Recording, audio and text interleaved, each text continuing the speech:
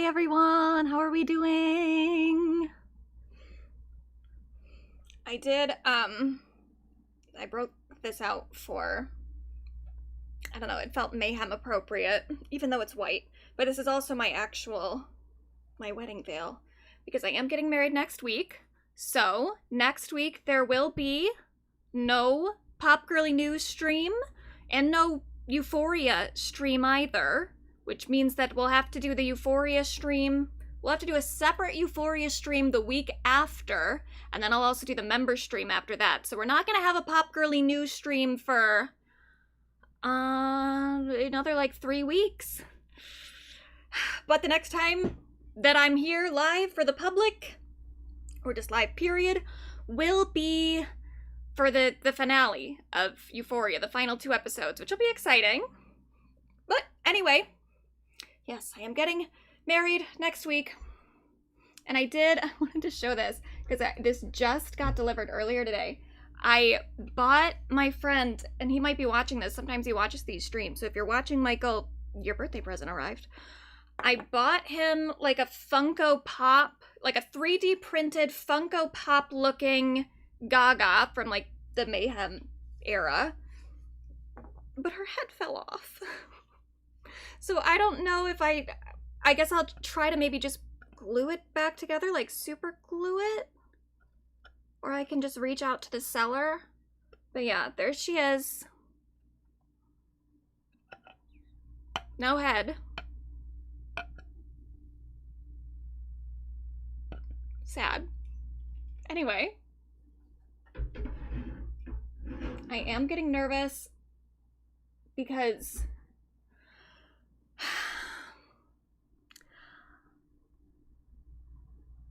my period is not like 100% irregular, but it's also not like 100% regular either.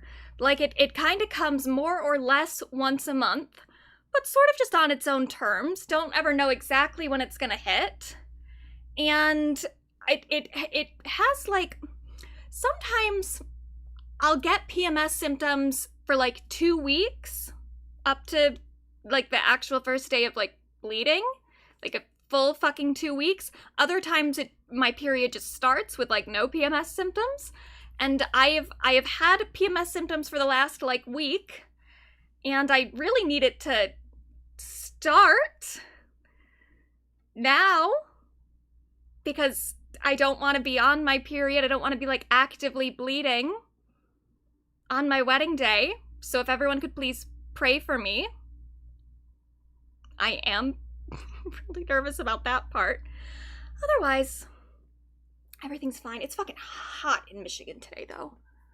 It's humid. I've got the AC running, too, and it's still just, like, balmy. Don't love it. Anyway. Is he in the chat right now? My future husband? Yes. Anyway, here's Grogu. He's so fucking cute. There's still, I mean, the movie's coming out like next week, so obviously they're still doing promo, but I'm seeing so much Grogu everywhere. He was on the red carpet for the premiere. Look at him, look at him, look at him.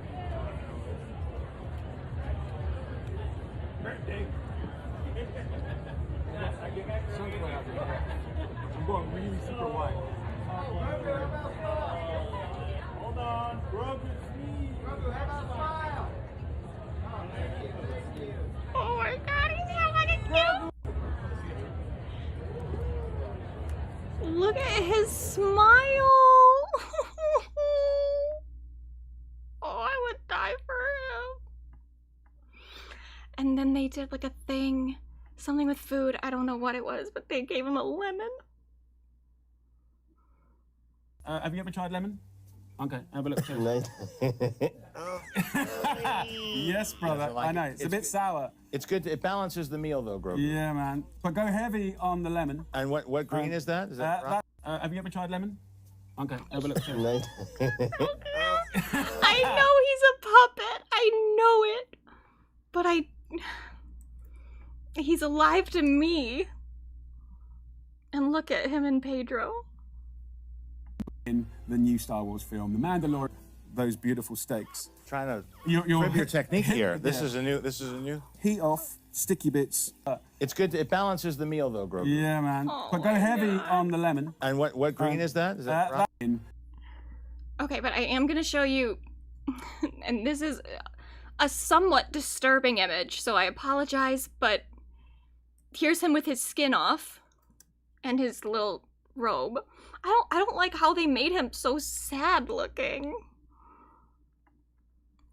But look, that's what he's made of.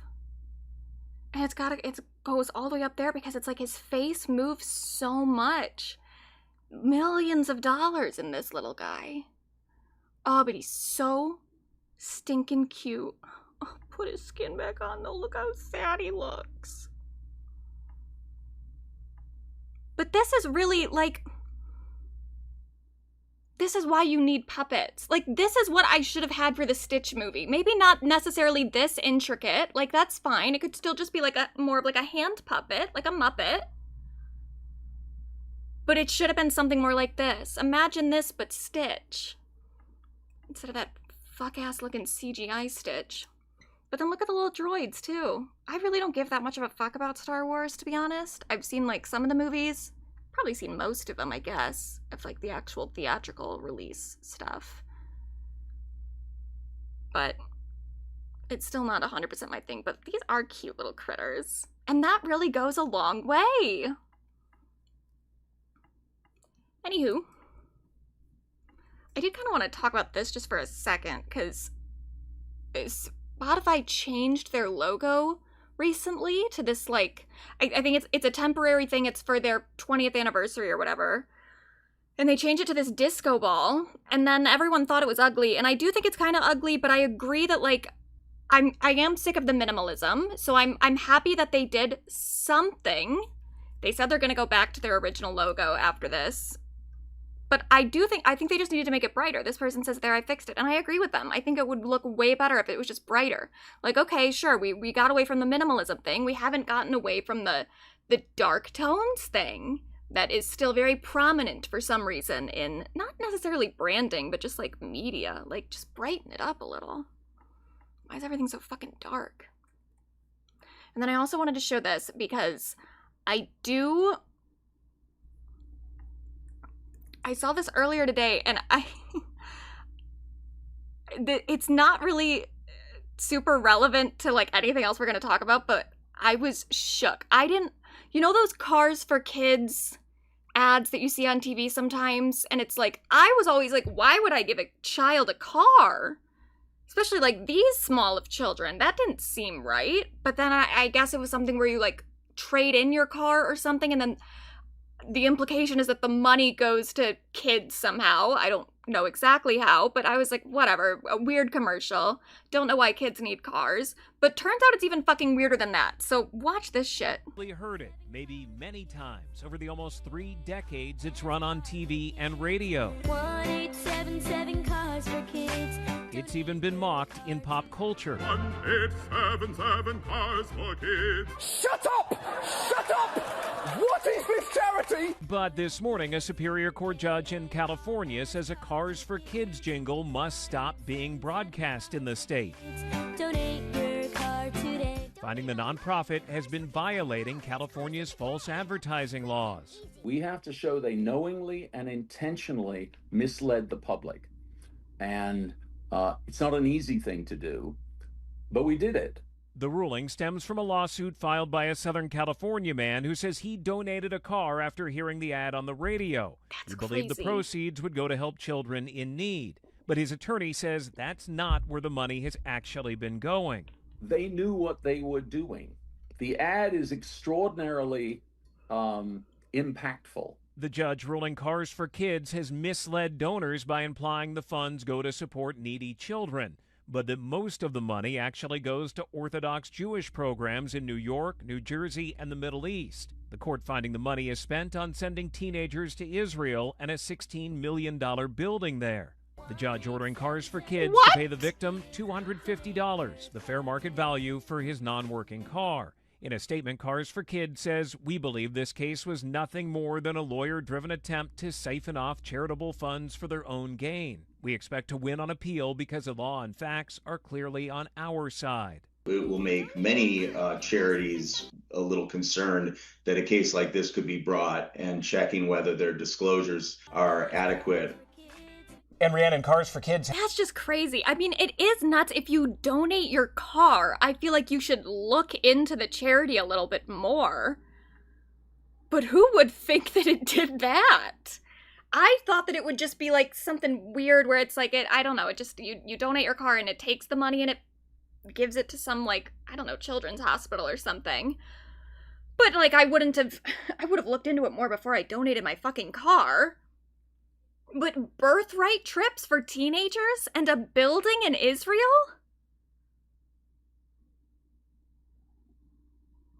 That's so weird.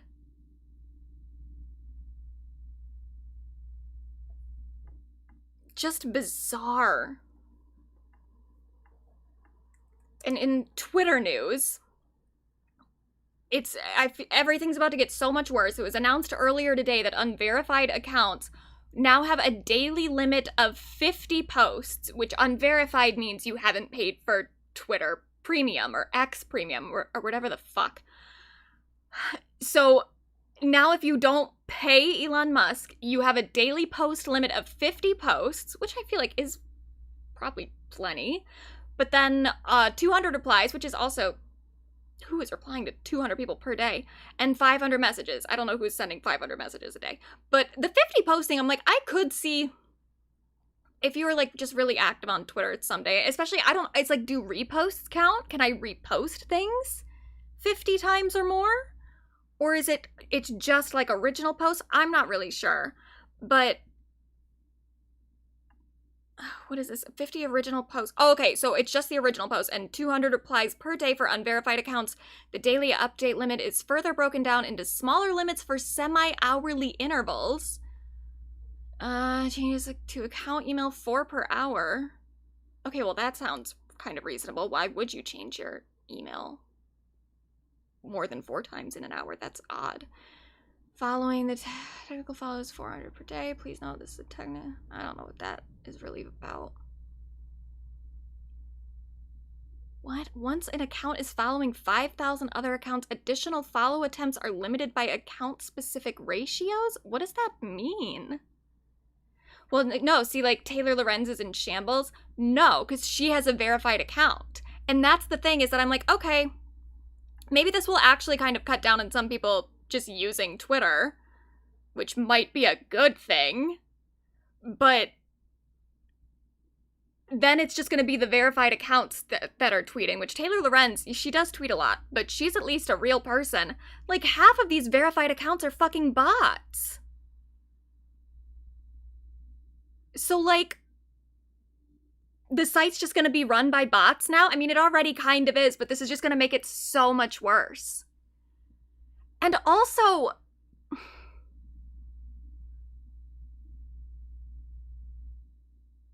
if you need money that bad, like, first of all, this is not going to help. Like, there are other options, and I kind of even hope that maybe this does just put an end to Twitter, because I don't want to go on to Twitter as much as I do, especially because, like, the bot situation is getting so much worse. But, like, the traffic on Twitter, like, a lot of the, like, big accounts on Twitter and a lot of the discourse that takes place on Twitter, it just hasn't moved over to any other, like, social media thing. Like, I technically am on Threads. I don't ever look at that. But I'm on Blue Sky, and every time I go onto Blue Sky, I'm like, man, there's fucking nothing happening here. And I'd be very happy if there was just a full exodus from Twitter onto Blue Sky. Like, let's just put it all over there. That's fine. And if this is the thing that pushes it over the edge, then I think that's great. But I'm worried that it's not, that people are still not going to move to Twitter. But I also don't think people are going to pay for Twitter either. So I don't think this is actually going to solve anybody's problems. And it's like, Elon, if he just makes such bad decisions with what to do with this fucking website, and he clearly needs the money. Like, he clearly is trying to get more people to subscribe to the X premium shit, which no one is doing except for the people who are like actually really fully addicted to Twitter, and they've already done it. I don't think you're going to convert any more people, especially too because I'm like, I would even be willing to pay for like a Twitter premium or something like that if the website itself wasn't so shit at this point. I also just don't want to pay Elon Musk, like that's just on principle.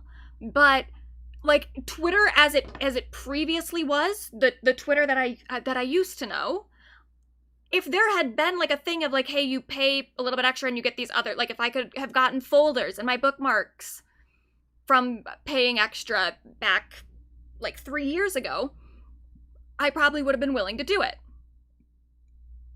I'm willing to pay a small amount to get some extra features on a site that I am on frequently. I'm not doing it for this site because this site fucking sucks. Just awful. But it's like, okay, if Elon can't make any fucking money on Twitter, which of course he can't, just sell it. Sell it again. Sell it to someone better at this. Sell it to the original fucking owners. I miss them so much. Just, you don't want it. You never wanted it. I think we all kind of know that you were bluffing and then a judge made you purchase it because you made the offer. You clearly don't actually want to run this website. Just give it to someone else. Anyway. This did warm my heart a little bit. I mean, it disturbed me and it warmed my heart. There were quite a few commencement speech debacles recently in relation to AI. I guess because it's like AI really is, there's such a huge push for it right now from like the tech industry. So, of course, like, now's the time, now that people are graduating this year, it's the time, I guess, for people to push it into all these commencement speeches, but it is not going well for any of these. I don't know who this person is. I don't know who any of these people, well, the other person I do know who they are. But this woman, I don't know who this is. But this did not go well for her. The rise of artificial intelligence is the next industrial revolution. Oh, whoa.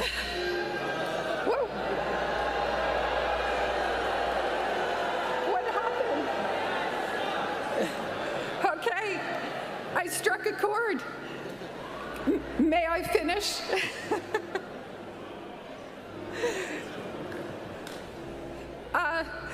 Only a few years ago, AI was not a factor in our lives.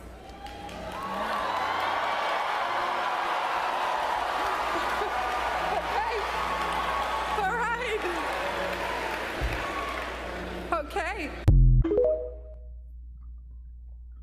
I don't know why you would think, because AI is like the thing that's stealing people's jobs. I don't know why you would think, if you're talking to a group of people who are about to go out into the job market, why you think they would be like celebrating this new technology that is pretty much designed to put them out of work, designed to make it harder for them to get an entry-level job in the first place. And then this was Eric Schmidt, the former CEO of Google, who mentioned AI quite a few times. Architects of artificial intelligence. Interesting. The question is whether you will help shape artificial intelligence. We do not know. We do not know the precise contours of what this. If you'd let me make this point, please.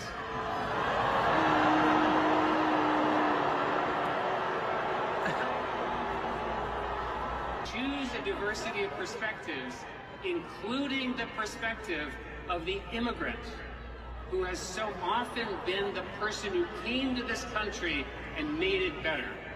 We thought that we were adding stones to a cathedral of... His name surfaced in the Epstein files. I don't know. I mean, if just because his name is in there, I don't know that he necessarily did anything wrong, but sure, fine, point it out. Fuck this guy. Knowledge that humanity had been constructing for centuries. But the world we built, artificial intelligence that reflects those values. Oh.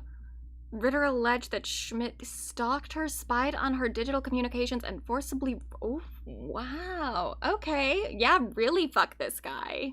The world will be unimaginably better for it. I'll switch sides. You are surrendering your agency. We have only seen maybe 1% of what is to come. I'm very proud of this. If you don't care about science, that's okay, because AI is going to touch everything else as well. Whatever path you choose, AI will be held part of how work is done.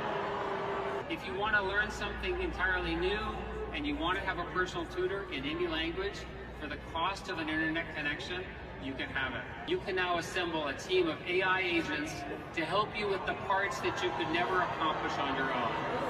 When someone offers you a seat on the rocket ship, you do not ask which seat. You just get on. The rocket ship is here. Let me give you some advice. First, find a way to say yes. Listen. You bring the judgment. I love how he keeps plowing through, though. That other girl definitely started to crumble. She was like, wait, what happened? Like, she was so thrown. He's like, I'm not gonna let it stop me. I'm gonna keep peddling my bullshit no matter what, which is a choice. You bring the conscience. You bring the perspective. I'll give you one final reflection. Happiness, I have come to believe, is not the same as joy. Happiness is derived from meaning. Meaning in your work, meaning in your relationships. Thank you very much and good night.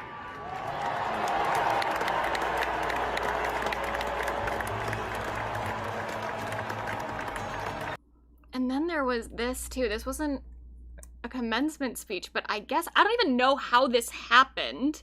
Like what this even really means, but I guess, so it says college graduates were pissed after their school used AI to announce graduates' names and missed hundreds of names. So I'm confused of like, did they use an AI voice to announce it or did they use AI to make the list? Like what? Why do you need AI for that in the first place? Don't you just have a list of the graduates? Isn't that already like, what? What's the...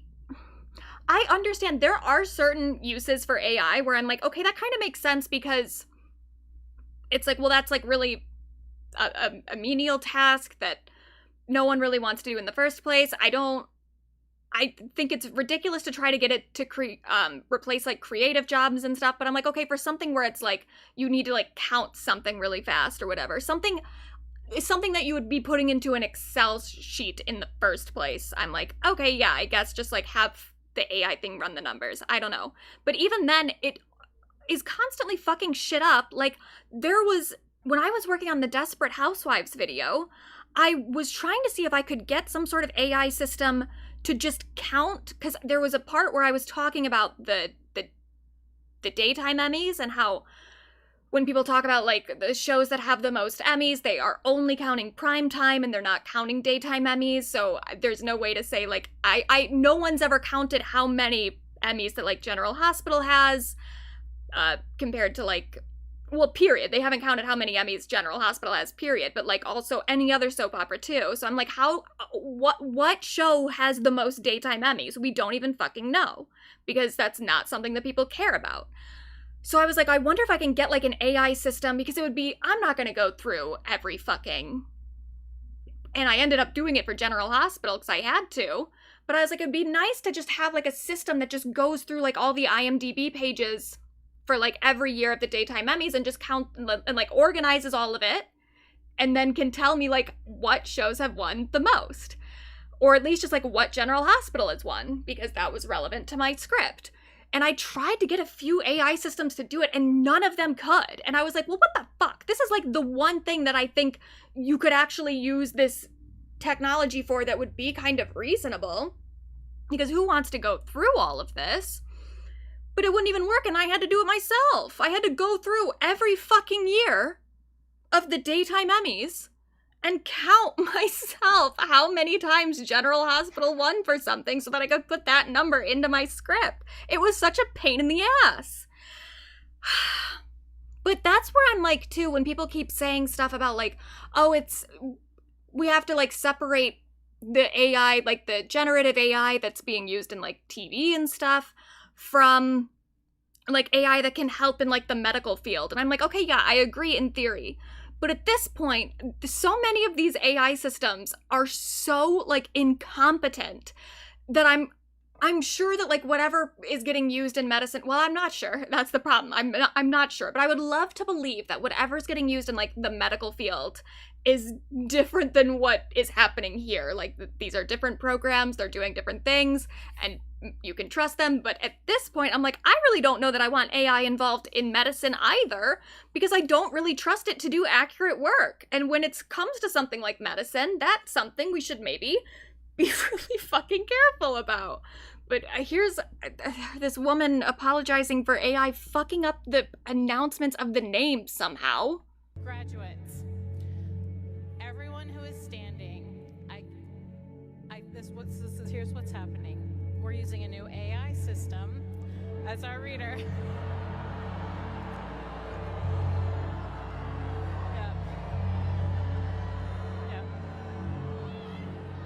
So that is a lesson learned for us. But like, so she said an AI reader. So like, they just have an AI voice reading the names. I mean, how do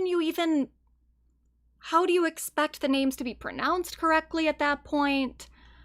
Why can't you just have someone read it? Like, oh my God. What we were able to do, though, is each of you were able to walk the stage and get a picture, which is what I would hope would be the most meaningful.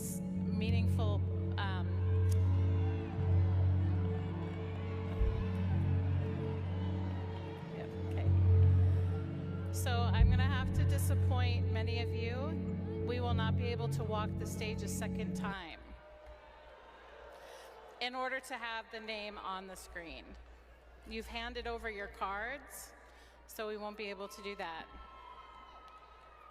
I am so sorry. There's plenty of opportunities, I hope, to take some really good pictures and to celebrate you with your loved ones as well. That's crazy. Yeah. Are we gonna do the rest? Yeah. So, I'll go let you do that. Okay. One more round of applause for our graduates.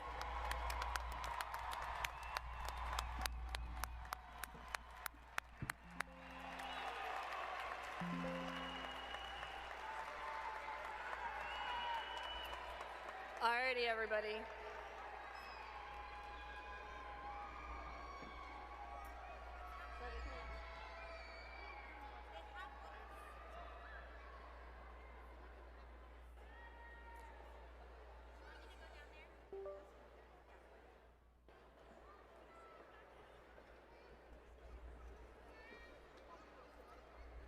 I have the part of the ceremony that doesn't require AI, so as soon as we... None of it required AI, girl. None of it. figure this out, we're going to be working next. We're here at GCC's graduation, and they just list all these people who are standing in line and black against the wall. Those poor fucking graduates. Can you imagine? Oh. We do have some celebrities. There were a few celebrities who spoke positively about AI recently, including Demi Moore. And they keep doing this whole thing of like, you're gonna get left behind. And I'm like, sure, that's fine. I'll get left behind, because wherever it is that you motherfuckers are going, I don't want to be there. So I don't know where, like, how is that the threat? But other people are pushing back, like our beloved Jack Antonoff, could never make me hate him, who said, to everyone who is gassed up about the new ways you can fake making art, by all means, drive right off that cliff. We're genuinely happy to see you go. Generations coming will be engaging in the ancient ritual of writing, recording, and performing as it comes to us from God. So as we embark on this strange detour where the bad actors will willingly reveal themselves through slop, and the struggling greats will be further spread thin to make an honest living doing what they were put on earth to do, we, myself, the band, and frankly everyone I know, remain more dedicated than ever to reveal what comes from within. Writing music, recording, and performing it, that's it. Nothing more embarrassing than considering there is a way to optimize that holy process. Yeah, and he at some point calls them godless whores in here too. Thank you, Jack. They could never make me turn on you. And then Seth Rogen also said something. He said if you use AI to write scripts, then you shouldn't be a writer. And Ms. Ariana did like it. So that's good. Happy about that. Some people are still normal. But it's just like, it's so annoying. Like, there is kind of a larger existential threat from the AI stuff, but also it's just annoying. But speaking of AI, here are some AI ads being promoted by the Spencer Pratt campaign. Now, I don't know if he made all of these, but he's definitely been, like, retweeting them and stuff. So they might be fan-made, or they might be, like, actually official. I don't know if they're running like on TV because he's running for mayor of Los Angeles. So I don't know. I'm not in Los Angeles. I don't know. Like, every time I go to check in on what's happening with like the Spencer Pratt shit, I'm like, oh, it sounds really bad out there.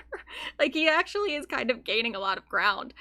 But I don't know if these ads are running on TV. So if there's any LA people in here that can let us know, either way, he is promoting them by retweeting them, even if someone else made them. And note the, like, the caption here. People underestimate how many moms in LA have run out of patience with drug zombies on the street. First of all, these are not moms in LA. These are robots. These are not real people. But then also, drug zombies on the streets? It's so disgusting. Yeah, Spencer Pratt. What did I say? Did I say something else? All right, class, great job today. Hey, I have to tell you something. Promise you won't get mad? I'm voting for Spencer Pratt. Get mad? I'm voting for Spencer Pratt too. Did someone mention Spencer Pratt? No? No. Oh. Because I'm actually voting for him. Oh, so are we. I just don't know if we can say that too loud over here. Say what? Spencer Pratt? He's got my vote. Wait, is everyone here voting for Spencer Pratt? No, none of you are, because none of you are real. You can't vote. You're fucking robots. Not even, like, actual real robots. You're a computer program. You're not even, like, there's nothing flesh and bone about you.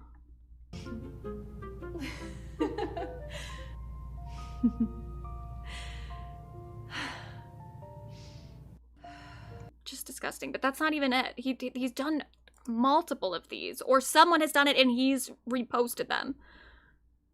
But he's... This one is really...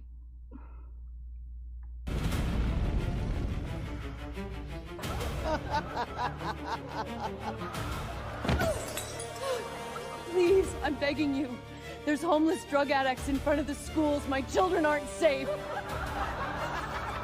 Look, if you were a transgender migrant, I could get you a free pussy. Let's move the drug addicts closer. Bass already solved crime. I endorse her. Next! This should not be legal. This really, to have, like, politicians AI'd in your political campaign, it should not be legal. There's a lot of stuff where I'm like, okay, we need to, like, really kind of get together and have discussions about what the limits of AI should be. I don't know exactly where we need to draw all the lines, but this for sure, the line is before this. It's way before this.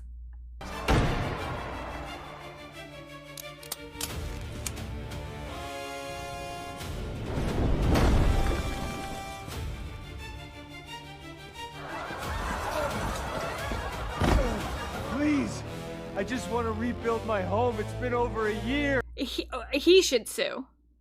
He should file a lawsuit. They all should sue. But, like, what does he... Mom,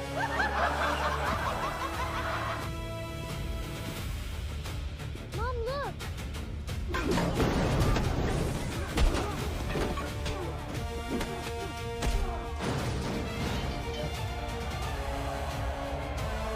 This is a machine. If we want to burn this town to the ground, pull through that! I feel so close. You can do it, Spencer! Alright, now I'm gonna get claimed. If I wasn't already going to get. And then there's another one, too. This one's Star Wars themed.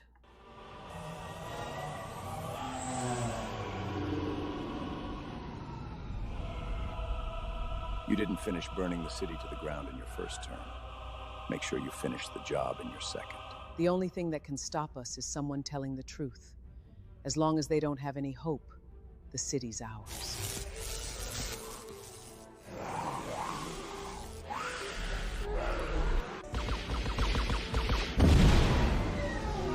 Nobody's ever done this before.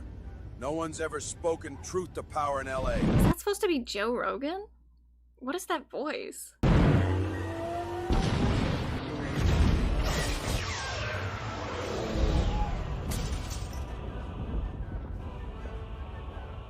If one man's brave enough to think things can change, everyone will realize things can change. You need to stop him.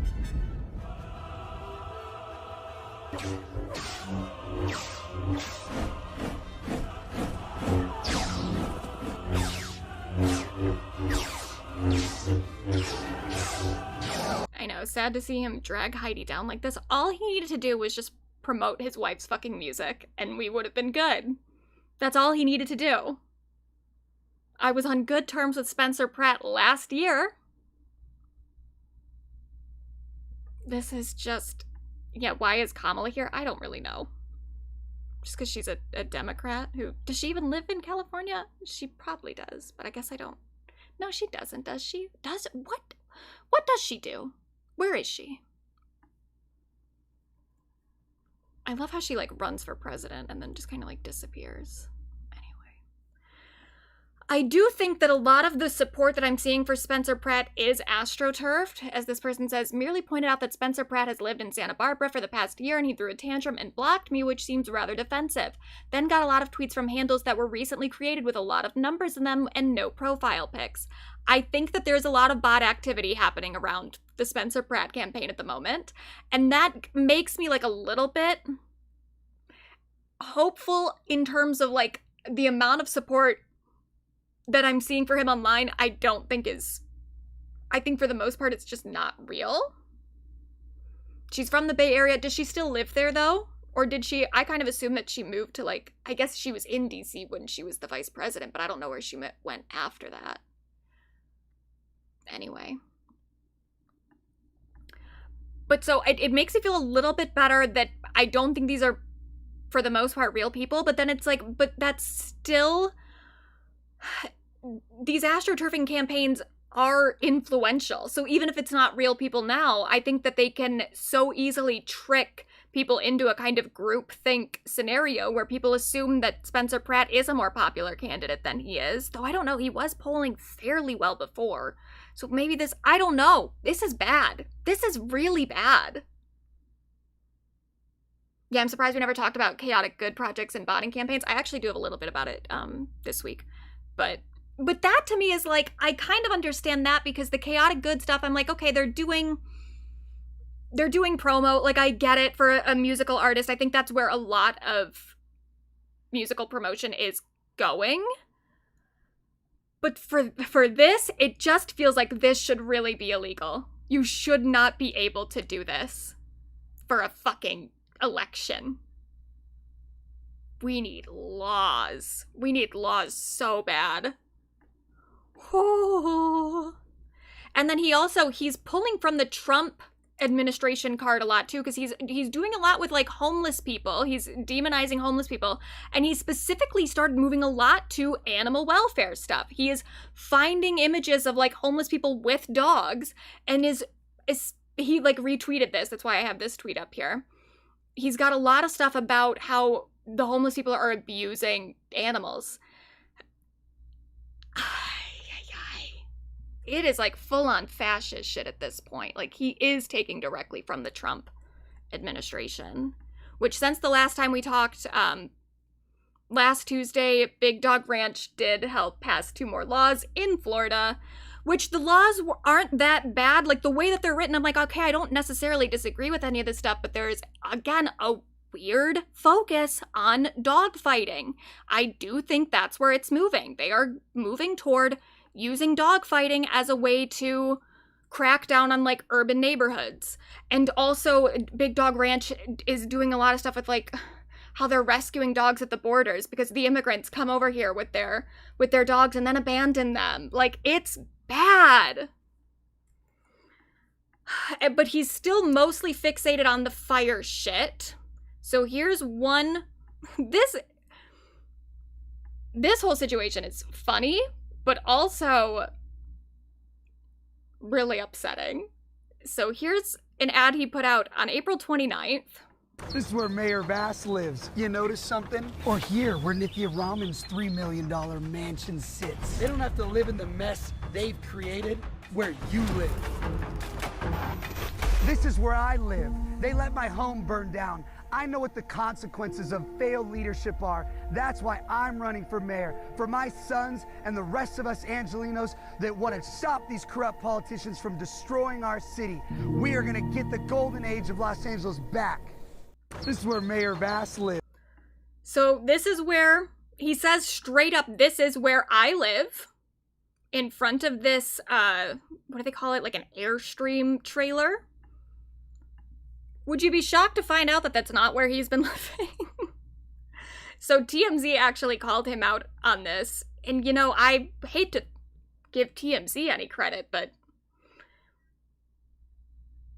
they kind of cooked on this one.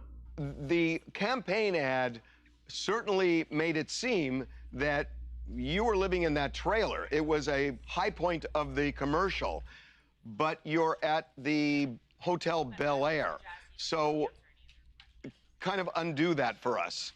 No, to be clear, that is where, excuse me, that is where I live. That's where Karen Bass, Mayor Bass, burned down my house. That is where I will live until I have a new house. The Airstream is a temporary facility. A hotel is a temporary facility. Where my kids are in Santa Barbara right now is a temporary housing. This is where I live, as this is where they burned my house down. So this semantics or the nuance of this is the consequences of their failed leadership.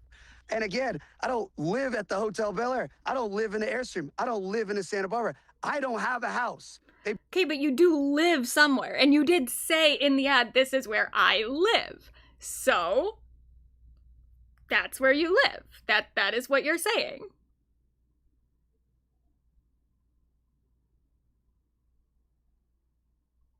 It would have made sense. He could have done the same ad just without the Airstream trailer there. Like, he could have just shown his property burnt down and said, like, this is where I live. Like, then the implication would be, this was my house that burned down. That would have kind of made sense. But you put a fucking trailer there and implied that you were living out of it, which you're not. Burned it down.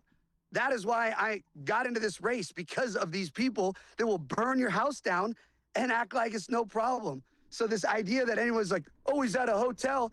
I'm at a hotel because these psychopaths are messaging me every day. They're going to kill me because Nicki Minaj is calling me a fascist because I don't want people to have their kids next to drug addicts at the park or stepping in human poop when you get your matcha. I have common sense. That part really killed me too. Stepping in poop while you get your matcha. Like, you couldn't have picked anything. You had to go with matcha. Maybe that's like a California thing. Maybe that's an LA thing with like, maybe matcha is like a more kind of common thing. I mean, it's not like uncommon here necessarily. Like, people know what a matcha latte is here. But like that, it would never be the thing that you went to unless you were trying to indicate some amount of privilege. But oh no, these homeless people are near me while I'm getting my matcha. That's not fascism. So these psychos here, I'm a fascist, and then they they literally, like, if you would like to see the death threats, I can send them all offline where people are like, I'm going to hire people to kill you. So yes, unfortunately, now I have a security team and they will not, even if I wanted to stay in the Airstream, would let me because there's 360 unobstructed views since there's no houses. So you can literally snipe me out from any part from 300 yards away easily. Okay, so you've never stayed in that trailer. Never. And not to mention, one sec. Not to mention, the Airstream, it took over a month for LADWP to connect a wire for electricity to it, which was 3 days ago. It took weeks to get the water hooked up, which was yesterday. So for these people that want to focus on where I sleep at night, first off, I don't even sleep. I get 4 hours of sleep because I'm fighting. Well, that is sleeping. If you get 4 hours of sleep, that is sleeping. Oh my God, he is just intolerable. These corrupt freaking politicians all day long. You want to see my phone hours? I'll screenshot it. It probably says Spencer, 19 hours. I hear what you're saying, and on the symbolism of your ad that because of the fire that you don't have a home, and I get that, but there's something to the point where you say in the ad, this is where I live, while you're standing in front of a trailer. I think the reason that ad was so effective with voters is because you did draw this visual comparison of where the mayor lives, where Nithya Raman lives, and where you live. So you're showing where they live, and then you're saying, this is where I live.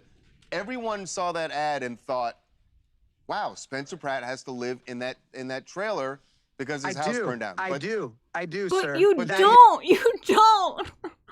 What the fuck? I even understand, like, to say that, like, your house burned down and now you're living out of a hotel, that is kind of a reasonable thing to complain about. Of course, it is a very nice hotel. And that's why you can't show it in the ad, because then people would be like, oh, that's a luxury hotel that I would never be able to afford.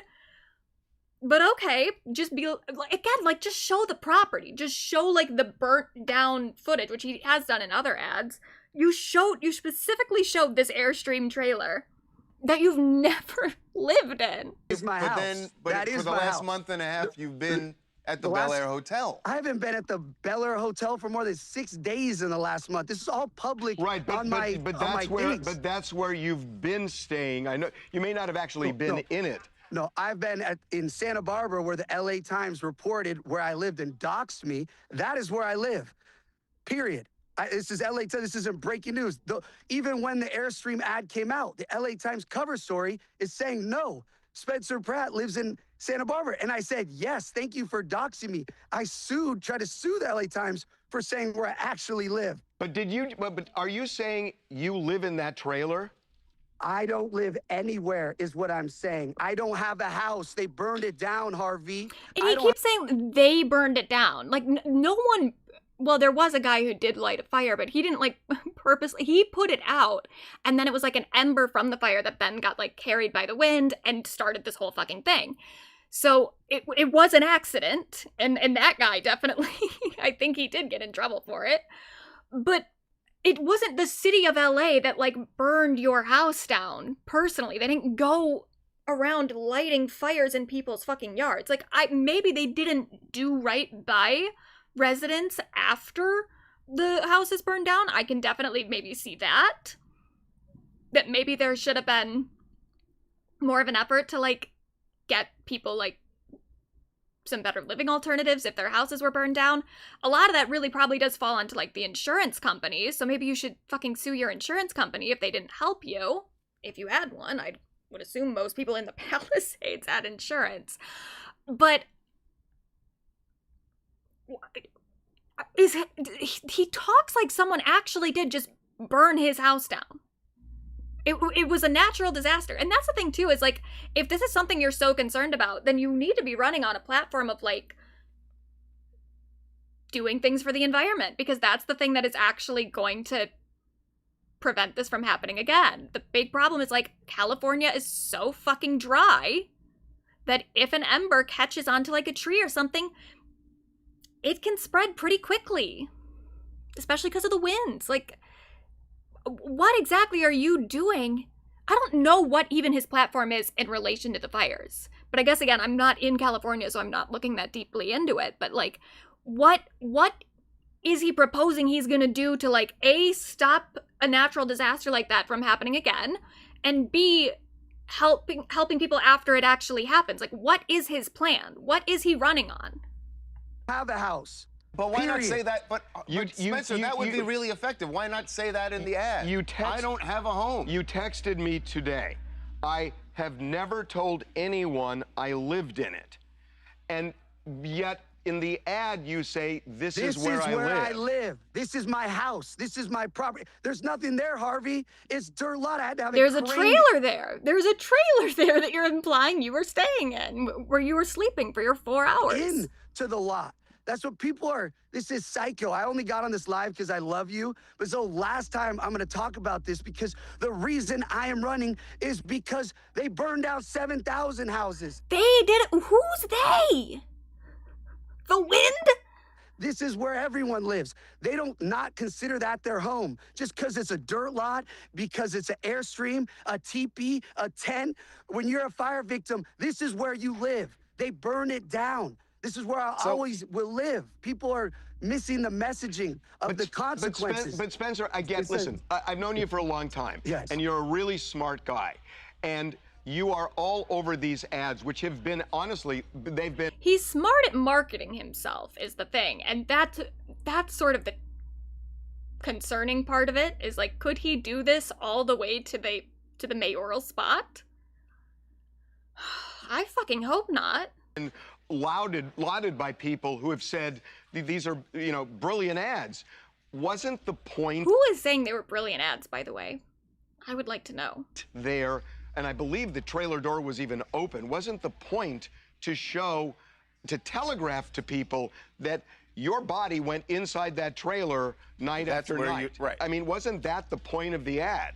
No, the point of the ad is to show this is where they burned my house. Has the weather machine from the ultimate Christmas present? Yeah. I would love one of those little things. Down. I have no house. This is their houses. They're fine. And this is where I live. This is where my town lives. Okay, well, they didn't choose where the fire would spread to. That was the wind. You're mad at the wind, dude. This is our reality for the next 10 years, if we're lucky. That'll be there for the next 6 years. And I'll say, I live there. I live in the Palisades. I'm a registered voter to that address. I'm a Angelino. Even if my family and kids have to now go to school and say... Yeah, if he was smart at marketing, Heidi's music career would have taken off. He's smart in a way. He's smart as a reality star is the problem. And that's... Unfortunately, apparently that's something that can get you the fucking presidency. So, could it get him to be mayor of Los Angeles? Maybe. Almost certainly it could. He is still... I mean, he was so hated years ago that I almost would hope that would, like, carry over, that people would still see him as, like, the Spidey guy who was, like, a villain. Because that's really what he was good at doing, is he was good at being the villain. But maybe I think that's even what people kind of want in their leadership at this point. Especially, like, I mean, he's running as, like, nonpartisan. He's technically not a Republican or a Democrat, but, like, people who typically vote for Democratic leaders at this point, and also, I guess, people who vote for Republicans too, but, like, there is just a very strong resentment toward politicians who just want to get along with other people, especially on, like, the Democratic side. And I think that Spencer maybe could pull some of those people over to him, unfortunately, because he definitely doesn't want to get along with everybody. And that's what made him so good as a reality star. Santa Barbara, I am Angelino. This is my town. This is where they burned me down. So I am on set with these lovely people at Interview Magazine, and I can't be just ranting all day, but I appreciate you. People can be all caught up in the nuance of where I live or where I don't. I'm running for mayor because these people will burn your house down, cover it up. Spencer, the nuance is you being truthful to vote with voters. I'm That's gonna the say it nuance. again. I'm gonna say it again. That is where I live. Period. Okay. Period. I don't need to sleep there every night. I don't need to go to the number 2 on that toilet. That is where I live. I'm from the Palisades, Los Angeles, and I'm fighting for Los Angeles. So Okay, but all just this, one final period. thing. One Yes, final thing. sir. Just to clarify, you have never physically lived in that trailer. To clarify, I haven't lived anywhere since my house burned down. Well, you're I'm a sleeping. temporary- You're sleeping somewhere. These are For those 4 hours. Again, I don't live anywhere. They burned my house down, to be clear.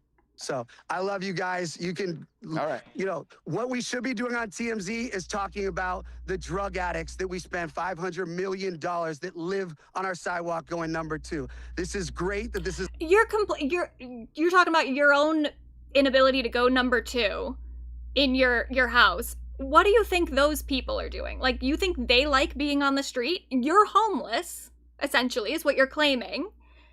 And you're just judging other homeless people because they actually don't have a toilet to poop in. Or to poop, in. You think that they just like pooping on the street? They don't have access to the Bel Air Hotel like you do. Where are they supposed to go to the bathroom? You're so fucking concerned about getting your own goddamn mansion back that you can't even see other people who, like, actually are, like, really homeless. Not just, like, I know we're supposed to call them, like, unhoused or whatever, but I feel like that is such a sugar-coated phrase. And it's like, he's unhoused. Spencer is unhoused in the way that, like, he technically doesn't have a permanent residence at this point. But he for certain has a bed to sleep in and a toilet to poop in. And that's not what, like, actual homeless people have. The focus, but at least a lot of them, like the ones that he's talking about, the people on the street who are shitting on the street, like, no one enjoys doing that. They actually are doing it out of necessity, unlike you. That's the reality. Which, he's not pooping in the street, but he's pooping at the fucking Hotel Bel Air. And if people care about this right now, we're in so much trouble, and I'm gonna do my best to try to save LA. But if people don't get out and vote because they want to feel safe, and that's what I'm fighting for people to feel safe and their tax money to literally go to making us safe and the people to get housed and people not to die on the street, that's the message. So this does not matter. That is where I live, period. And I'll live in LA as long as I have that dirt lot. The Airstream is imaginary to me. I live in that dirt, in my ashes. That's what I fight for. So I love you guys. Keep posting me. Please use better photos. God bless you. Thanks, Spencer. Thanks, Spencer. Have a great day. And then after that, he made a new ad. Which, in this one, I'm like, oh, he did kind of cook with this one. I mean, he's not cooking. It's bad. It's stupid. But I'm like, it was kind of it's funny enough that was a good idea. Now this is a story all about how my life got flipped, turned upside down, and I had to take a minute to run for mayor. I'll tell you how I became the prince of a town called Bel Air.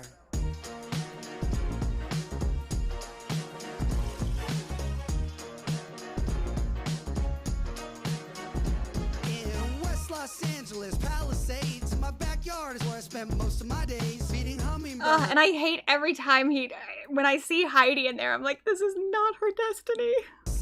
My backyard is where I spend most of my days feeding hummingbirds, relaxing all cool. Yeah, and you could have just kept feeding the hummingbirds. You could have kept feeding the hummingbirds. You could have kept doing your little, like, rock collection and posted about it on TikTok, and you could have just kept promoting your wife's music. And then we have this instead.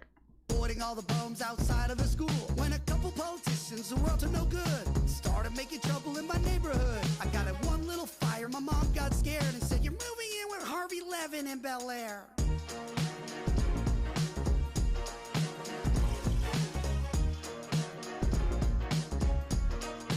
I pulled out from my lot about 7 or 8 and I yelled to the rubble, "Yo ho, smell you later." I moved to my kingdom, I was finally there to sit on my throne as the Prince of Bel Air.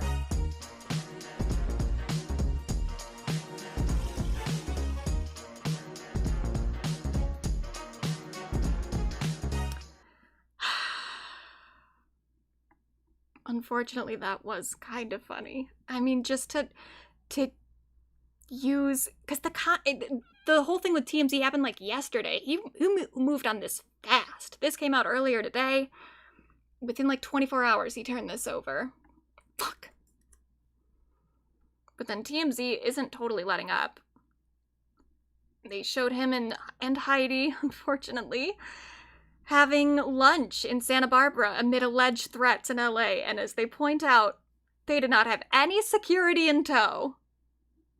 But they can't live at the... I mean, it makes sense that they wouldn't... Of course they wouldn't be staying in the fucking trailer. No one ever really thought they were, but he implied they were.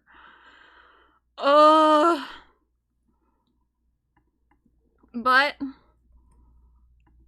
while I appreciate TMZ for staying on Spencer Pratt's ass a little bit, I would like it if they got off my girl's ass for a fucking second. Oh my god.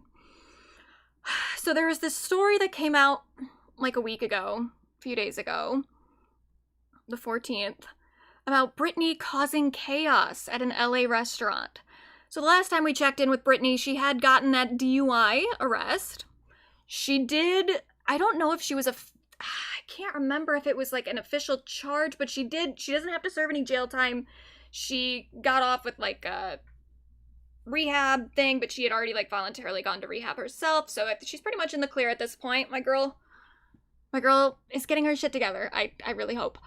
But she went to a fucking restaurant a few days ago, and now it's an entire fucking story, mostly because of this one guy. I think his name was Jeff Snyder or something. I have something about him in a second, but I think it really was mostly one guest who was like taking photos of her and making all these claims on social media, and he went and shopped the story around to, he did stuff with TMZ, because this is like an exclusive, so he gave an exclusive to TMZ, he gave it to some other outlets, and then he also had more details on his own Substack that you had to like pay into, so he put it behind a paywall. This guy is just a total loser.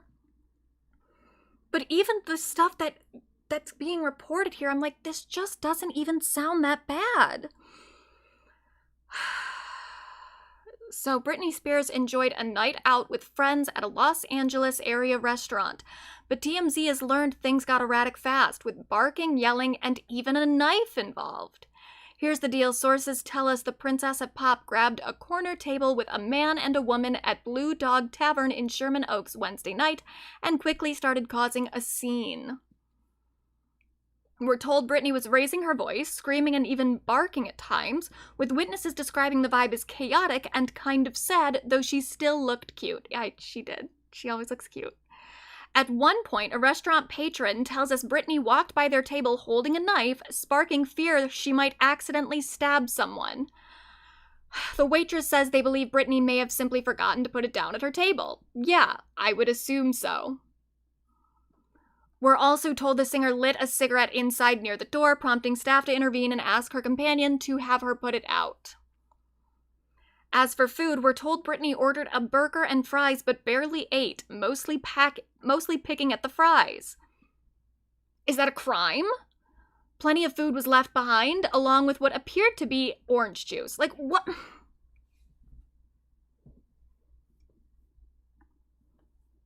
She's a human! We're told Britney and the man she was with were feeding each other, and she told him, "I love you," though it's unclear if she meant it or was being playful. And I'm a hardcore lesbian. I just don't even understand, like, you can tell someone you love them. What are we even trying to discern here? She told someone that she loved them, and now it's a debate? The aftermath wasn't pretty either. One guest said the area under her table looked like a toddler had been there. And they keep saying, like, a guest told us. I'm pretty sure it really is the same guy for, like, all of these different parts of the story. There was maybe, like, one other person, and then they got a comment from the waitress, who the waitress, it sounds like, the witness says they believe. Okay, I thought it said waitress. But either way, it's like, this is, like, one person over and over again. TMZ attained a photo from the table after Britney left, showing a crumpled, folded up menu left behind amid the messy scene. And I like how they only show the menu part. Like, because she folded up her menu. What? Like, what conclusion am I supposed to come to? Because she folded up her menu. A paper menu that she was given.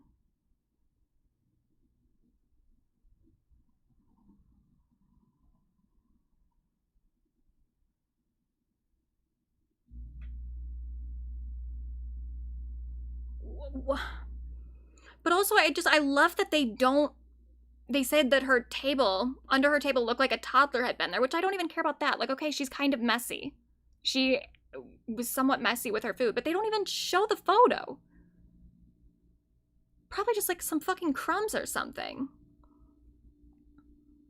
Despite all the commotion, we're told most diners didn't even realize it was Britney until after she left, at which point it became the talk of the restaurant, with people saying it was something that would only happen in LA. Okay. Our sources say Britney was taken home by her security. And then they do the whole thing about how she got a DUI. Like, that's even that relevant, because she just went to fucking dinner or lunch or something. But so a rep for Britney tells TMZ this is completely blown out of proportion. Britney was enjoying a quiet dinner with her assistant and bodyguard. She was simply telling the story about how her dog was barking at the neighbors. They continue, at no point did she put anyone in danger with a knife. She was cutting her hamburger in half. This constant attack on everything that she does, and this is that's a weird they should have proofread that. This constant attack on everything that she does, and this is exactly what happened 20 years ago when the media tried to depict Britney as a bad person. This is ridiculous and needs to stop now. I almost wonder if she wrote that, because that kind of sounds like the way that she would phrase something. So this guy, I think his name is Jeff. Yeah, Jeff Snyder. He was the one who went, because here's the exclusive for Page 6. And then he had his own little, like, Substack thing. But it also, he says, the woman sat down and proceeded to make a lot of woofing and barking noises and just throw a lot of outbursts. It wasn't really until she took off her sunglasses that we realized, oh no, this is Britney Spears. So why do you have photos of her with the sunglasses on? If you didn't even know that it was her until after she took them off. You just take photos of random women? And then they've got other photos in here too.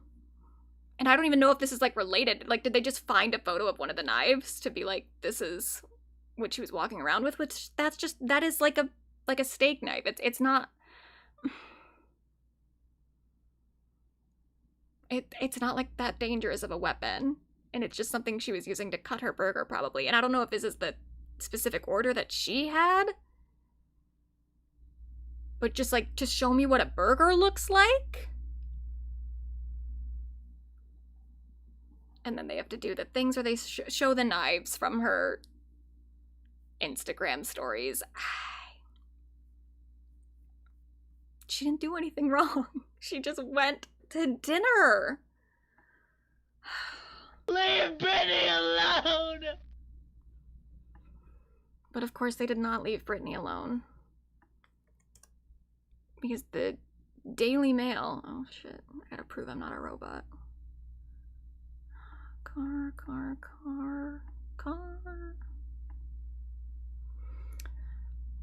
The Daily Mail then did this whole thing. They found some video. I guess she went to a liquor store. Like, either before that or after it. And it says, watch her humiliating liquor store antics before barking and carrying knife at restaurant, forcing family to admit the unsayable about train wreck star. What? I don't know what family they're even talking about. But as much as I don't really want to continue invading Britney's privacy, I just need us to really be clear about this humiliating video of her in a liquor store. It's just her in the fucking liquor store walking around like a normal person. Like, she's literally doing nothing weird. And they made it seem like she went and bought herself a bunch of alcohol or something, but she didn't. There was like a pack of gum. She got like a pack of gum, and then the guy that she's with, who I'm assuming is like a security guard, got a twisted tea. So I don't even know if that was for Britney. But also, Okay, she got a twisted T. She's also not driving home. So this is completely unrelated to her DUI. And then page 6 is running a headline about how she said the F word on her Instagram after all this happened because she posted a video of herself talking about going to see The Devil Wears Prada where she said the F word. They really cannot leave my poor girl alone. Leave Britney Spears alone right now!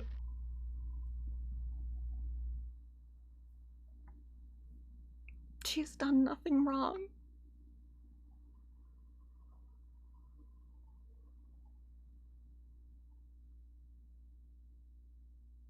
The F word or the F slur? The F word. She said fuck. That's it. She didn't say any slurs. She didn't do anything wrong. She just went to see The Devil Wears Prada too. Here's the video.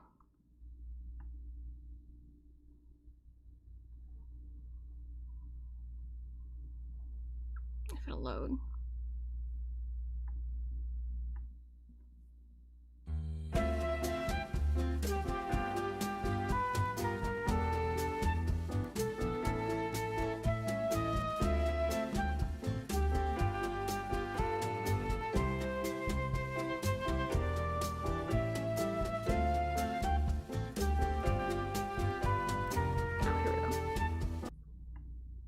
Too. I personally prefer Chanel. I want it to start over. God damn it, I hate Instagram. I feel like every other, even TikTok has it slightly better. What's up, world? So I'm about to go see Devil Wears Prada 2. I personally prefer Chanel or Gucci, but yo, if the devil says Prada, I guess we should listen, right? Anyways, I came with the butter popcorn and a Slurpee. Fuck yeah! Slurpees, yes, man, yes! What's up, world? So my girl just wanted a Slurpee. That's all she wanted. Yeah, I hate the web thing for Instagram. It's awful. And I hate how you can't post anything onto Instagram without using the app. Whatever, separate topic. Moving on to some Michael Jackson updates. He has now earned his first #1 single on the Billboard Global 200 since the chart launched in 2020. So, cool. It's, he got it with Billie Jean, which makes it the oldest song to ever reach this milestone. Great. I mean, it is a good song. I just wish that the money wasn't going to his fuck-ass estate, who, by the way, Paris Jackson is suing, I guess? I didn't know. I still don't really understand any of this. I like, started reading this article, and I was like, I don't know, this is all, like, money shit. I don't really care, but whatever she's trying to get out of the estate, I support her. Especially because there's some reason to believe that Paris maybe has been in contact with, like, the Casio family, and she's kind of come around to the idea that her father did some things. So, yeah, I hope that she takes them for all they're worth, but I don't know what, I don't know why she would be entitled to it. I haven't looked into that at all, but I support her.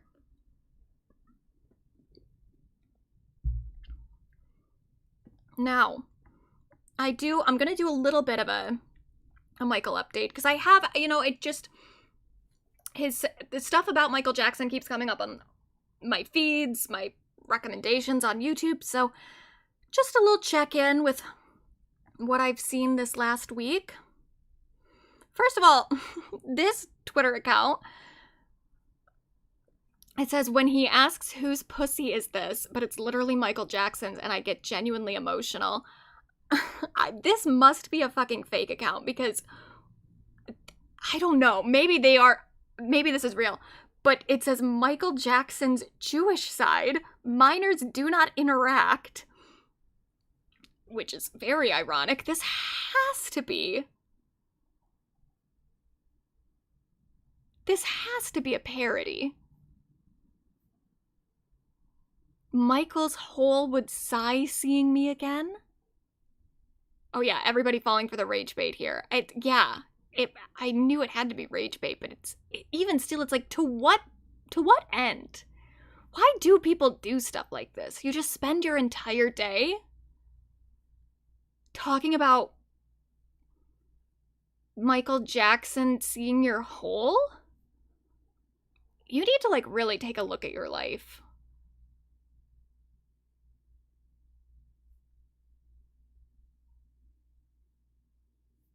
Get it together, girl. But then I saw this on the Leaving Neverland subreddit, which I thought was kind of interesting.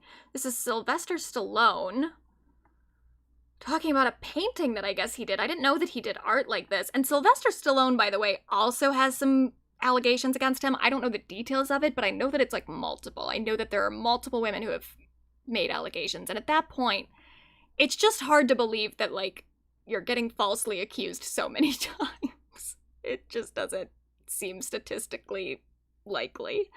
But whatever, he has an interesting take here. You know, Michael Jackson is always perceived as this great entertainer, but I think his legacy also provides a great insight into my world, the world of, again, make-believe, entertainment, illusion. And I always felt that Michael Jackson was one of the great dichotomies, and an illusionist. Even more than a singer, he created a character that wasn't even him anymore. He became something other. And he tried to manifest that in the way he would dress, in the way he would look, in the way he changed his entire physicality to become something different. But more importantly, I always felt that his brain was being pulled in two different directions.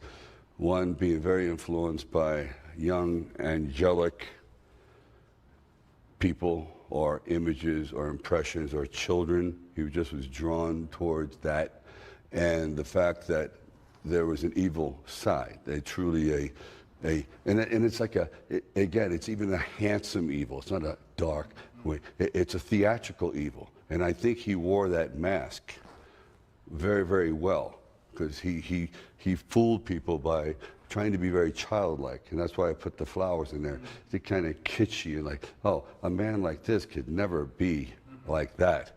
When in fact, deep down inside, you strip off the clothes, he sees himself as a very aggressive human being. Even though he comes off as this passive individual, Michael Jackson was a dynamo. And he was one big ball of contradictions and confusions. Talent, without a doubt, but it came at a terrible price, too. So that was kind of interesting. I mean, I don't know. I just thought that was interesting. I didn't know that he did art even, let alone was so interested in Michael Jackson. And then I also saw this from the subreddit too. This is from another family who he did not apparently... He got involved in this person, Damien Stein's family's life. He did not sexually abuse Damien, it sounds like. But he kind of started the grooming process, it seems, and then just abandoned this family completely. Which, again, it's like, even if he wasn't sexually abusing all of these different kids, he for sure was getting involved in these kids' lives to such an inappropriate degree and was, like, really fucking with these people emotionally. So here's this guy talking about his experience. This is from some, like, BBC thing from years ago. You know, and it just, I mean, the whole thing, it was the Michael Jackson show. Further. It's there where it enables you to go up to the room there, and so that's what we did. After this first visit, Damien's relationship with Michael became closer. But now, just being friends with the boy wasn't enough for Jackson. He wanted to become part of the family. We opened up our family to him, and he was kind of another member of the family. You know, he got to experience what a family atmosphere was about. And I think that's the thing too, is that they all become convinced that, like, that they were, like, the only family that he was doing this to, where they're like, oh, he didn't have a family, and so, like, we got to be his proxy family because he was so lonely. Meanwhile, he's probably doing this to, like, 5 different families at once, just on rotation. I don't even know. It's like, what was he doing in his free time? Was it just this? Was it like he was performing, he was writing music, he was rehearsing and stuff, and also grooming different families? Because it just seems like there's so many different people that have stories that I'm like, he must not have been doing a whole lot else. He was booked and busy. Isn't something that he ever had himself. One of the most famous men in the world was soon regularly driving out to Orange County to stay in Damien's spare room. He would arrive like around 6 o'clock. The lights would all be dimmed or off. Then we'd put on a video or two and watch the video of him. You'd be surprised at how much Michael Jackson stuff Michael was actually interested in watching. Even for a huge fan of Michael Jackson, his demands began to get tiresome. I mean, our whole family catered to him. If he wanted to go to bed, well, Michael needs to go to bed. He had his breathing exercises. You know, he has to take a certain pill at a certain time. You know, and it just, I mean, the whole thing, it was the Michael Jackson show. Hello. What have you been doing all day? The Michael Jackson show got even more demanding when the star began calling Damien's mother day and night to offload about his traumatic childhood. He needed someone to confide in. The lies I had to tell. We're supposed to be the perfect family. The Jackson family, they lived in a ghetto in Gary, Indiana, and they made it. And they're so tight-knit, my ass.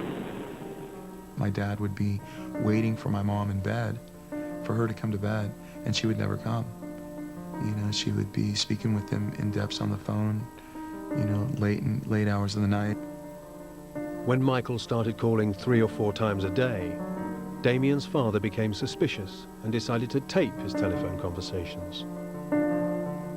I would come home, he would come home from sessions and we didn't do something right, and we would get beat with a sack full of wet sand because it didn't leave bruises. And again, a lot of these families have some sort of evidence like this. They have like recordings of the phone calls or voicemails. They have videos of him hanging out with them. They have photos. So like, you can't deny that he was involved in these people's families. It's just undeniable.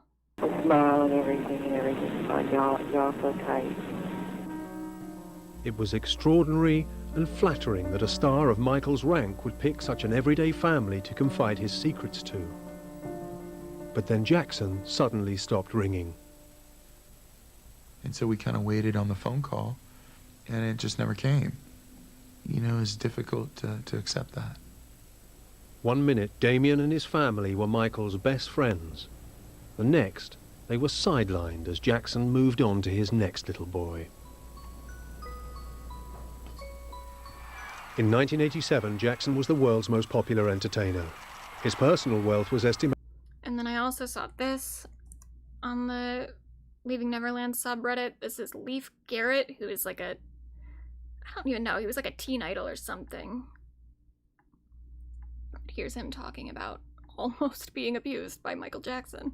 You know that Jodie Foster was gay or Christy McDickle was, or was that not even talked about? Michael? No.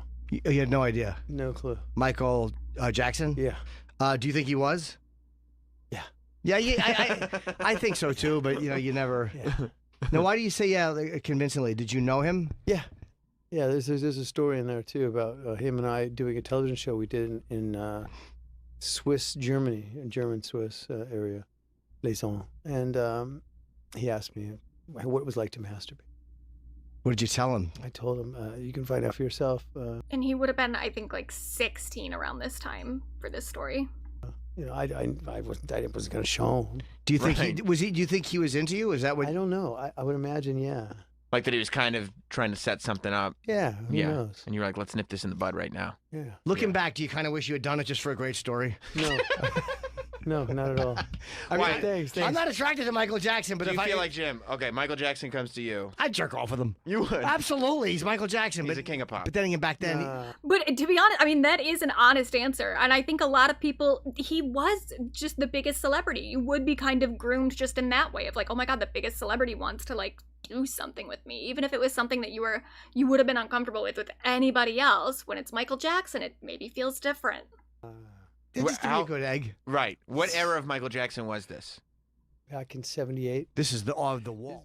So that's 78. So we knew 79 he had allegedly, most likely, definitely, masturbated on the phone with Terry, whatever his name was. But this was 78, so like he attempted to do something with Leif Garrett too. And that's the thing too, is like he's not even saying that he actually was. For all these people that think that everyone who's come forward with their own story is making it up, he's not even coming forward as like a victim of abuse. He's just saying that he like almost was. So like what would be in it for him to lie? How are all these people lying? And then I did watch this video. I'm not gonna like show any of it, but I think someone maybe in the chat from a previous stream or maybe in the comment section, I think someone did mention this video from Sid Dwyer about his animals at Neverland Ranch and how Michael reportedly treated them, but also what happened to them afterward, after he like closed Neverland. And I was like, I had already known the thing about Jane Goodall saying that he hit Bubbles, but the amount of allegations of him hitting these animals is pretty crazy. And also the fact that like once they closed Neverland, a lot of the animals went to like different places and he never paid for it, which, because I can understand. So he had all these animals at Neverland Ranch for his little like zoo thing, and I kind of understand that like it was, I mean, when did he get Neverland? Like 89, in the 90s maybe? Somewhere around the early 90s, late 80s. And so maybe back then there just wasn't as much knowledge about like what animals need to thrive and how fucked up it is to have a petting zoo in your backyard with like tigers and elephants and all this shit. Maybe people, I think a lot of people didn't totally understand that that is not ethical, that that is harmful to the animals. So I kind of get a little bit of like maybe Michael didn't realize the full extent of what he was doing, but to like hit them for one thing is a little crazy, especially like to hit them because they're behaving like the wild animals that you decided to have on your fucking property. I don't know how you justify that. And then also to feel no accountability for them after you close your ranch or you stop going to your ranch. Like, you would just think he would at least pay for the animals to go to some sort of conservatory or something if he wasn't going to take care of them anymore. With all the money that he had, it really was like he had these creatures around that he wanted to be entertained by and play with when it was convenient to him, and then just walked away when it was no longer beneficial to him. And especially too, I do think that I don't know what I'm still kind of curious about his relationship with animals and what was happening there. Was it fully just a thing of like having the animals there so that you could lure more kids into Neverland because it's like you have this little zoo? Or did he have a more sincere interest in them? I'm not really sure. I don't know. But this was a good video, so if you want more details about that, you can watch that. I did also watch this video of his private home movies that I guess this was a whole special that was on TV on Fox in 2003. So I watched this because it was on YouTube. And I thought this was kind of interesting too, talking about his relationship with animals. Don't jump at the side of my little girl. This is his home video footage, and he's like narrating over top of it. She know I don't like that dog because I'm afraid of dogs. They're little, but they bite. Oh, you silly boy. Come on. And I never really thought about that like, yeah, he had all these animals on his property, including like tigers and shit. but you don't see him with dogs that often. I have since, like, I looked up, like, has he ever had a dog? And I think it's a few points his kids had dogs, and then his family had a few dogs when he was a kid. And there are a few photos of him with dogs, but for the most part, he really doesn't seem to fuck with dogs. And I don't know, I just find that interesting too, of like, you're afraid of the dogs, but not of the tigers? And I guess, you know, some people have phobias and they're not rational, but he is with dogs sometimes. So it doesn't feel like it's a full phobia. It feels like he just doesn't like them. And that's strange when you're supposedly obsessed with animals. I guess it's possible. Everyone has their favorites, their preferences, but I don't know. There's something just sort of weird about his relationship with animals to me, in terms of him thinking of them as like things to entertain himself with, things that he can manipulate for a short period of time before getting bored. It does feel somewhat analogous to his relationship with children. And then there's something about like the not liking dogs where I'm like, is it that relationship would have been too like symbiotic? You know, like a dog wants to be involved in your life more than these other animals do. Is that too much for you to handle? I don't know. It's just sort of strange. But then later in the little thing, another dog comes up. Out inside of the men when they come to Neverland. He's one of the nicest people in the world. I really love Gregory Peck and his wife. That's their dog, Blanket, believe it or not. And Blanket's sister is Elizabeth Taylor's dog. I was like, his kid, one of his kids is like nicknamed Blanket. And I thought it was because of like he loves his blanket or whatever. And now I'm like, did he nickname his kid after this dog? When he doesn't like dogs? It's just such a weird coincidence that he knew a dog named Blanket and he named his kid Blanket. Or nicknamed his kid. So I thought that was kind of strange too. And then also there was this part with his dad. Create a day for our father and a day for our mother. All the family comes and we present them with speeches, how we feel about them, and we give them presents. There he is, the guy who taught me everything on stage. There's Janet. There's Alex, the chimp. She's got earrings on. See, my father... Yeah, he does say, believe it or not, because he's saying it's a strange coincidence. Maybe, but it is a very strange coincidence. I mean, I've known no dogs named Blanket, and I've known no children named Blanket, so it is very interesting that he's known two.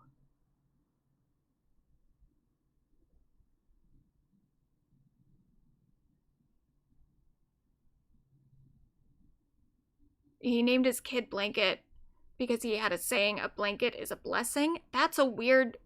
What? What an interesting man.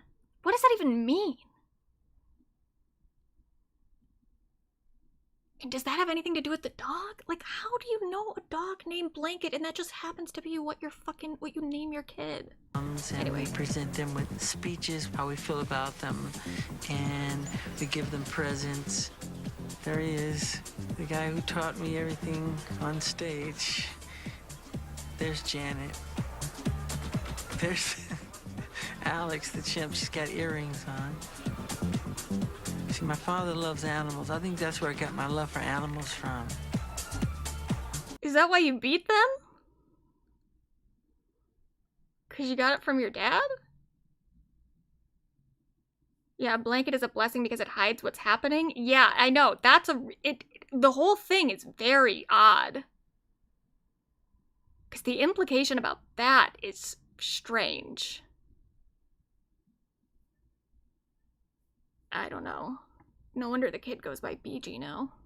But this was his day.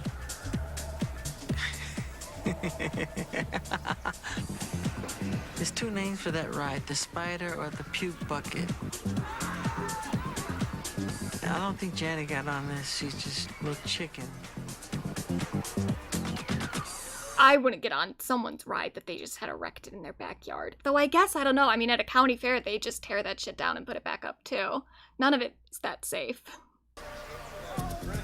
But the real fun is when you see 500 kids, you know, terminally ill children having fun in Neverland. I mean, that's the part. That part really shook me. I wanted to play that part especially because we talked last week about, like, the amount of children that they were bringing in to Neverland is very, scary. Like, it's disturbing of, like, how many fucking kids did he do this with?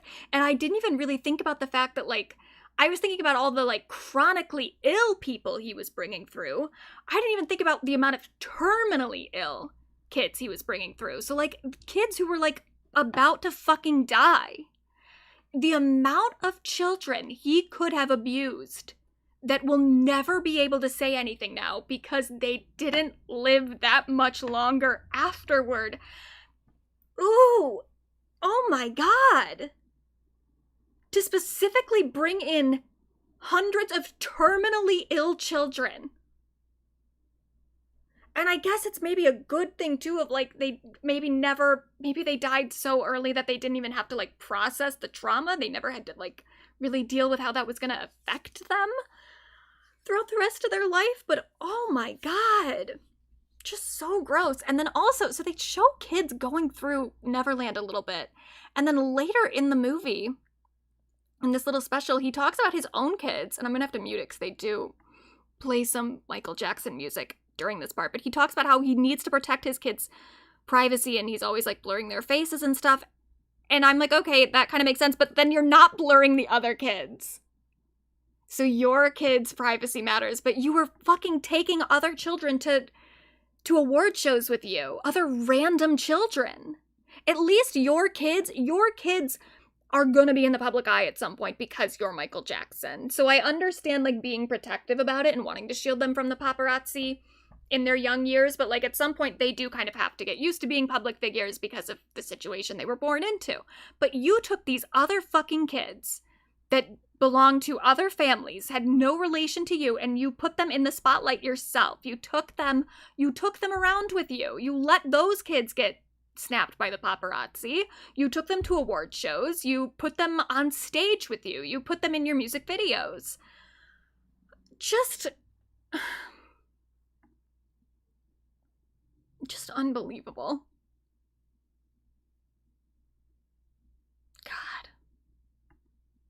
So gross. And it's like, why do close-ups on your kids if you're trying to protect their identities? Even if you're blurring their faces, like, just don't feature them in the documentary. You don't have to.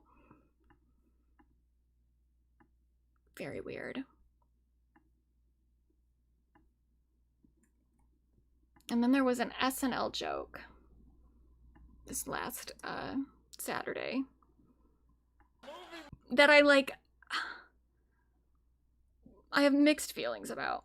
Michael won the box office again this weekend, and since a few members of the Jackson family are actually in the audience tonight, I wanted... Oh, and this is for their, like, for the season finale, they always, him and the other guy, Colin Jost, always, like, write each other's jokes or something. So this is something that, like, Colin is making Michael say is the bit. To take a moment to tell everybody what I really think.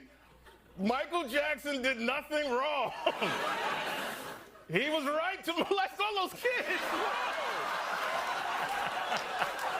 And they were lucky. I would have paid him to do it. And I did. That's right. When I was 10 years old, Michael Jackson molested me. And the only thing it gave me was a fetish for middle-aged white women. The movie I do kind of like the joke at first. Like, it is kind of, you know, it's supposed to be shocking or whatever. And I'm like, okay, fine. But they needed to cut it right at he was right to molest all those kids. Like, it just goes on for way too long, and then it just becomes a joke about being molested. Like, the shock value has already worn off, because, like, you said the most shocking thing, and then you just continue to say, like, I would have paid him, well, not, he didn't write the joke, so this is Colin's fault, but I would have paid him to do it, and I did. That's right, when I was 10 years old, Michael Jackson molested me. Like, it just kind of becomes a joke about being molested, which I don't love. But then the finish is somewhat strong, and the only thing it gave me was a fetish for middle-aged white women, because I guess Michael Che is like a thing with middle-aged white women, and I guess the joke is that Michael kind of looks like one. So I'm like, okay, I kind of get where you were going with the joke, but it was a little weird. A little weird.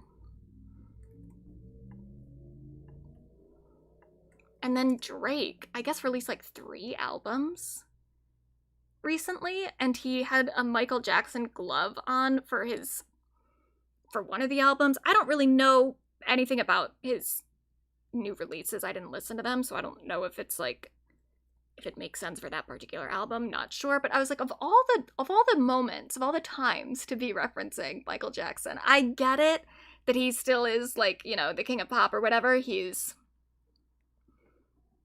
one of the biggest, he is like the biggest pop star ever, and he's influential, and maybe you've been inspired by him. Though I don't know, I don't know that I would say Drake's music feels that inspired by Michael, at least compared to some other male pop stars. But like, in this current moment where there is more of a discussion about the whole child molestation thing, of all the times to embrace the iconography of Michael, when you've also been accused of, you've been suspected at least of having inappropriate relationships with young girls. Quite the choice. And then the White House did take the album art from one of his new albums, because it's called Iceman or something, and they said iced out and put MAGA on there, and it, as far as I know, Drake has not responded at all. So that puts Drake into the Taylor Swift camp. So now she's finally got a buddy of celebrities who just will not do anything about the White House co-opting their shit. So yeah, I hope they're both very proud of themselves. Anyway, Kanye West apparently is doing a concert in Georgia that's being produced by Live Nation Israel. I don't really have much to say about that, but like, what? It would make sense to me if he was doing a concert in Israel, but he's not. He's doing it in Georgia. Huh?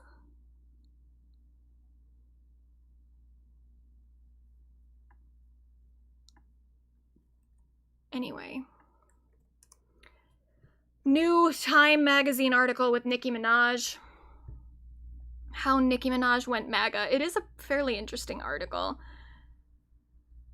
But she talks about her point of radicalization, which it does sound like, because I remember Olay saying stuff in a podcast from a while ago that like, the reason that Nicki went MAGA is maybe just because of like a resentment that she has toward Gavin Newsom. Because I don't even know, like he didn't help her with something. And so she became MAGA because she's mad at Gavin Newsom. And I was kind of like, I don't know. Maybe that's why, but that's just so weird. But it does seem like that is kind of why. So she says, for one thing, that she's been like conservative the whole time. Where is it?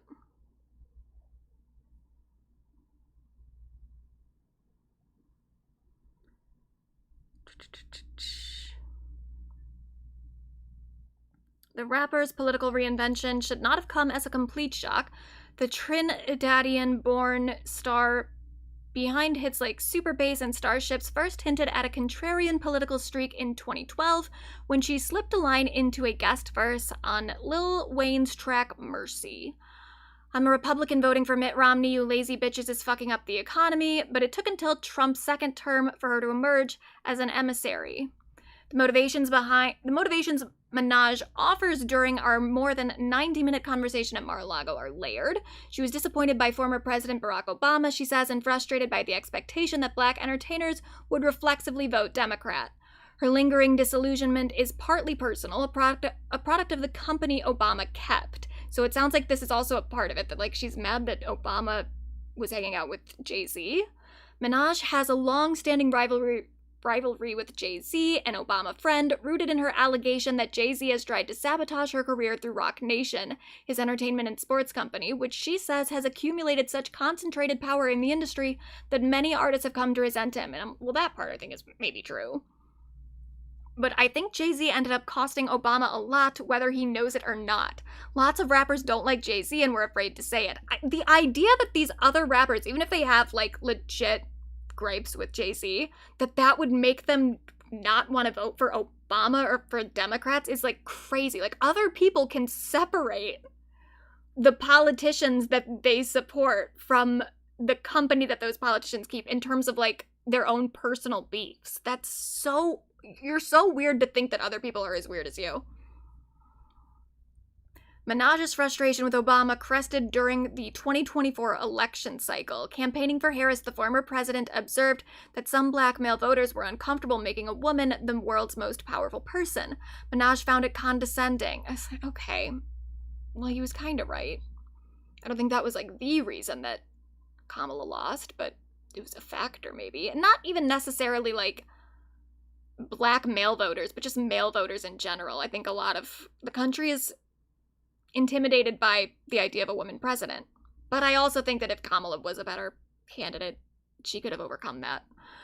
Minaj spent hours scrolling TikTok, X, and Instagram, a feedback loop that accelerated her political conversion. She was the target of online backlash in 2021 when she voiced skepticism about COVID vaccines and made an allegation that exploded across social media. We all remember that. Out of the controversy emerged an unexpected ally. Charlie Kirk, the conservative activist and founder of Turning Point USA, rushed to her defense. Democrats' treatment of Nicki Minaj should be all the proof you need that they don't care about black people, especially those they can't control. And I do kind of agree that like a lot of Democrats don't care about black people or other marginalized groups too. They definitely should be doing more to try to earn the votes of various marginalized groups. But I don't think that people were right to call Nicki out about the COVID thing. But, I mean, that part is kind of true. But, like, does Charlie Kirk care about black people? No. They just use them every 4 years for their votes, but people are waking up. By that point, Minaj had been drifting toward Trump's politics for a while. Throughout his rise, she says she stayed quiet for fear of alienating fans. I felt that way already about him, just that I didn't dare act like that publicly. It's been ingrained in everyone's brain in the music business that we are supposed to be a Democratic family. I just knew they would not like me supporting Trump. And this is weird too, because I think that she was like implying at one point that Jay-Z was a Trump supporter and that he was MAGA. So like she was secretly MAGA this entire time, but then was still publicly using MAGA as an insult against other people. I don't know like where the truth really lies with her. I don't know if she actually has been MAGA this entire time and she was hiding it, or if this was a more recent switch and she's acting like she was this way all along. I don't know. I don't think that she actually has political opinions, to be honest. I think that it all is like personal shit. So to her, it doesn't make any difference. But her approach changed after a series of unnerving episodes at her Los Angeles home. In 2022 and 2023, her $20 million mansion in a gated enclave became the target of repeated swatting calls, anonymous hoaxes that summoned heavily armed police to her doorstep. Law enforcement has not identified nor arrested anyone in connection with the incidents. The experience is frightening, she says, especially for her young son. On X, she sought help from California Governor Gavin Newsom. Through intermediaries, she says she requested a meeting but never heard back. He just completely ignored me with all the money I spent in taxes. Okay. After another swatting attack happened in April 2025, according to a police report.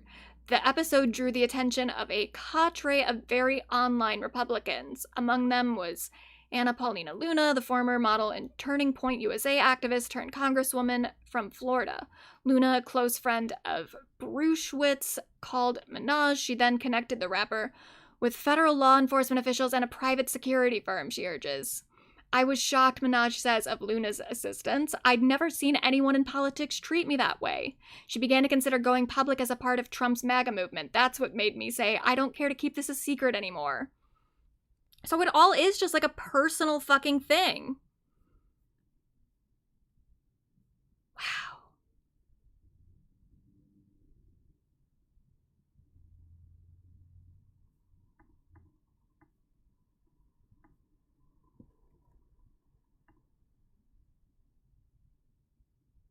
Bye, Nicki.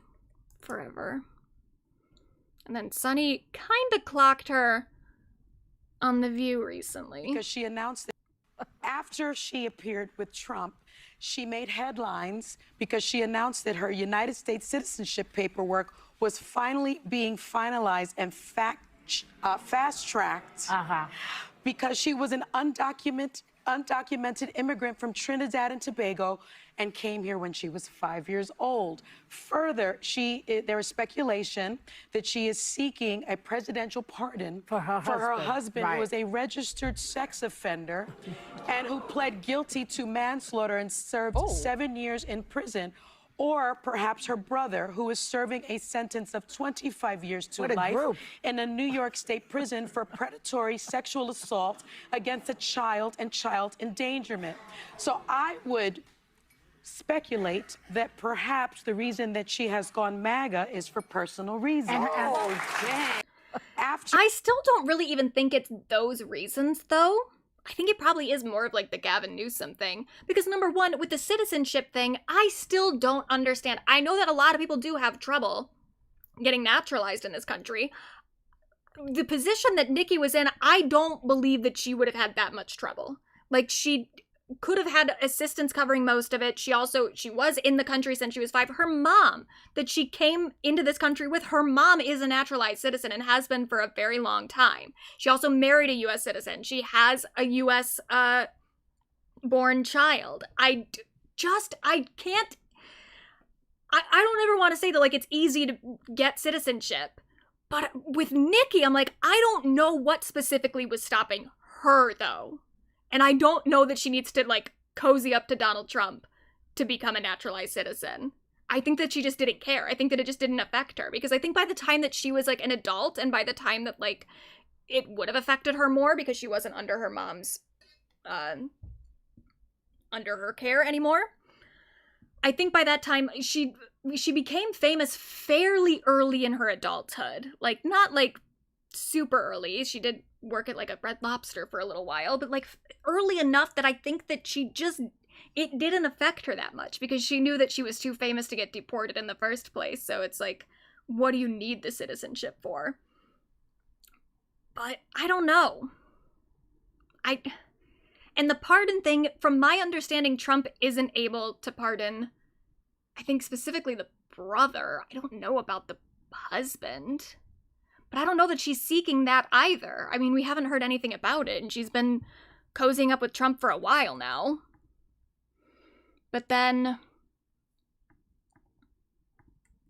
Linda Perry is, like, kind of defending her. Linda Perry of the 4 Non-Blondes said, it seems that she wanted something from the office and was trying to maybe help herself, a friend, a boyfriend, whatever, and was promised something and felt that it was worth the risk, the take, you know? If my best friend or someone in my family needed something and I had to go begging and groveling to somebody to get it to happen, I probably would have made a bad judgment as well.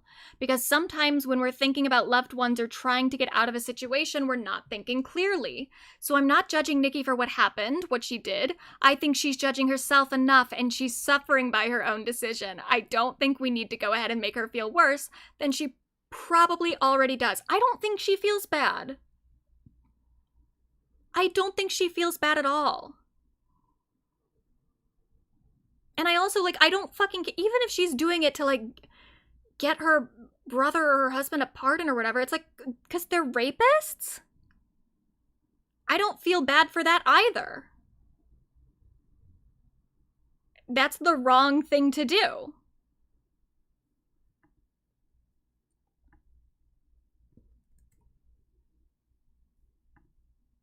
But then apparently, so we mentioned Trim last week, and I was a little worried that, like, because Trim has some, like, Barbie-inspired visuals, and she's also got, like, the colorful hair and stuff, so I'm like, she's gonna piss Nicki off. And allegedly, Nicki has started blocking her fan accounts that have posted things in support of Trim. I don't know if this is 100% true. This is a video that she made a while ago,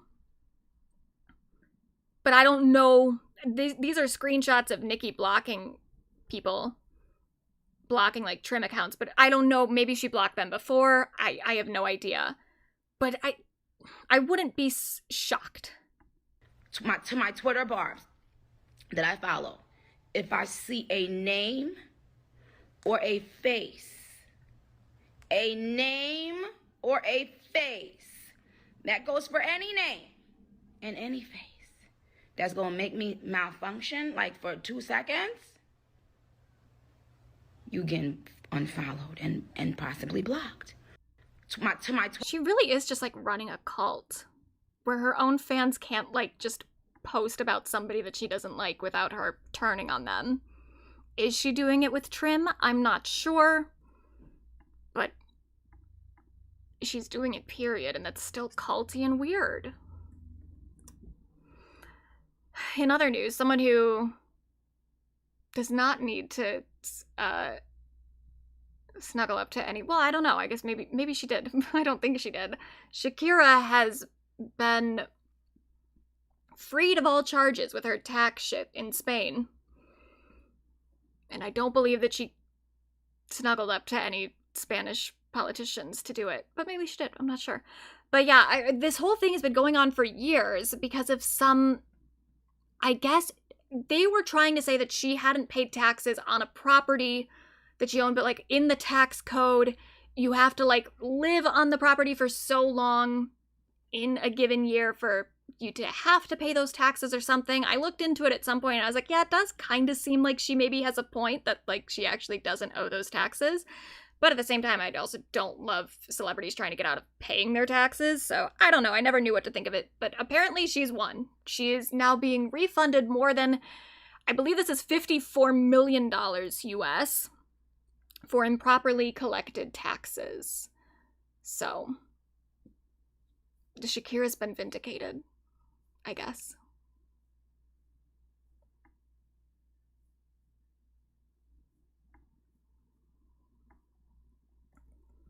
And then Cardi B was seen fighting with her baby daddy, Stefan.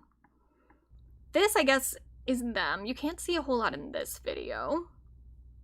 But this was at a Maryland coffee shop. You can see more in this one. Cardi B, it's okay.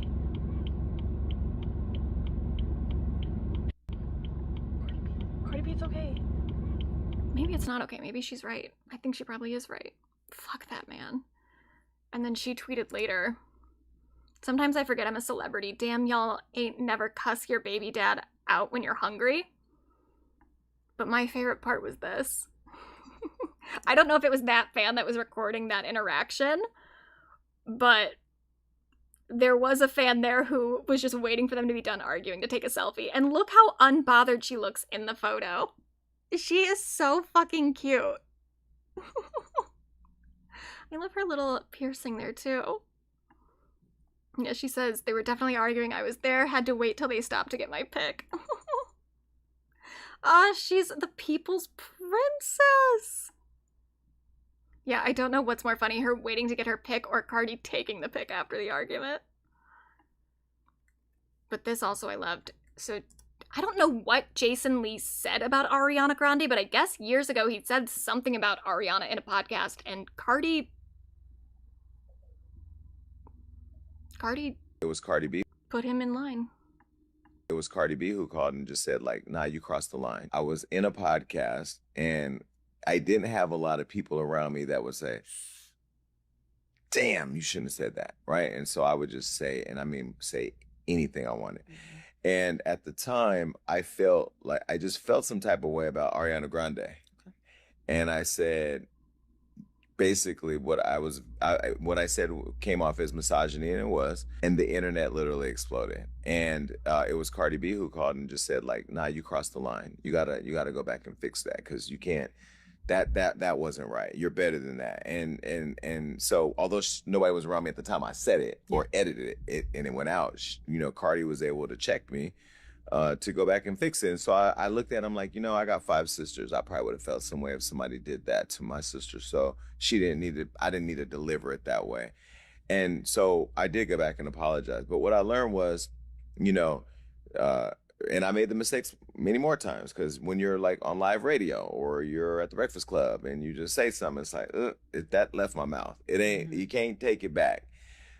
You know, do I regret it? Nah, because I had to go through these experiences to learn the power of my platform, the power of the tongue, being responsible and owning it, right? And that it's okay to apologize when you cross the line, because people do want to see you're human and know you're not just an emotionalist tree that don't care about other people's feelings.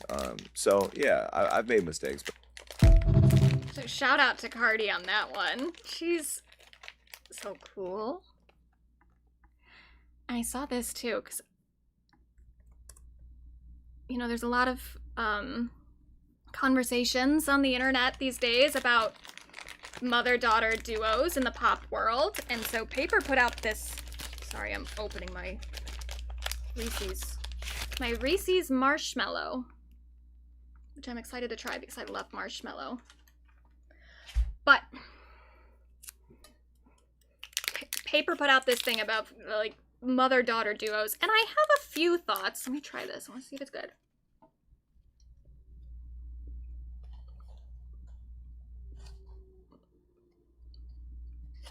Not enough marshmallow. But that's always my complaint. So for one thing, they kind of open this up by talking about how Sabrina Carpenter is the daughter of Madonna. And I don't know that I agree. I do think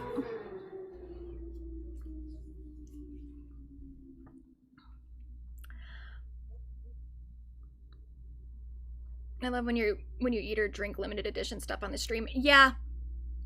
And you know what? I think I'm out of it now, but another thing that's limited edition, and I think I posted about this on Blue Sky, the Sprite Mango Citrus, the Sprite Chill Mango Citrus fucking slaps.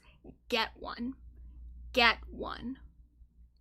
Anyway, when it comes to Madonna and Sabrina, and I don't want this to be a thing about like her age or anything, because obviously there's a lot of ageism around Madonna. So I'm not saying this in a way of like she's old. But I think the Madonna-Sabrina relation, I would say just in terms of the lineage, I would say she's more of Sabrina's grandmother. Because I do think that Sabrina's true mother is Christina Aguilera. And I think that Christina is a child of Madonna. So, oh my God, thank you. There it is. Incredible. It's so good. Oh, it smells so good too.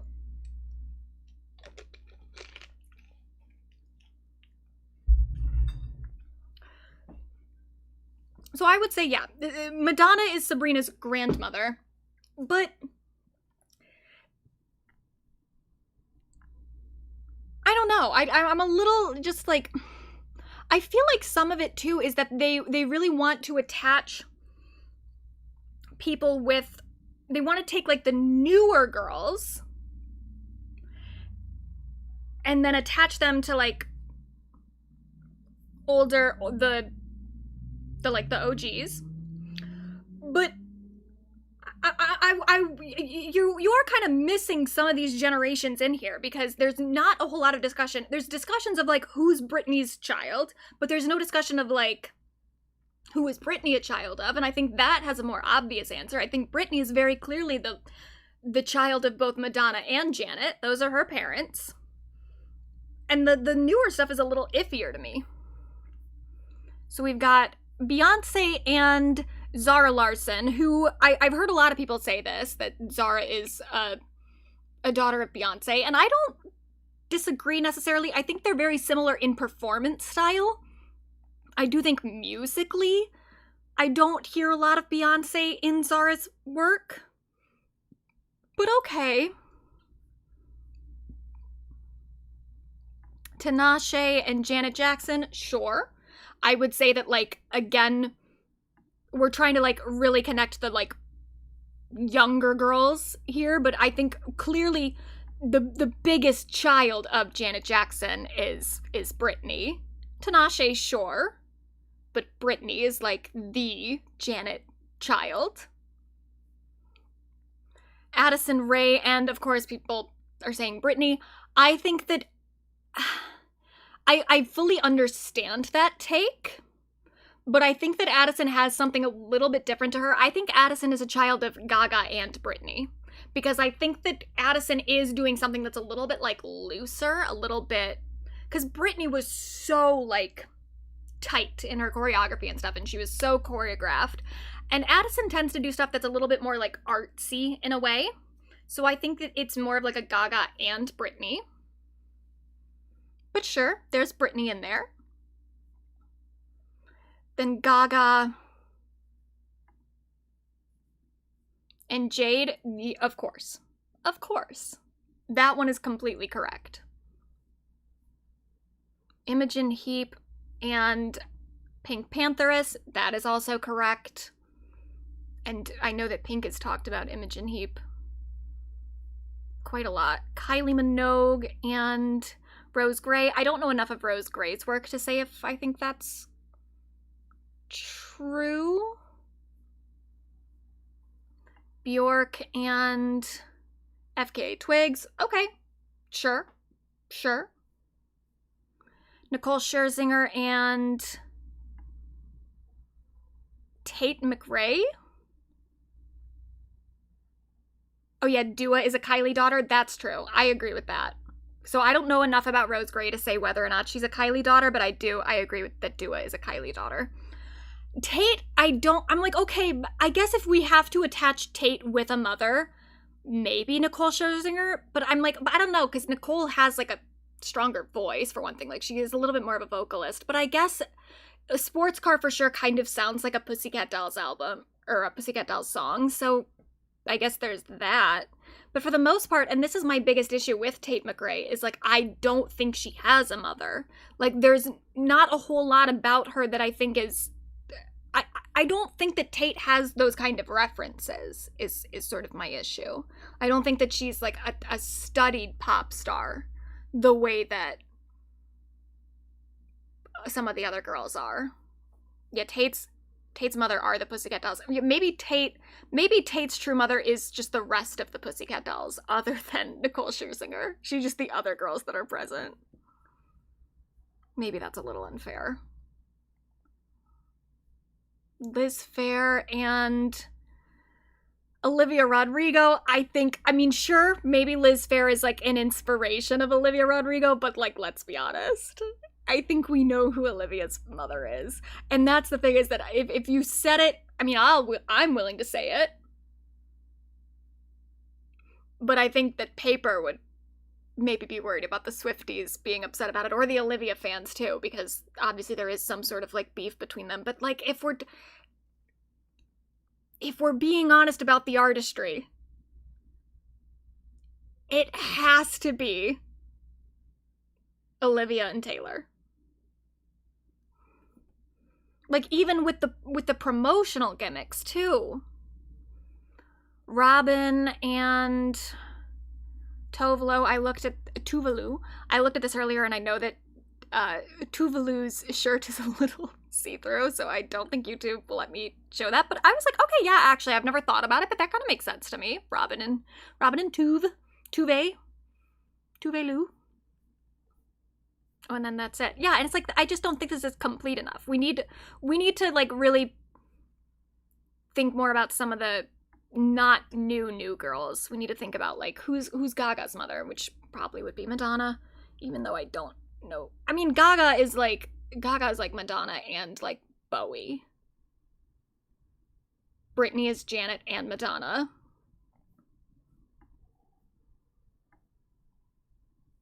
And Madonna is no one. You hate to you hate to agree with Ryan Murphy, but I saw this quote earlier and I was like, oh, he is. I kind of relate to his like I'm not huge into Madonna, though I'm slowly getting there. I'm trying to go through the backlog, but I just relate to the standing here where he said about Madonna, no one comes close in cultural import other than Taylor Swift and Paul McCartney, both of whom are truly incredible artists for the ages. The hate Madonna has received and survived, it's beyond comprehension. There is no one in my lifetime who has meant more to me or had more of an impact on art, fashion, music, all of it, than Madonna. He is a stan.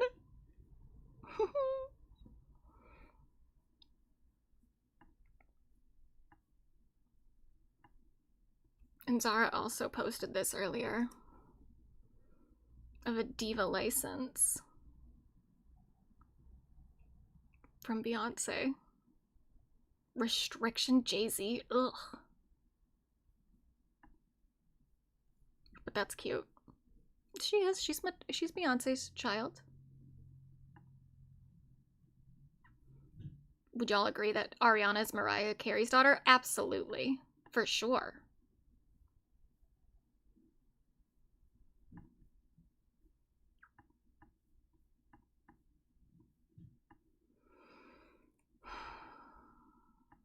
But we do have some other little updates, little music updates. So I guess I didn't even know that this happened, but there was a music thief that Beyonce was dealing with who has now been sentenced to 2 years in prison. Is that why is that why the Act 3 is a little delayed? Or I don't know if it's necessarily delayed. I don't know what the plan was, but it does feel like, again, hurry it up, girl. And then I saw this from our discussion about Beyonce on the Met Gala red carpet and me being a little disappointed by her answers to the question she was asked on the carpet. I don't really fuck with Joe Budden, but similar to Ryan Murphy, sometimes people who are obnoxious are correct. That shit up. Did you see the other lip sync situation? It was much more positive. Let's it hear was Beyonce talking to Blue. Aww. They got all these clips of Beyonce like, oh, I'm so proud. Like, people would be asking Beyonce, are you happy? She'd be like, yes, because of my baby. Like, more than once she says, no, because my baby's here. No, because my baby looks so beautiful. When Blue... It is so obnoxious. And it's also, again, I think it is kind of like... It's weird, because it's like you are just advertising your daughter as like a public figure, and she's like 14 or 15. It's really kind of weirding me out. Comes to stand with her for a photo op. She goes, you look beautiful, babe. And Blue says, thank you. Then you go take another picture. She says, Jay, come here. Look at her. She's beautiful. I felt bad for Jay a little bit. Black Dynasty. No, they have to For stop. them dumbass dreads. They right? have to stop asking Beyonce. No, locks. Huh? They have to stop asking Beyonce It's tough, stuff. man. You're Jay-Z, and you gotta just like wait down the Why are you saying other that? end of the stairs. They have to stop what? Yeah, they do. I say he's Jay-Z. He's got to wait at the other end of the stairs. Not you. No, it's she's these talking about me. motherfuckers playing games. I'm not playing. I think they games. killed They all need to three of stop them. asking what? Who? They need to stop asking Beyonce questions Why? for all the reasons you just said. Because you're not gonna get an answer. It's like Comedy Central now. I'm saying it the nice It's way. Beyonce, You're not gonna get you an answer. haven't been here in 10 years. This is your first time back at the gala. How does it feel? Well, it feels amazing because Blue is here. That's what she said. And she's gorgeous. She is. And you know, be a little. Yo, with respect. She be a little. You know what I mean? I mean, Blue's there.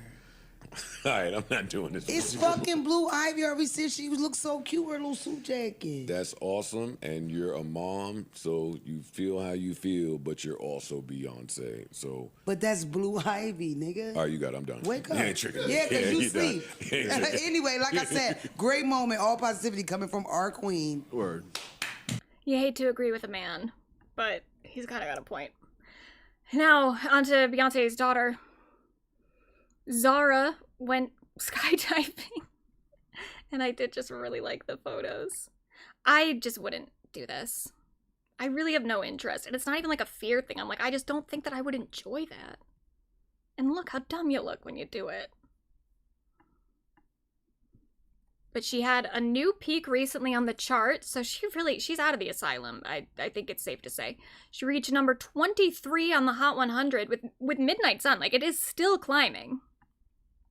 And she also got some other promo this week that tickled me a little bit. So Chris Brown, his album came out. Sounds like shit, apparently. It's not getting good reviews, and he is attempting to look unbothered on the internet. Team Breezy. I know people want me to get on here and, you know, say some sad shit, but fuck that! We kicking their ass, goddammit. We ain't letting up. I'ma keep my foot on their neck, and we ain't stopping. You hear me? We doing this motherfucker tour, more shit to come. I'm not gonna tell you what's more to come, but it's coming at the end of the day. I don't give a fuck what these niggas is talking about. I know exactly who my fans is, and I know exactly who hearing this album. If you're not my fan, I don't want you to listen to my shit. Go listen to motherfucking Zara Larsson or somebody. Fuck them. Team Breezy. Go listen to Zara Larsson or somebody. Exactly what he said. I will do that. I would much rather. What does that even mean? Like, if you're not my fan, I don't want you listening to my album. So you don't want a larger audience. You just want the people who are like really culty and obsessed with you. And nobody else. I mean, that says so much about your art in general, that you're just making it for the people who will support you no matter what. And you're not actually trying to make something that's, like, good to people who aren't already indoctrinated into your little cult. And that's what I don't understand about the Chris Brown support, too. The fact that he's, like, he's going on tour with Usher. The fact that he continues to have a fairly successful career despite the allegations against him, when I'm like, I just don't even think that his music was ever that good. You know, like, Michael Jackson shouldn't have been able to get away with all the stuff that he got away with. But at least Michael Jackson, I'm like, well, it is just undeniable that he is, like, a great... Chris Brown's a good performer in the way of, like, he's a good dancer. But there's a lot of people that are good dancers. His overall artistry, I don't think is that significant. Maybe I'm wrong, because I haven't listened to him that much. So maybe there's something I'm missing, but every time I've heard a Chris Brown song, I'm like, this is what we're gonna overlook the, like, woman beating for this? He doesn't have a Thriller in his catalog. He doesn't have a Billie Jean. He doesn't have a Bad. He doesn't even have, like, a Trapped in the Closet, R. Kelly. Which Trapped in the Closet is not, like, the peak of R. Kelly's career, but at least it's interesting.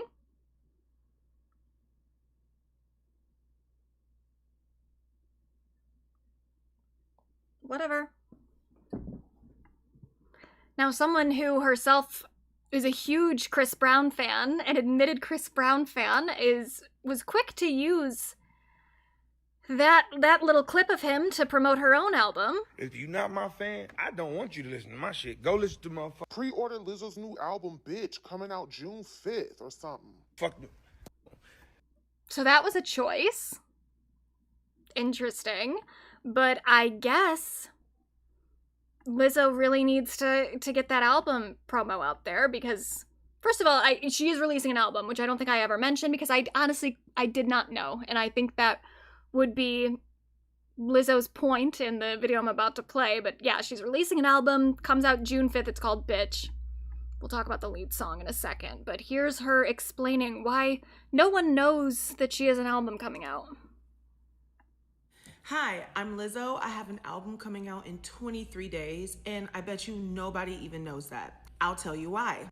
Full disclaimer, last time I made a video like this, I got some hate on the internet because people were like, oh, she's just mad that she's flopping.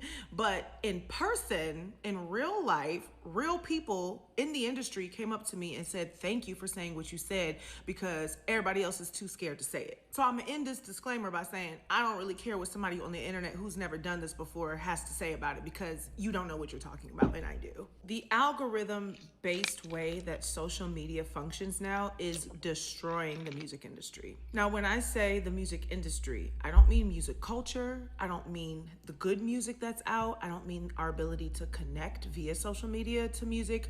I'm talking about the actual industry that allows artists to sell their music for profit. Because here's the thing. I'm sure that, like, there are changes in the algorithm, and I'm sure there are, like, changes that are happening with, like,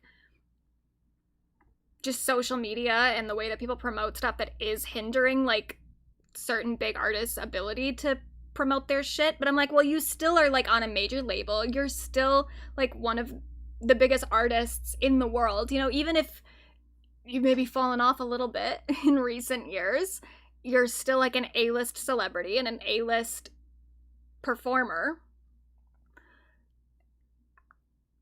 The amount of people who are, like, actually working musicians were never in the position that you're in the first place, where, like, I don't know, I don't have that much sympathy for it, of like, oh god, the algorithm is ruining Lizzo's ability to promote herself, when it's like, well, you're on the same internet that every other act is. So this is just kind of like, this is what it is. This is how the world works at this point. I don't feel bad that you, as like an A-list singer, can't promote your shit the same way that you would have been able to, like, 5 years ago. if your algorithm is super serving you things out of order of when they're happening, then the general public has no idea when music is actually coming out. I have had... It's like, I do know when music is coming out, though. I know when plenty of albums are coming out. I am a part of the general public, and I would say I'm even, like... I guess I'm maybe not the general public. I am someone who, like, pays specific attention to pop music, so maybe that's why. But, like, I think there must be another reason, Lizzo, that your specific shit isn't coming up onto my feeds that's not just about the algorithm, but it's about something else, because other artists are working with the same algorithm that you are, and I'm seeing their shit. So, like, I'm not in the dark about when music is coming out at all. This is not, like, a completely industry-wide thing. People do know when some music is coming out.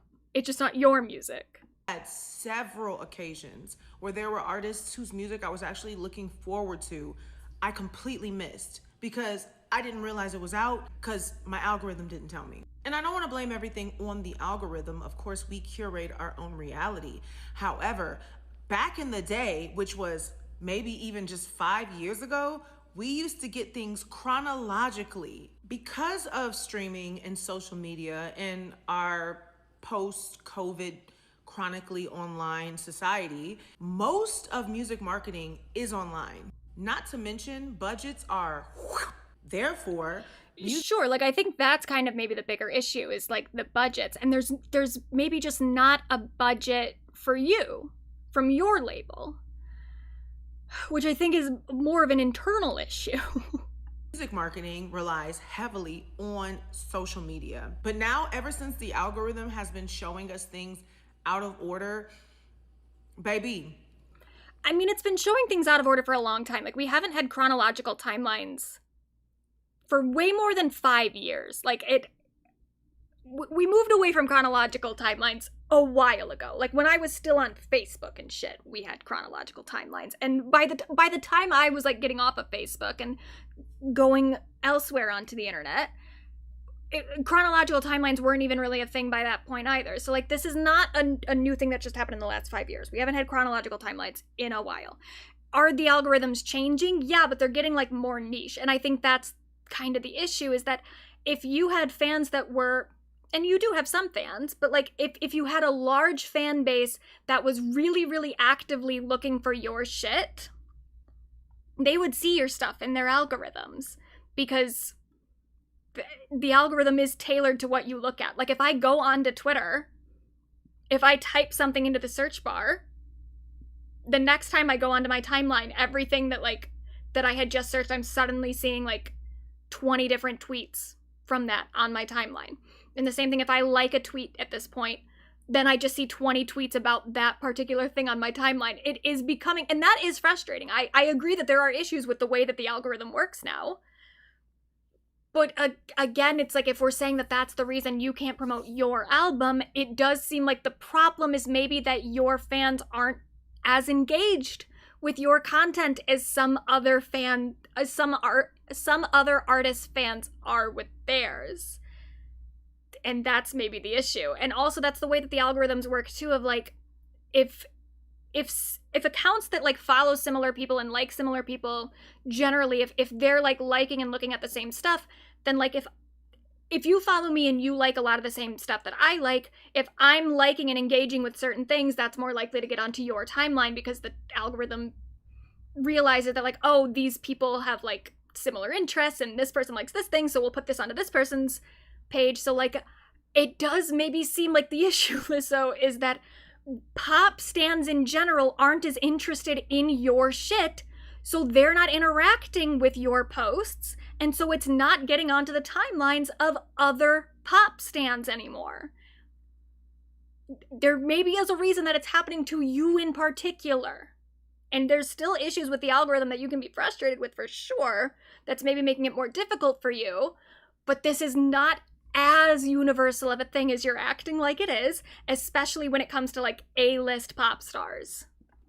There's actually no way to successfully promote an album where everyone knows your album is coming. Sure. Now, mind you, when I say everyone knows your album is coming, that doesn't mean whether they care or not that it's coming. Believe it or not, once upon a time, there were artists who were just the biggest on the planet who everyone knew their album was coming, whether they were going to buy it or not. It was ubiquitous. That's when we lived in more of a monoculture in the first place, where everyone was like watching TV instead of being on social media where you're in these like little bubbles. And so that's not a thing that's happened in the last 5 years, Lizzo. That's a much like longer standing thing. Like your music blew up in that time period where there was that reduction in the monoculture.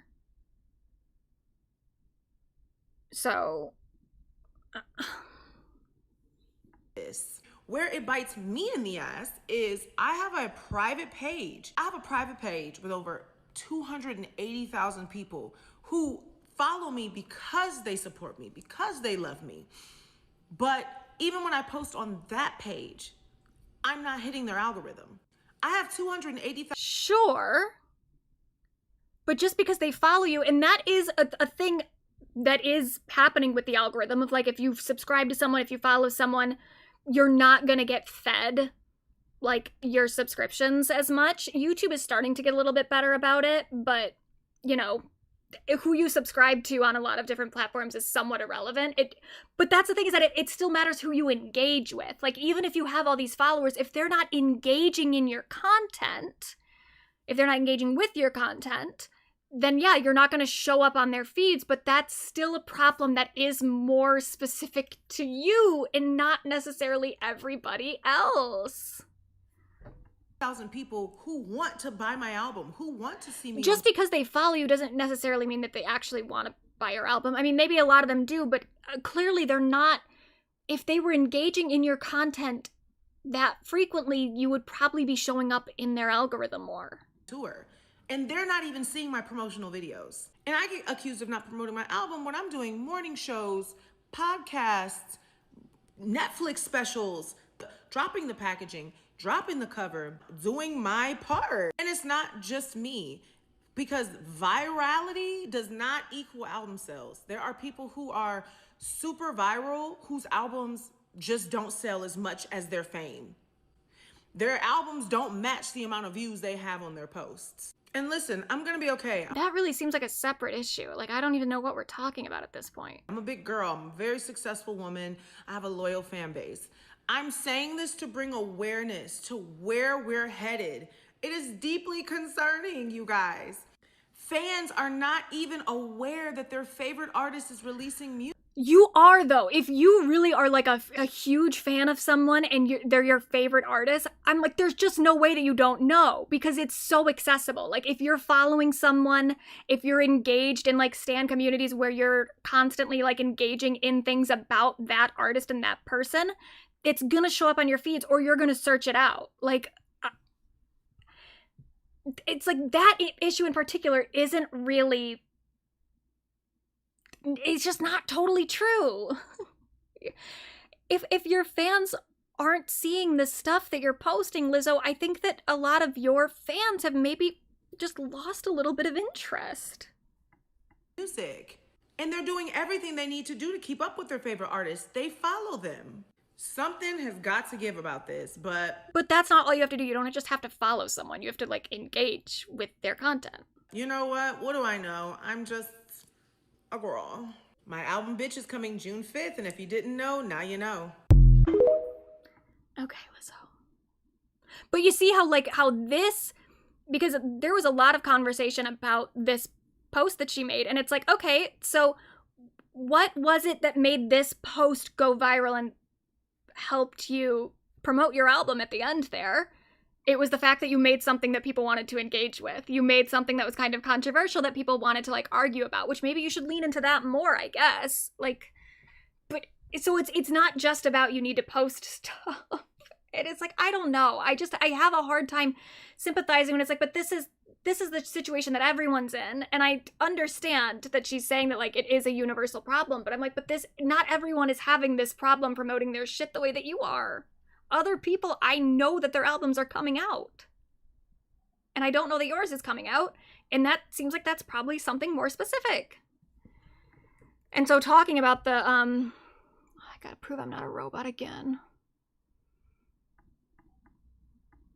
I hate these, because it's like, do I count this? Because that kind of looked like it was attached to the bike. Oh, apparently I should have. Stairs.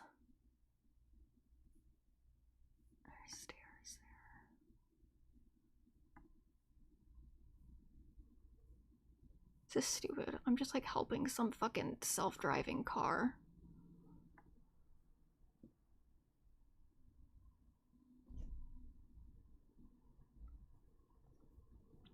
But so talking about the chaotic good thing, which is like a company, they're the ones who have been promoting that band Geese, and Wired put out an article, like, I think people were, oh my fucking god, no.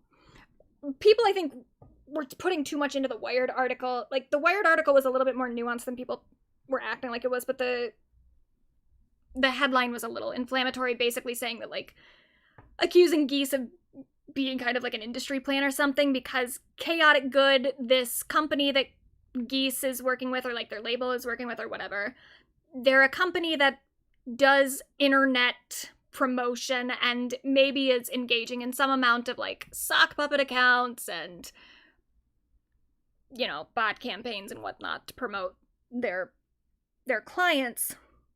And then Paste put out an article like defending it and just saying that like this is how digital marketing works at this point. And I do agree, it's like this is kind of where the music industry is at this point. And that's for sure, it does really disadvantage artists that don't have like major label contracts, that don't have access to these kinds of services and stuff. It really fucks them over. But like, is Lizzo one of those people? Lizzo is signed to a major label. She is like a big artist. And at this point, I have to think that like, if you're not getting this kind of boost, if you're not getting the like viral treatment, I would imagine that your label doesn't think you're an artist worth investing in anymore. They're just not really doing the work to promote you for whatever reason. Maybe it's the whole allegations thing. Maybe it's the way that you've handled all of that. Maybe it's the fact that you keep kind of releasing the same music over and over again. Either way, your label clearly doesn't believe in you that much anymore. And I'm sorry, like that sucks. But it's not... it's not just a problem with the algorithm, it's a problem with your position in the current moment. And the song that she released recently, Bitch, it's just not very good. And not even necessarily that it's like that bad. And I knew that this song actually had come out, because I saw this tweet about it. I saw her explanation for the song, and I had put it in one of the Pop Girly news streams, and then I cut it because I was like, who cares? No one's talking about this. No one really gives a fuck about this song coming out. So I cut it, but I saw the tweet. Like, it showed up on my timeline, Lizzo, and I even put it into the doc at one point, and then there was such little conversation about it that I was like, oh, all right, I guess this is not something we need to discuss. But she put out this song called Bitch, and it's the same thing. It sounds like a Lizzo song. It sounds like the songs that she was putting out prior to her lawsuit and stuff. It sounds like some empowerment anthem, which I think the empowerment anthem thing in general is just kind of tired. I'm just sort of sick of it as like a genre of pop music, a subgenre. And that's the thing, too, with, like, that's what happened with Katy Perry. Katy Perry, at a certain point, just couldn't put out music without making it sound like an empowerment anthem from the mid-2010s. And she also has not had, like, a super stellar career since then. So, I don't know, girl, maybe you should just evolve, especially when you've been accused of being a pretty abusive employer. Putting out these songs where you're like, I don't care, I'm a bitch, and I'm empowered. It's like, is this the time? Maybe we can switch modes a little bit, and maybe you'll find some success somewhere else, but this isn't working for you anymore. So she said, this song is dedicated to the women who get called a bitch for having boundaries, for being sexual, for speaking up for themselves. And it's like, for being sexual, do you mean sexually harassing your employees? Like, do you really don't realize that your public image has been tainted by that? So the more you keep doubling down and being like, I'm just sexual, I'm just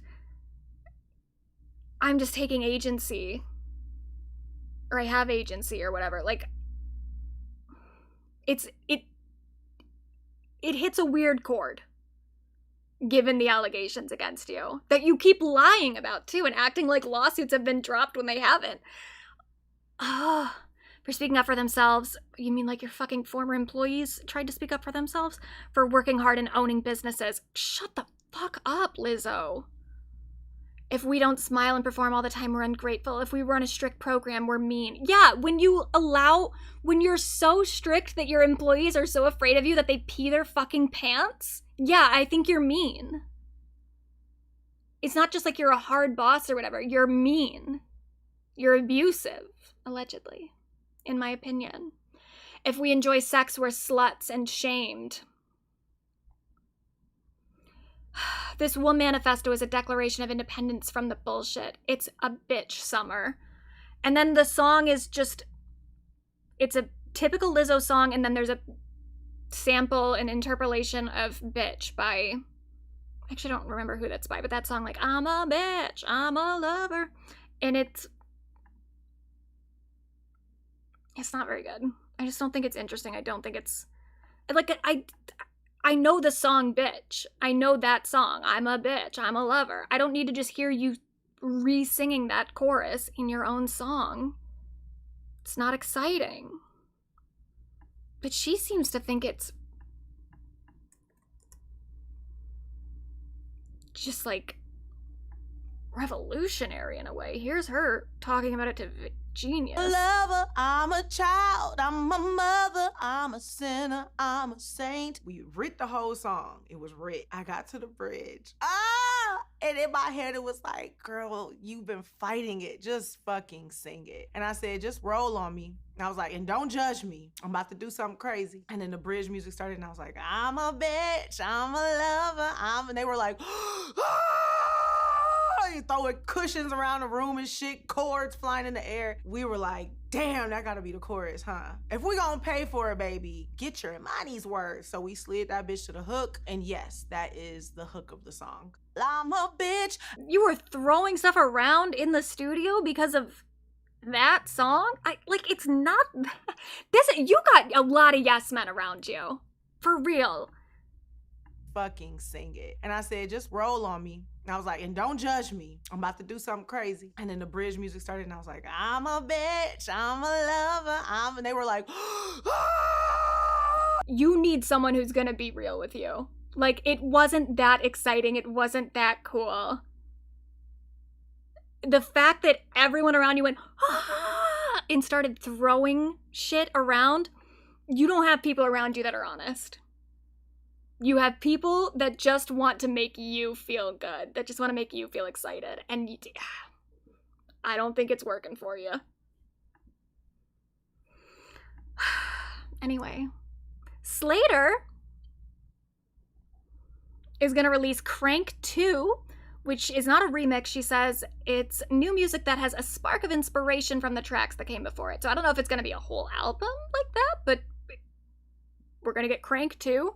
We do have a little bit of a snippet. I've already gotten copyright claimed. I just got a warning. So hopefully this stream doesn't go down for 48 hours, but oh well.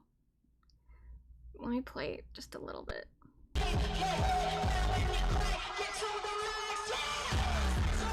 So that's really exciting. Looking forward to that. Unfortunately, I did see this earlier. Katy Perry and Slater have followed each other on Instagram. I really hope they're not doing anything together. Of all the times to do this, Slater, after she just got accused of sexual harassment and assault by multiple people, maybe we should not. And especially, has she had a stellar music career in the past few years? Is that who we want to be attaching our wagon to? I don't think so. Now Harry Styles he started his new tour. I don't believe he started his residency yet at Madison Square Garden. I think he's doing a little bit of a tour before that. But this is what the stage looks like. And I'm gonna be honest, I'm really confused. I think this part looks kind of cool, the way that it lights up and everything is cute, and I get that maybe it allows him to go around further, because it covers so much ground. But then I'm like, why even have this part in the middle? Why not just do the outer square? And I really just don't understand what's up with these little bumps. What is the purpose of that? I sincerely want someone on his team or the industry to explain the logic of the stage to me. Me too. I don't get it. What? Why? I like the way that it lights up, but why did he need these little... I don't get it.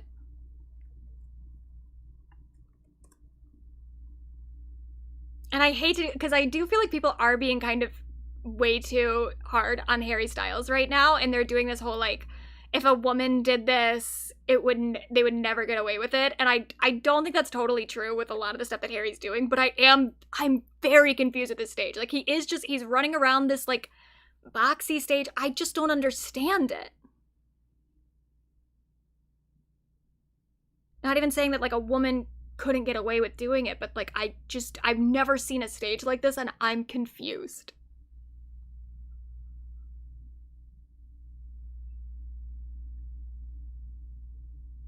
I don't know. But there's some stuff from his tour that looks kind of cute. So there's that line in the song Dance No More where he says, respect your mother, and he's got a little respect your mother cam where I guess he finds mothers in the audience. That's cute. He also, people are clowning on his dancing too, and I think the dancing is fine. This was something where I saw specifically Taylor Swift fans being like, oh, if Taylor ever did this, everyone would chew her out. And I'm like, can we be honest for a second? We're really gonna act like there's that high of standards being put onto Taylor for her dancing? No. And some of this, I'm like, Taylor couldn't do this. I'm sorry. I don't think she's well, she's not a dancer is the thing. And neither is he necessarily. Like, I don't think he's a great dancer, but some of the stuff in here, I'm like, he's got a little bit of like a swagger to him that I don't totally think Taylor has. This isn't a good example. I've seen some better clips of him doing the dancing, but like, and I'm fine with the way that Taylor dances. Like, when the Fate of Ophelia video came out, I did like the little dance she did there. It was like kind of a TikTok dance, essentially. But I'm like, well, that's the mode that I think Taylor does well in. She's not going to do like a big choreographed number, but she can do some like arm movements. And I thought that dance worked well for her. This does kind of require a little bit more of like a swagger. Not necessarily this part, but like some of the dances I've seen.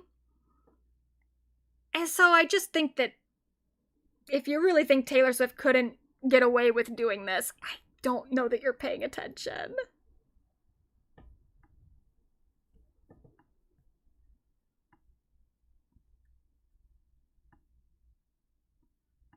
But then I guess I didn't know this. Robin is opening for Harry Styles? This person says Robin opening for Harry Styles is like Beyonce opening for Tate McRae. And I don't know that it's that severe, but I was a little shook. Because I do think Robin should maybe be above being an opener for anyone who's not like Beyonce or Lady Gaga or someone. Like, I don't know that Robin needs to be an opener for Harry Styles. But okay, I mean, I'm sure it was cute. Speaking of concerts, though, I saw this earlier today, and this is in New York City, so any of our New York peeps in the chat, you might want to look into this, because this is a pretty good lineup. Zara Larsson, Lola Young, Cara Delevingne, which I'm still confused by that, Rebecca Black, I don't know who these two are, Blue Dediger, Chloe Kisha, and then, like, down here, too, I know Brandi Carlile, I don't know these people as much. I know Meg Stalter, I didn't know she did music. But Muna, The Beaches, Hemlock Springs, Carly Rae Jepsen, and Cherry Bomb and Grace Ives. Like, that's pretty exciting. So, maybe look into that. And then Casey Musgraves did perform at the American Country Music Awards. And I liked this opening. She did her song Dry Spell, which is about being, like, horny. And she did it on top of a washing machine. I wish that the washing machine actually, like, moved. Like it was a washing machine that was on. And I also wish that she had stayed there for, like, the entire performance. Like, she just does the opening and then she gets off. And then is, like, in a supermarket or something. And I don't think the supermarket is as... I guess she can move around more, but... I think she should have stayed on the washing machine. She should have done the whole thing on the washing machine. But maybe that would have been too much for the Country Music Awards. And then Tuve Lu is coming out with a new song for her new... Or I guess she did release the song. I haven't listened to it yet. But for her new album that's coming out, I feel like she could do something that YouTube would not appreciate. So I should pause that. And she also... If we're talking about her pronunciation, apparently Megan Thee Stallion got it right. You've probably heard this. Period, Megan. Megan Thee Stallion a couple of years Pronouncing ago. my name right. She was on Instagram Live, I think. Her friend requested, like, put on like Tuvalu song, and then she was trying to pronounce it, and then just nailed it. Amazing. Yeah. Have you and Megan crossed paths? Have you had a chance to, like... Yes, I met her at a festival, and I was like, you kind of really helped, like, reset the, how people to pronounce my name right. She's like, oh, you're welcome. I was like, thank you. I'm sure you've probably heard this. And then also we have a new teaser video for Ariana's single that's coming out on May 29th. I did get tricked by an AI song earlier that was pretty convincing, I will say. But there was some AI song that was this song that went around Twitter. And it was even like a video of like Ariana singing it. And I for a second was like, oh my god, wow. Didn't know that we got all that so far. But we haven't. It was fucking AI. Out here tricking me. Now, Tyla, I don't think I mentioned Tyla's new album that's coming out, but she put out an alternate vinyl cover, which is cute. I like the pink vinyl. It isn't really the vibe that I get from Tyla's music, but I don't know. I'm interested. It does, people have pointed out, it does kind of look like the Art Pop logo, especially because it's called A-Pop, but, which I think is supposed to be like Africa Pop, maybe? But this is also, that same logo was on the original cover. But I do like the cover. I think it looks really cute. I just don't know that that matches the songs that I've heard. And then Dua Lipa will have a tour film coming out soon on YouTube for free. How exciting! Live from Mexico. Really, that tour did not make a whole lot of noise when she was actually doing it, but I hope that this helps. And then the video for Origami by Kesha is coming out. I didn't talk about that last week, but the song came out last week, and it's cute. It's good. I'm excited to see the video. Rina Sawayama is working on some new music. Here, let me play the little snippet.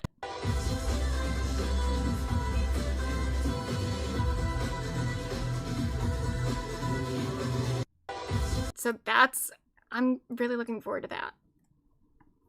And then Charlie is also putting out a new single this Thursday. Charlie XCX SS26, Spring Summer 26. Yeah, that'll be cool. Oh, and it's a video too. Wow. She gives and she gives. Now, in some sad news, I suppose. I don't know. I don't know much about this group. I just saw this earlier today. But Aqua, the group behind Barbie Girl, has announced that they have broken up. I quite honestly didn't know that they were still together, but I think that they did do something for the Barbie movie, so I guess I kind of knew. But don't know what pushed them over the edge this time. And then one other piece of news that's not music related, but it is pop girly related, Honorary Pop Girly. Apparently an Ella Enchanted TV show is in the works for Disney Plus, with Anne Hathaway set to executive produce. I'm kind of excited about that. Ella Enchanted was like my favorite book when I was like in middle school. I liked the movie too, but the movie is so fucking different. And I sort of like the movie as like a movie from that era, the kind of like post-Shrek little thing with fantasy movies that were like ironic or whatever. Like it's kind of cute as that. I do think that like they really fucked with the story to a degree that's like, I'm not someone who needs the adaptations to be 100% correct, but there's a spirit that the book has that the film does not have. And so I am kind of hoping that this series is more in line with the book than with the movie. But either way, I will like it. I'll love it. I loved the movie too. I used to watch the fuck out of that when I had it on DVD. But the thing we must talk about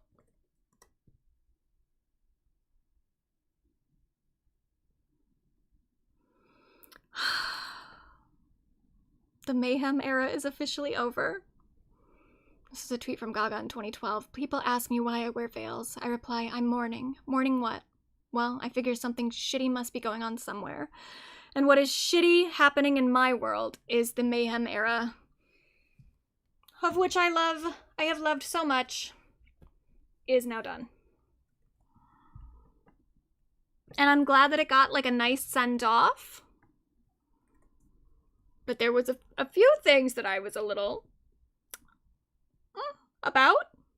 So the Mayhem Requiem special came onto Apple Music on Thursday night, which we knew it was going to. I think I signed off the last stream by saying that the Mayhem Requiem special was probably going to be coming soon. We didn't have an official announcement at that time, but there were rumors. It seemed like it was going to. It did come out. She put an announcement out kind of in the middle of the week with this candle on her website where it sort of acted as like a countdown where the candle over a period of time burned the whole candle down and the wax is like falling down. And I like that idea. I like the fact that it's like a countdown, but with a different format. Love that. Little weird to do a countdown for an announcement of something that we already knew was coming, you know, like if it was a new thing that we didn't know about, if it was like a new album or something, that would have been really exciting. But it's like we were watching this candle burn down just for her to announce something that we already knew that was going to happen. We just didn't have it officially announced. So that part was already a little annoying. Like, you haven't totally gotten down this like countdown promo thing, you know? But obviously the worst part, and I don't know for sure, but it certainly looks like the candle is AI. And even if it's not, even if they actually did have someone animate this, and this is like CGI or something, which I don't think it is, I do think it's AI. They animated it in a way that fucking looks like AI. Like, it has that kind of AI aesthetic to it.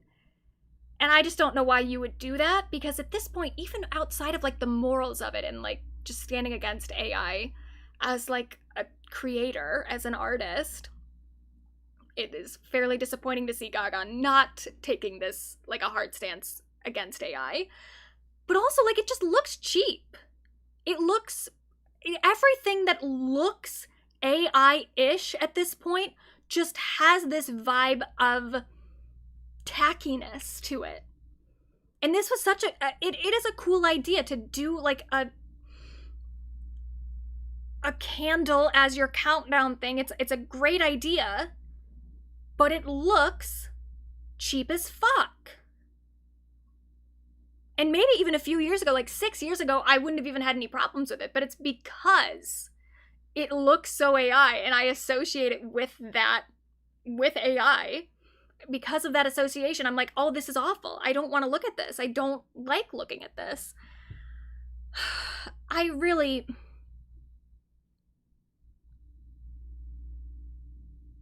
There's no excuse that I can make for it. Because she should be above this. She should be supportive enough of the art of creation that she should not be succumbing to AI. But even if it was someone else on her team, even if she didn't like commission an AI art, it's like, did you not look at it? You didn't look at it before it went onto your fucking website? That feels so lazy.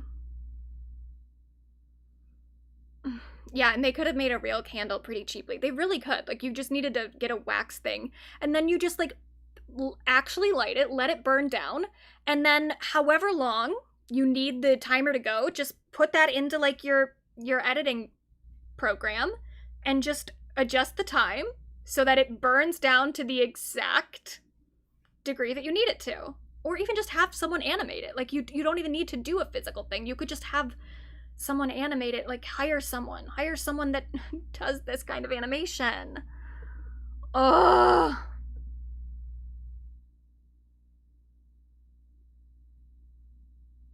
This is very disappointing.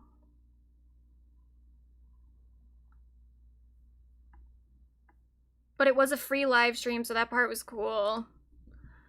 Free live stream, and then you'll need a subscription to like rewatch it. So I did, and also a subscription for the spatial audio. So I did get a subscription to Apple Music. They had the free trial for like the first 3 months. So if someone could please remind me after like 2.5 months to cancel that would be great, because I don't really want to keep Apple Music because it is more expensive. But I have been listening to like the Dolby Atmos versions of like albums that I haven't heard the Dolby Atmos versions of, and I'm like, it's fine.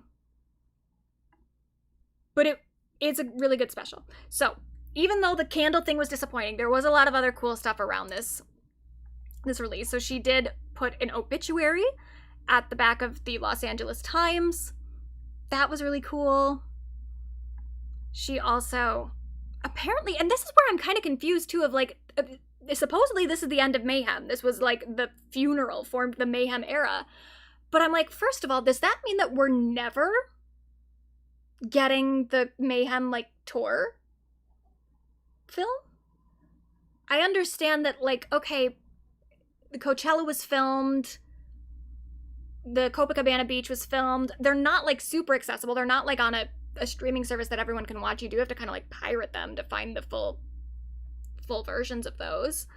But okay, I guess they were professionally filmed. But then there was so much that she added between like Copacabana and the actual like tour, and the idea that I'm never gonna get a professional recording of the actual tour is genuinely pretty devastating.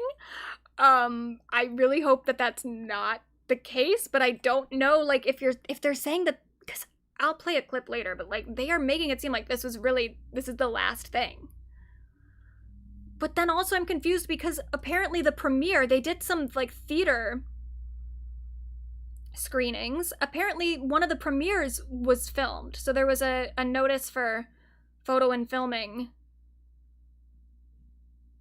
by Apple Inc. So I'm like, are we getting like another behind the scenes thing about the release of the film?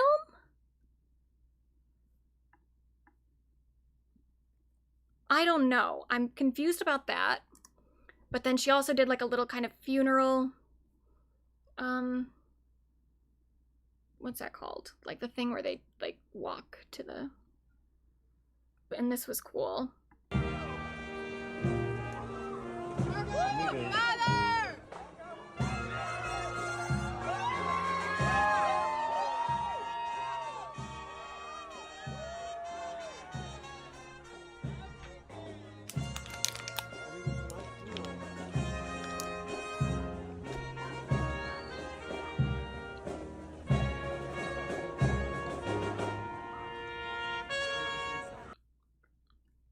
And they did that all the way up to the entrance at the premiere.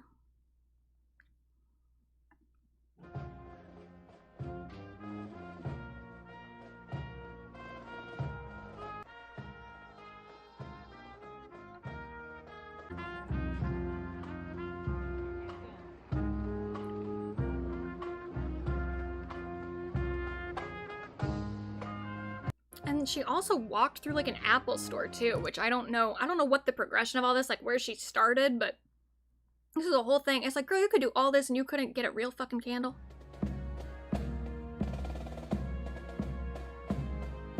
Yeah, procession, yeah, the funeral procession.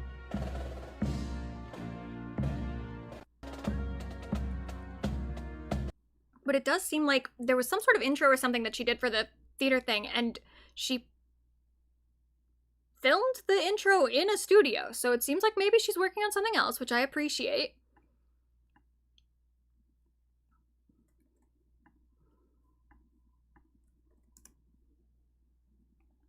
But I do think we could have gotten a little bit more from the Mayhem era. Just like a little bit more. But she put a few, so the whole thing is still on Apple Music, but you can watch a few clips on YouTube. So this was on her channel, and it is great. I mean, it's a new mix of everything. It's the entire album, not the bonus tracks, which I was a little disappointed by. I would have loved to have heard a live version of Can't Stop the High. Really would have loved that. But okay, oh well. The version that she's doing of all these different songs, they're very good. Let me just play like a second.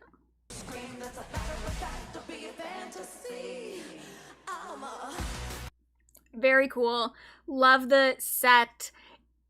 And I love, so this is on Apple Music's page. This is Die With a Smile. I think this is probably my favorite version of Die With a Smile that she's done so far. I really like what she's doing with her voice here.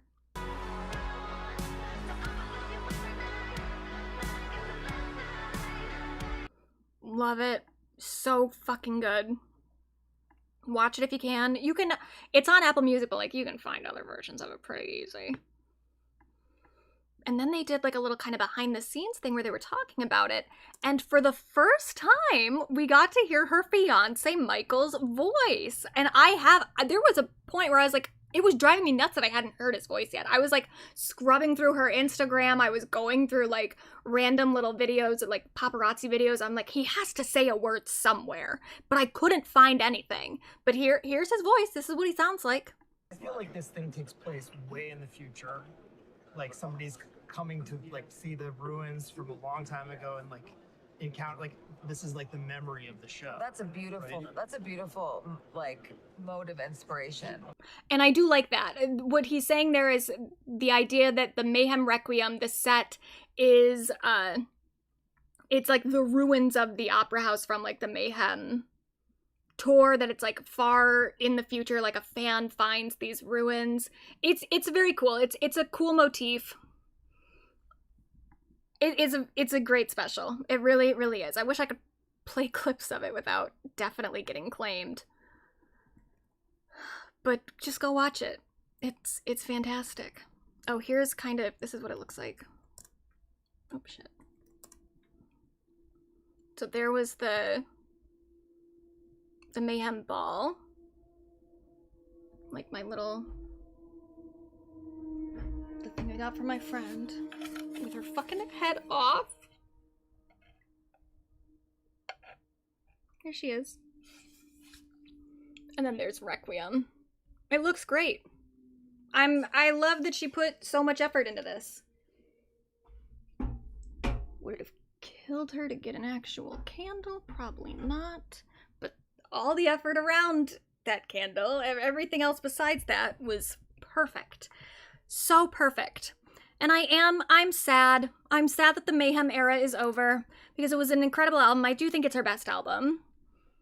And it was a long time coming. It felt like she had been distant from her pop career for quite a while. Even when she released Chromatica, it didn't seem like she was fully committed to the promotion of that album.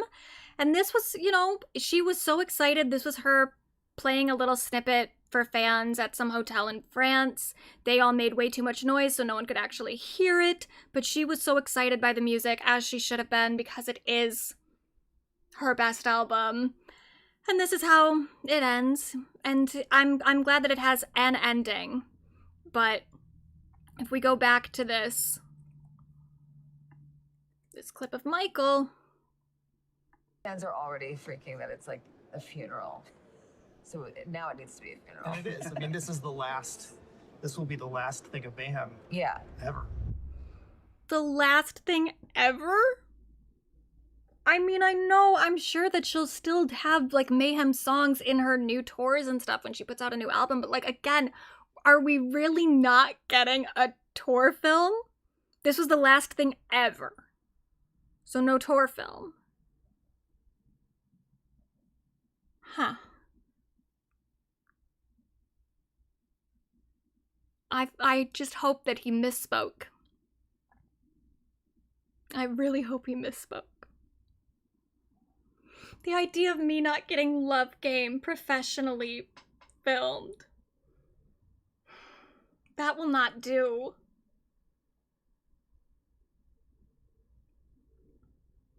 I think we will. We fucking better. We fucking better. I don't know, he said this is the last thing ever.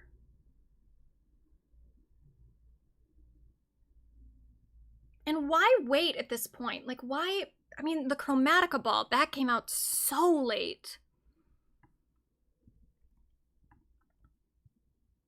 But it was a great era. I would have loved maybe a few more videos.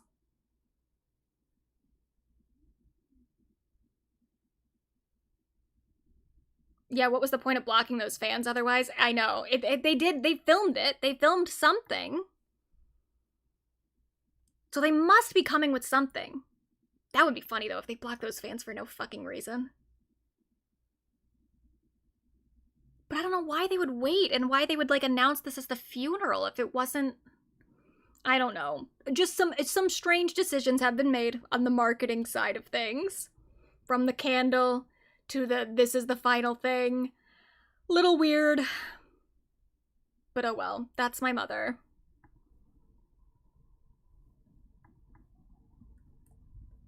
Would have loved a Garden of Eden video. Would have loved any live performance of Can't Stop the High. But it, you know, overall, it was a good time. It's been the best Gaga era since, like, maybe, I mean, Art Pop had its problems, but Art Pop was very exciting. So maybe since Art Pop. She has also submitted to the Emmys for her Dead Dance song for Wednesday for original song. Hope she gets that. It's not my favorite song, but I just hoped that she wins more things, so. And that's how I'll always feel. Anyway, let's finish this up. Let's talk about Euphoria.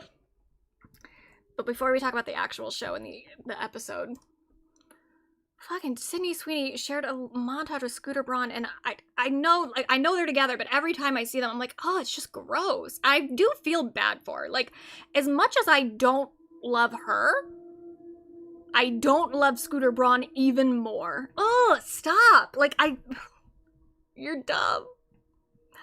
Oh, God.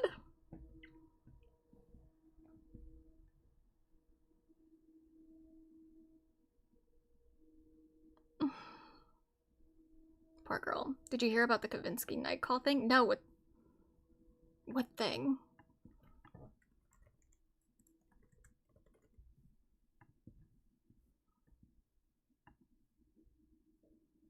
Like the song?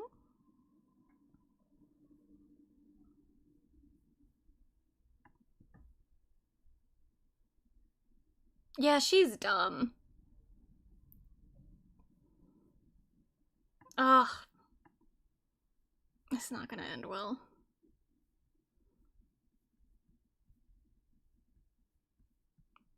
But then another Euphoria star. This video just made me laugh. What's up? Where'd you come from? What do you mean? Where'd you come from? Where'd I come from? Why are you taking pictures? Because you're Jacob Eldori. That's not how you say my name, sir. How do you say it? Some fucking respect. What's up? Where'd you come from? Cause you're Jacob Eldori. Jacob Eldori. That's not how you say my name, sir. How do you say it? Some fucking respect. Anyway, okay, let's talk about the new episode. So, I was kind of hopeful going into this one. Because the last two episodes have been, like, better. I wouldn't say good, necessarily, but they've been better. So I did think that Euphoria was on some sort of, like, upward... It had some upward momentum. It was going up. It was improving. It was getting a little bit better.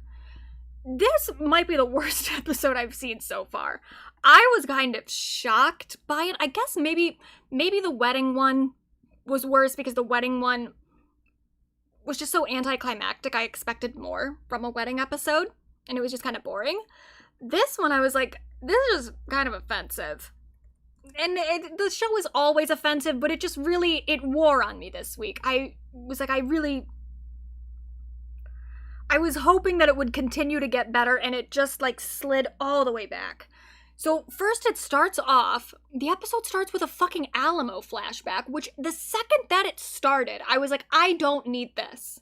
I don't need to know Alamo's backstory, because I know it's gonna be some cliche shit of, like, people were mean to him, and now he's a bad guy. Like, I don't need it. And I really thought it actually did kind of surprise me. It subverted some expectations in a way, because I thought, like, okay, they're always doing this thing with Alamo getting super offended by specific words, and he's offended by, like, his pants being too small, and he did the whole thing about, I'm not 5'9", I'm 6'3". So I thought that we were gonna get stuff related to that. As soon as the flashback started, I was like, okay, so we're gonna see people being, like, mean to him, like maybe he was really short for a long time and people were making fun of him and now he's insecure about his height, or maybe we'll get some insight into, like, the pig thing, why he would be so offended by being called a pig.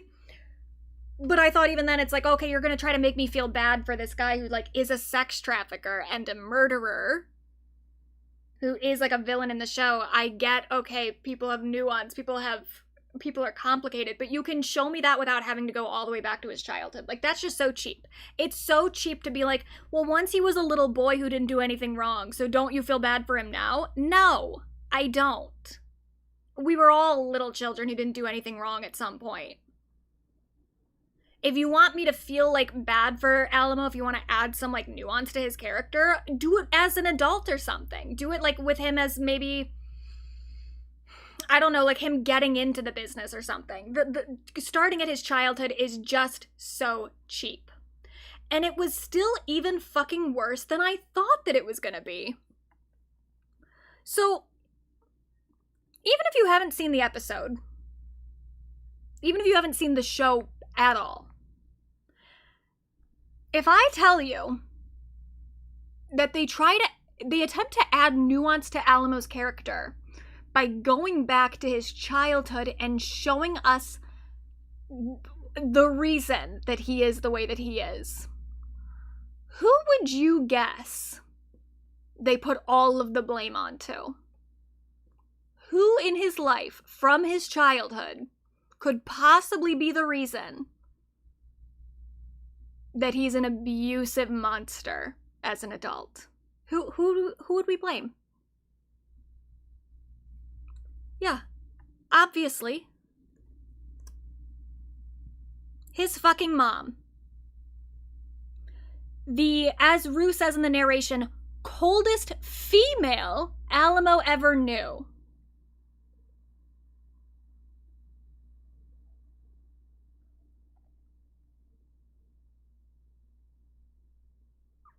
Just so pathetic, so cliche, so offensive.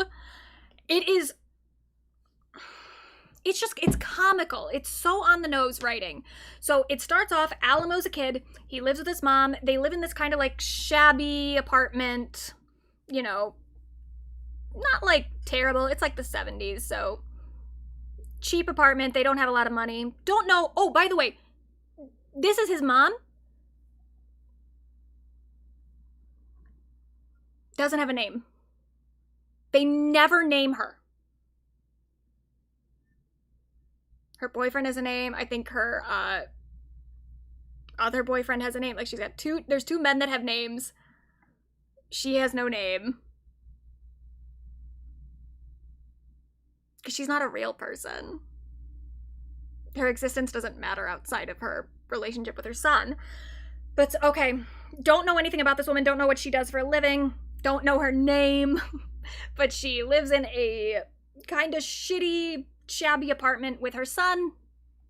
She tells Alamo, like, I'm gonna bring this guy over that I'm dating, and she says he ain't the prettiest, but he's gonna take care of us, whatever. He's, like, got some money.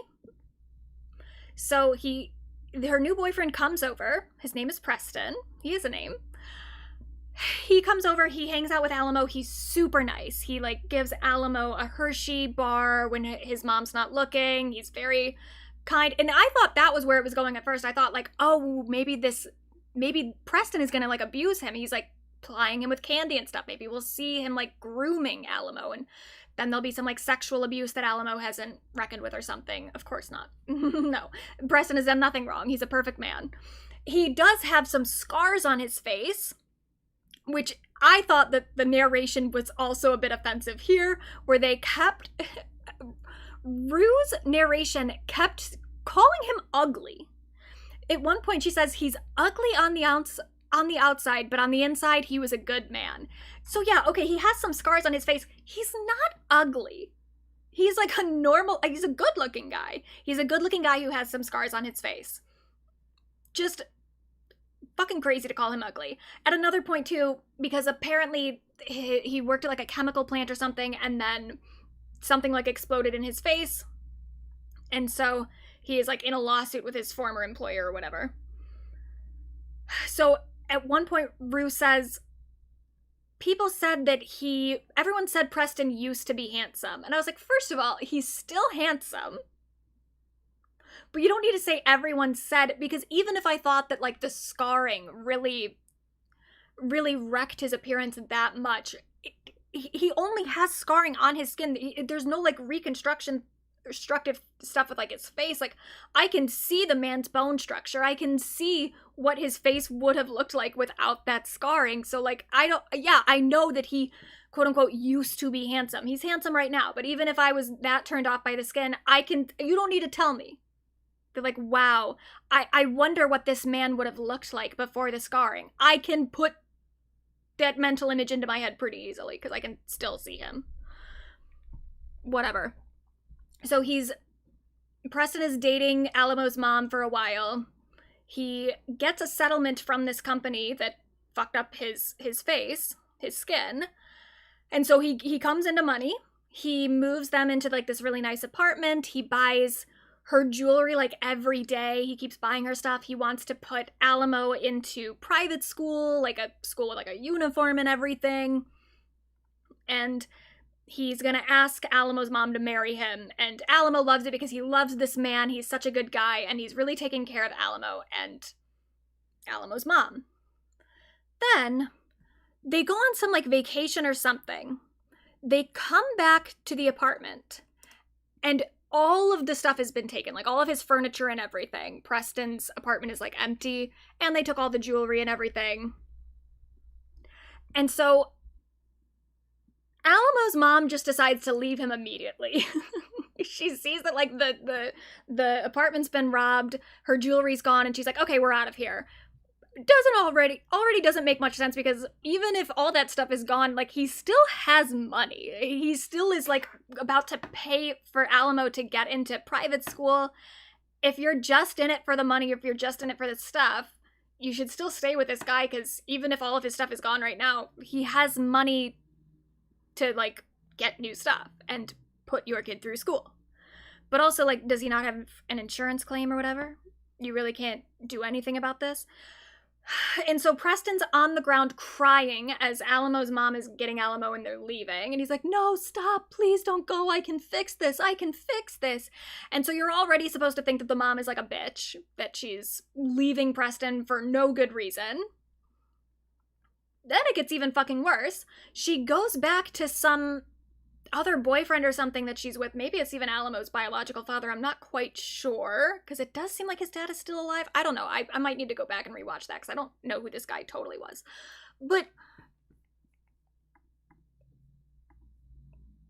it becomes clear because they go back to this other guy's apartment and all of Preston's stuff is in the apartment. So the mom set up this robbery. She literally did the entire thing. She was with Preston for, like, it seems months at least, just to, like, get him to buy her stuff and then rob his apartment.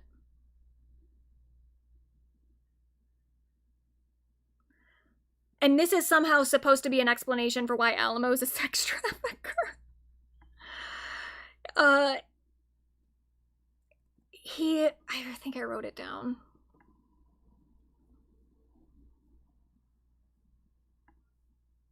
I gotta go back to my notes from yesterday. Yeah, so Rue's narration says, it was just one long con, and the real mark wasn't even Preston, it was Alamo. He believed him. I don't even know what that...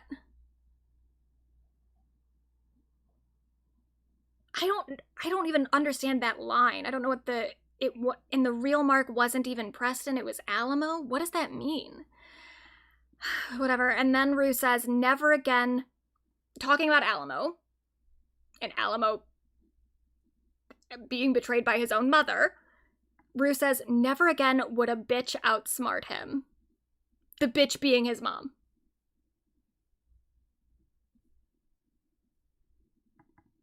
Just unbelievable. And it doesn't even explain anything. It doesn't explain anything about Alamo, other than like, okay, yeah, his mom was like an opportunist. His mom was a gold digger or something. She ruined his life by not staying with this one guy. Okay, how does that make him a sex trafficker? What does that have to do with anything? And why is he so sensitive to being called a pig? Why is he so sensitive to like the length of his pants? None of that is explained by this opening clip. It's just a fucking way for Sam Levinson to be like, women are bad. They're really bad. They just want money. And then the Euphoria social media account tweeted, all of a sudden we feel bad for Little Alamo. No, I don't. I mean, maybe I kind of feel bad for Little Alamo, but it has nothing to do with how I feel about current adult Alamo. Like, you're not gonna make me stop disliking this sex trafficker and murderer just because his mom was a gold digger. But people, so many people online are like really all into it. They're like, this was heartbreaking, seeing Alamo forcefully leaving the new man he felt safe and good around until his mom ruined everything instead of staying. Yeah, women really ruin everything, huh? Women ruin everything by not staying with men. And like, I know you can use a kind of, like a Thermian argument here of like, well, obviously she should have stayed because he was a good man. But that's the thing is like, well, why did Sam Levinson write it like this? Why did he write it so that a woman leaving a man is automatically like, it's a bad decision? She's in the wrong. Stupid. And the worst part about this is like this entire opening is happening. If we remember, the last episode ended with a cliffhanger about Rue's death. So we had to go through this entire like opening 15 minutes just to see whether or not Rue has been beheaded. The main character. I had to watch like 20 minutes. Maybe, I don't remember how long the opening was. It was probably like only 10 minutes. But I had to watch 10 minutes of a backstory I never wanted. A backstory that doesn't even make sense. A backstory that doesn't explain anything. A backstory that is just meant to shame a sex trafficker's mother. I had to watch all of that just to see whether or not my main character is dead.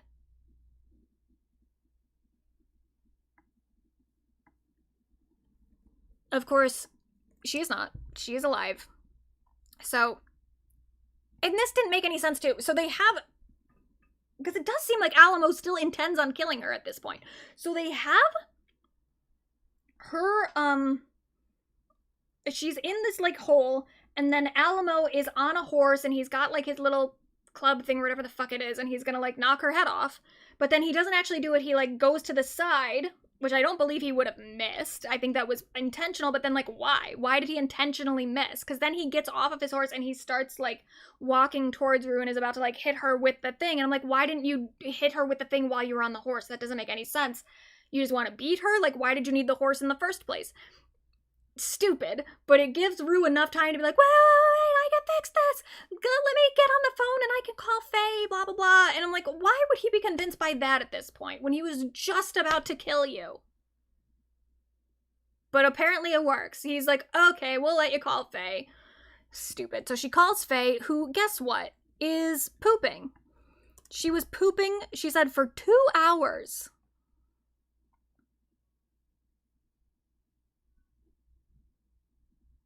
And you don't, at least this point, you don't, in this episode, you don't see any poop, but you do hear her, like, you hear all the farting and stuff that's happening in the bathroom while Faye's on the toilet, talking on the phone. It's like, what is this man's problem? He must have a scat fetish. Like, it just doesn't seem like it's a coincidence that he keeps putting so much poop-related things into the show. So she says she's been shitting for 2 hours. Rue asks Faye to take a photo of the key to Lori's safe. And she asks her to take a photo next to a quarter for, like, the size ratio. Faye doesn't want to do it at first. Rue brings up Fez to, like, guilt her, which that would have worked so much better, too. Because she's like, oh, well, it's kind of your fault that Fez is in jail, and Fez would have helped me. Probably would have been more compelling if Fez had just died. I don't know why we didn't kill Fez off, but okay. Then it goes to a loud eating scene with Faye and her Nazi boyfriend. For what reason, I don't know. They have, like, chicken and they're just, like, chewing loudly. I think because, again, it's probably some fucking fetish thing that Sam Levinson has. But so now Faye, the one reason that Rue would be, that Faye would be hesitant to help Rue is that she is just fucking in love with this Nazi. And they show them making out and stuff, and she's giving him a hand heart. And I'm like, I don't want anything to do with this. I don't care about this man. The Nazi shit is so over the top this episode. So, for one thing, he is talking to Faye, and he's telling her, I'm gonna talk to Lori because I don't think you should be muling anymore. The only thing you should be carrying in that belly is some fair-skinned babies. And as he's saying that, he's putting like a Nazi cap onto her. Then he gives her a fucking tattoo, and you're never gonna guess what the tattoo is of. Oh shit, is it already gone? Oh, I guess the tweet was deleted. It's a swastika, obviously. He's tattooing a swastika onto her. Then they get into like some sort of argument. He is like holding money over her head too.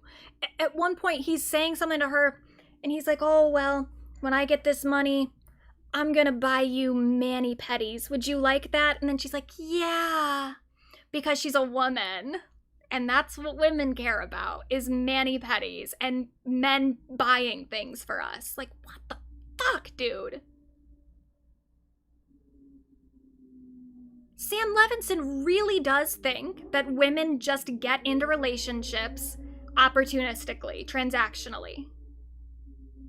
He is so fucking red-pilled. He is such an incel. He's just gross.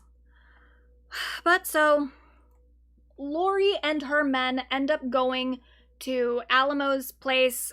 They've arranged some sort of meeting, even though they've been fighting this whole time.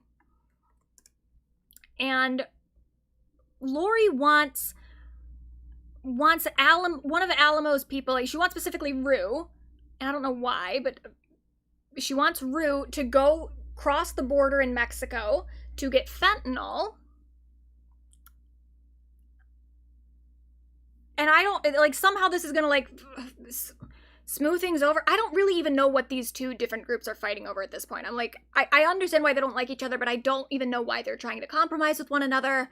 I don't totally care. But this, I was, like, really kind of shocked by, because they're having this conversation about fentanyl and how it's, like, killing people, of course. Feels definitely like conservative propaganda.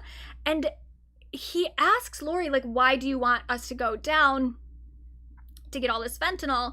And she says, like, don't you pay attention to the news? And he's like, no, not really. And she's like, well, they're closing down the border, so we're not going to be able to do this, like, regularly anymore. So this is like a one and done thing. I need you to go and get all this fentanyl and bring it back while we still can. And I was like, really?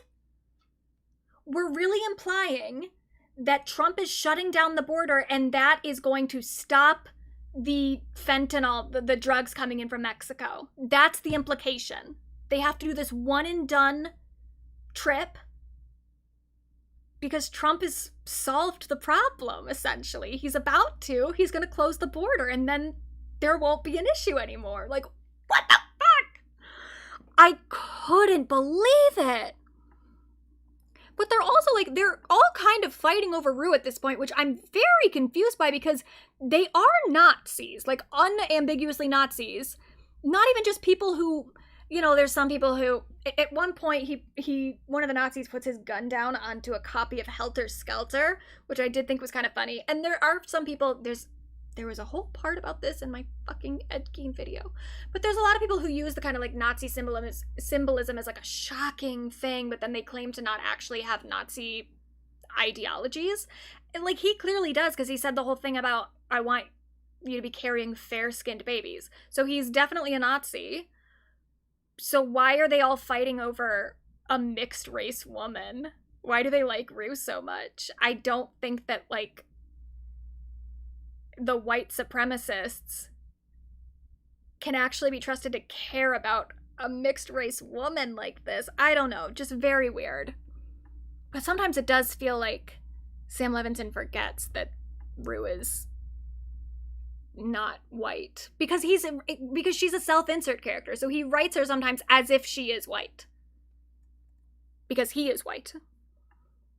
But so during this whole scene with Alamo and Lori, Rue does the smart thing for once and has her phone recording, so the DEA is listening on the phone. Oh, and by the way, found out, I don't think I ever mentioned this, but the DEA, one of the DEA agents in the show was an actual, like, former head of the DEA in California.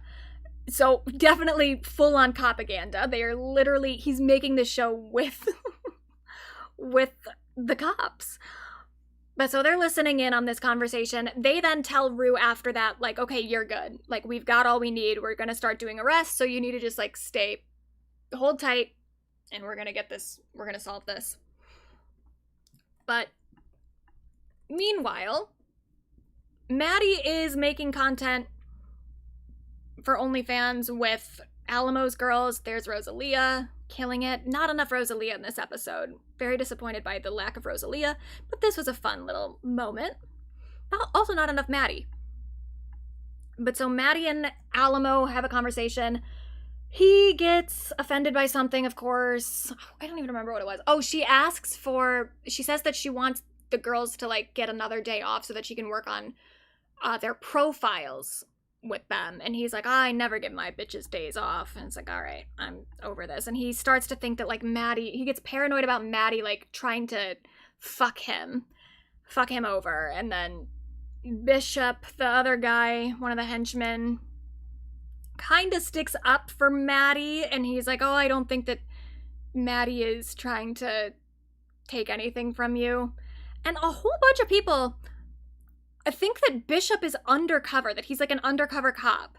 So this person said, I'm sold that Bishop is undercover. Maddie either picked up on this or the feds have already got to her. Maybe she went to them with information right after their first meeting in an attempt to help Rue. I really don't think so.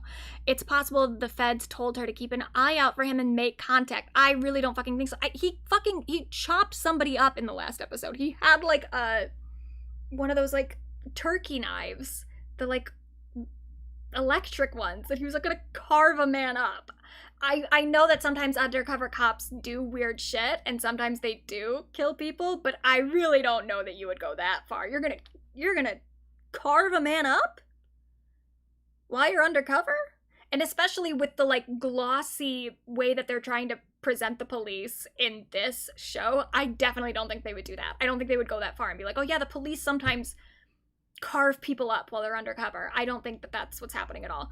But that I saw other people arguing with this person and being like, I definitely don't think that's happened. That doesn't really make sense. And they said something, it's in the replies here somewhere.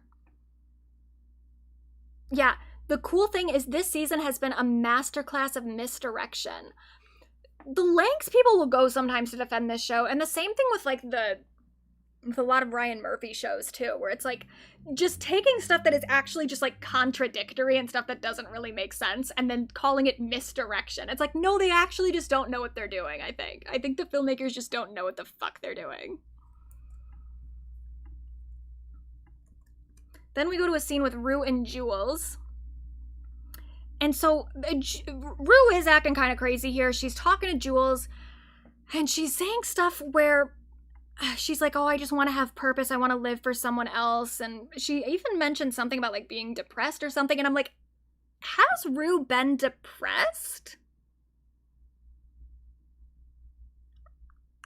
We spend a fair amount of time with Rue, but we just see her like running from near-death experience to near-death experience. So it's like there's no time in there for me to actually like consider Rue's inner life. Like I don't actually see her being depressed. I just see her almost dying. So some of the stuff that Rue is saying here does just come out of fucking nowhere. But that's, I think, just a problem of, like, we don't get to spend enough time with this character as, like, a person. We don't get to know enough about what she's, like, thinking about, what she's dealing with personally, like, internally. We just see her almost dying all the time. So she says she says to Jules something about how she wants kids and she, like, wants a family or something.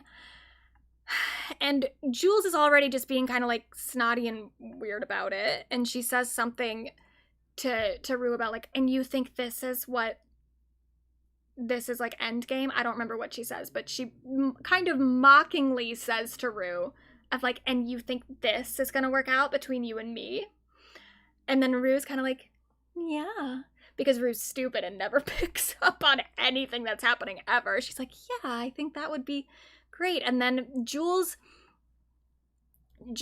starts getting mad, and then they get into like a fight, and Rue basically brings up like, you're in this relationship with this sugar daddy who doesn't even care about you, who's married, like what are you doing?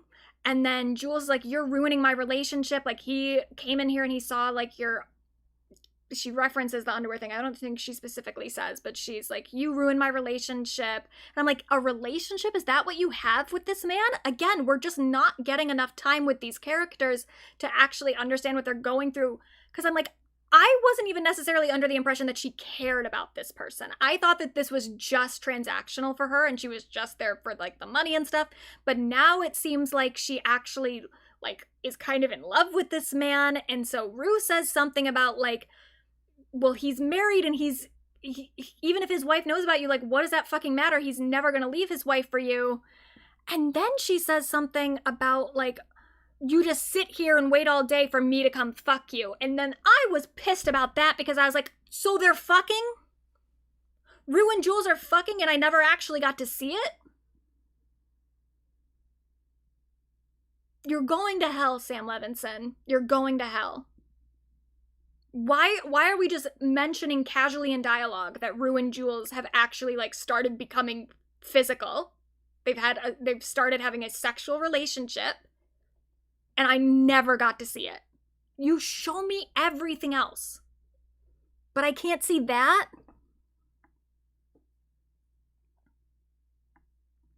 But then it gets kind of worse. Because after Rue says that, this happens. Until I come back to fuck you.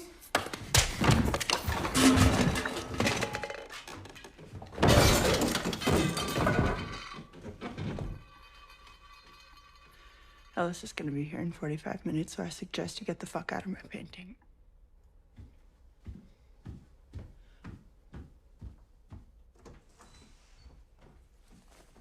Man, Jules fucking sucks. And she didn't used to. Like, this is so out of nowhere. It's so uncalled for. And she's so offended for what? Does she like this guy?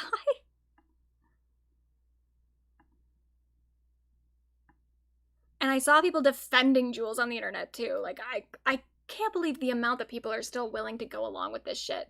Like, yes, Jules is a bit harsh with Rue, but also, Rue, girl, be serious. You reconnected with this girl 3 weeks ago, and now you're at her house basically asking her to marry you and have babies together? Like, okay, yeah, sure, Rue was being a little weird, but like,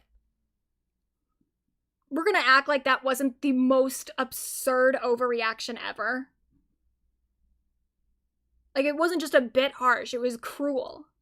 And then Rue was crying in the elevator, and that made me so sad, even though I don't give a fuck about the show, even though I think all these characters are so underrated. Seeing little Rue crying was, like, actually making me upset.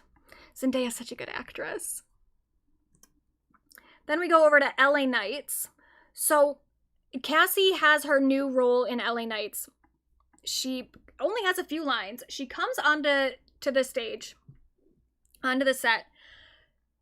The other guy who's in the scene says something about, like, she's doing something with, like, a job application. That's what her character is. And he says something about, like, a honeymoon. And then she immediately starts having, like, flashbacks to her wedding night because the mob boss, when he was, like, attacking Nate, says, oh, it looks like the honeymoon is over or whatever. And so she gets, like, triggered by that, and she starts, like, crying, and she starts kind of referencing, like, the whole thing with the wedding night, and she's like, oh, and he lied to me for 5 years, referencing Jacob. And then the guy who she's in the scene with takes it as, like, an improv thing, and he, like, leans into it. He's like, oh my god, has Jagger, some other character in LA Knights, has he hit you? And then she's like, I deserved it after I stole him from my best friend. And the producers watching this happen are, like, mesmerized by it. They're like, that's not the script, but I'm interested. This is very compelling. And I'm like, no, it's not. For one thing, it doesn't actually make any sense. And also, I don't believe that producers would just be okay with a random, an actress that they've never even worked with before. She only had a few lines, and now she's completely changing her own plot line while you're filming. I don't think anyone would be okay with that. But then also, what I find more kind of offensive about it is like the fact that Sam won't let Cassie even be good at something. Because okay, with the audition or whatever, I thought that her audition was cheesy as hell. It didn't make much sense to me that the producers were so into it, but it's like, okay, in the fiction of the show, she did a good audition and she got this role of her own talent. And then when it comes to her actually filming, the reason that these producers think that she's good at acting is because Cassie is like having an actual like trauma response. And it's not even her fault.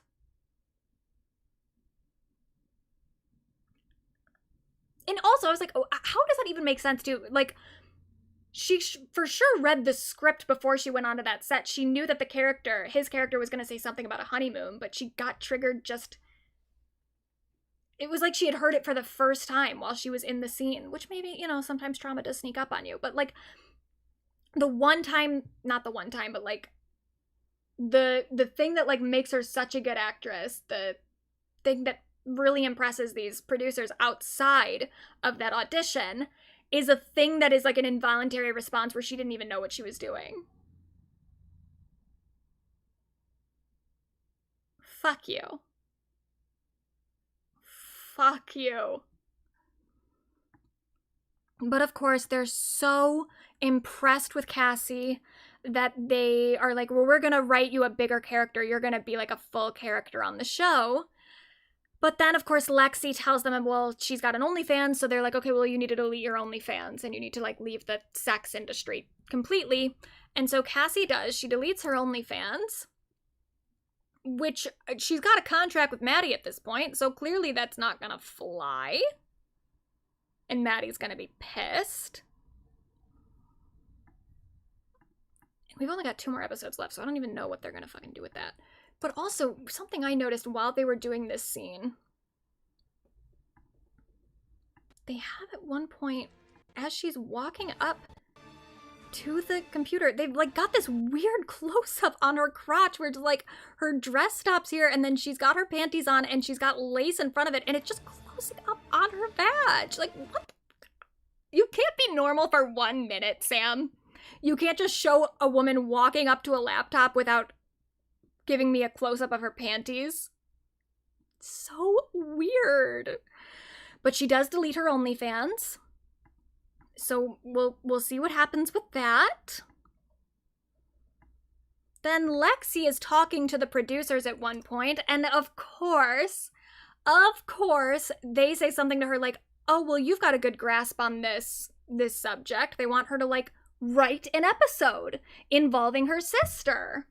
Because I think that they're going to have, like, they're going to have Cassie's character leaving the sex industry or something.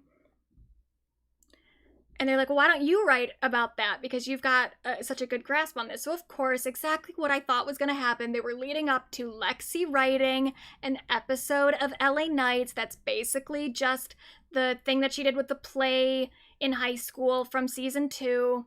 Here it comes. Then we go to Rue in church. She's talking to her mom, and this scene pissed me off, because this tweet says, this scene between Rue and her mom was great character development for Rue, and it gave me chills. Zendaya, you're getting that Emmy. Yeah, the scene was okay. Well, there is something about the scene that pisses me off. But, like, Zendaya's giving a good performance. I'm happy to see her, like, interacting with, like, a family member again, instead of just having this whole plot line with Alamo. But she's saying stuff in there where I'm like, I just haven't spent enough time with Rue from, like, an interior sense of, I haven't actually seen what she's dealing with emotionally. I've just, again, seen her running from near-death experience to near-death experience. So, like, this thing of this buildup of her finally letting it all out with her mom. I'm like, has she been feeling this way the entire time? Has she been looking for forgiveness or whatever this entire time? From what? What specifically? Like, what's bothering her? You can put things together if you want to, like if you want to defend the show and you want to be like, oh, well, she's clearly upset about, like, you know, she had to cover up that murder. She had to do whatever. You can find things to be like, that's why she's seeking salvation from the Lord, because she's in a church with Jesus. There's Jesus there. Okay, fine, you can put things together, but I don't actually get to see Rue reconciling with any of that. I don't actually get to see Rue expressing that guilt throughout the show. I see her acknowledging it like once when it happens. Not even acknowledging it, but just acknowledging like, oh, this is the first murder I've covered up. And then later she's like, I feel so guilty about everything. Like, what? Including what? What specifically are you feeling guilty about? What do you need salvation from? Please tell me. And then also, it is stated at multiple points in this episode that she's been sober for like a while. She doesn't say specifically how long. And I'm like, the whole show in the first 2 seasons was so rooted around Rue's addictions. And even while she's in this environment where there are drugs around her, where she is like kind of getting fucked over by a lot of different people, she's managed to stay sober, and we haven't seen her actually like struggling with that. We haven't seen her being like tempted to do a drug and then not doing it. That part of her character has almost been completely forgotten, except for in the small moments that it's relevant to like the plot. When it's convenient for Sam to bring it up, he'll maybe throw it in to some of the dialogue, but we don't see it. We don't see Rue dealing with her addictions, which is crazy because that used to be like the one thing the show got right. But so she's having this conversation with her mom. I'm already a little annoyed by the conversation just from the fact that I don't think they've done enough build up to even get to this point where they can have this kind of moment. But also she's having the conversation with her mom and it's completely one-sided. You don't hear the mom's side of it at all, even though there was some stuff put out for the promo implying that her mom was going to be in this episode, and she is, but literally just for like a second. Like, Rue hangs up the phone and then you see her mom kind of just like holding the phone and then being like, oh, so sad. I don't even, maybe you get like a line from her or something, but she's not in the scene for very long. And it's so cheap and so tacky and it's so emotionless.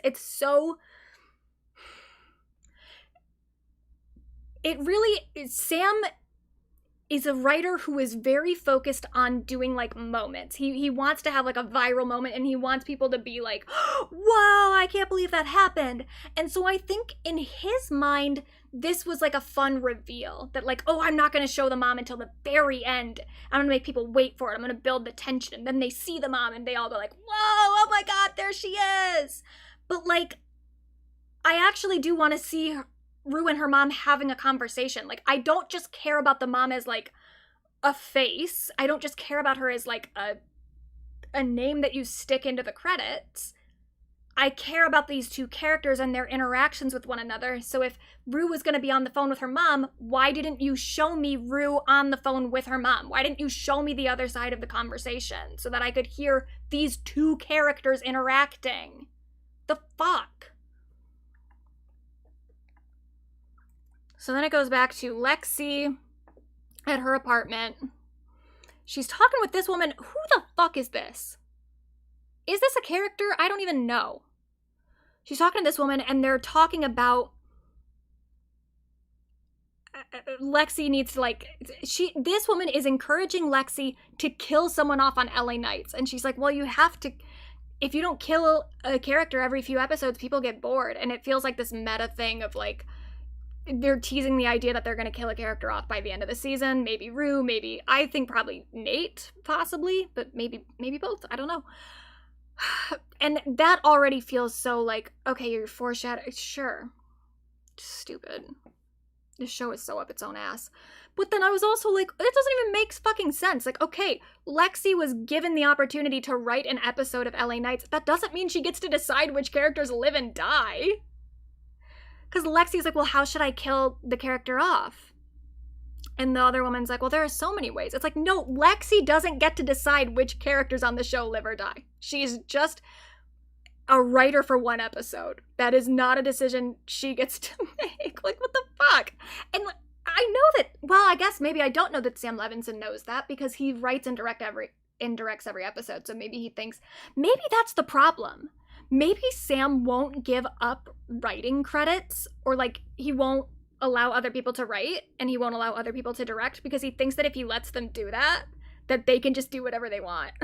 That he can't tell them like, no, you can't kill a character off. He thinks that if he lets other people write the show, that they'll start killing characters off without his permission. Maybe that's it. Maybe he's just fucking stupid. But obviously that's not how that works. Lexi cannot just decide which characters get written off. But so if you see back here, there's this delivery guy. He's going up to deliver something to Cassie. Specifically, her husband's finger. Nate's finger. So we finally get Nate for the first time in the episode. Cassie did try to call him earlier, but he didn't answer. I don't know at this point. I think this is Cassie finding out that her husband has lost his finger. And that too, I'm like, so do they not talk? The only times that they're talking on the show is when we actually see them on screen talking to one another. Like, I feel like days have passed at this point and she hasn't spoken to her husband at all and doesn't think that that's weird. I guess maybe that's the relationship they have, but I just feel like she would have called him at some point in between then and now. Whatever. So it gets to Nate, who is freaking out with these. He's on the lot that he's trying to develop this land on. He's stomping on the flowers that are ruining his project. And he is yelling some slurs. So here's that. Wanna fuck with me? Well, fuck you, faggot cock sucker! You fucking fucks! You wanna ruin my life?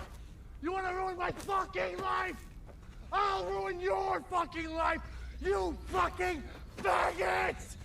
Wanna fuck? And then I was seeing people being like, oh my god, Nate's back. And okay, yeah, he's homophobic again or something, but he's yelling at flowers. He's not even yelling at a person this time.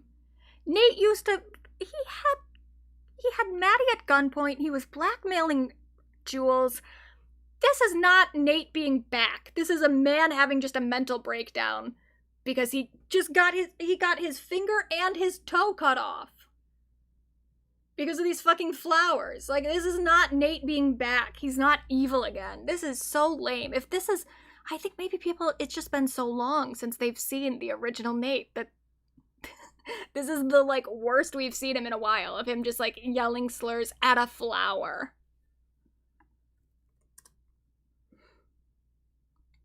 But yeah, we got the F slur in this episode, so kind of rounds out the slurs from the entire show. Sam Levinson is so happy to be the slur-slinging slasher. So we've gotten the N-word, we got the T-word, we got the R-word, we got the F-word. Were there any other slurs that I'm forgetting? Probably. But that hits kind of all the groups, you know, like, and also, I mean, we've had plenty of bitches, so we've got some gendered slurs, we've got some gay slurs, racial slurs, ableist slurs. We got the whole thing. The gang's all here. And then, of course, Nate just gets beat up again. I don't think he loses anything this time. I think he has all of his fingers and all of his toes. Or at least he has the ones that he was left with from the last episode. He's now down a finger and down a toe. But this time I think he just got beat up. I don't think he's lost anything else. But he does get beat up again. And so then Alamo sends Rue to Lori's. He's not sending her to Mexico to get the fentanyl, but he's going to send Rue to Lori's because she does end up getting the photo from Faye of the key with the quarter next to it for scale.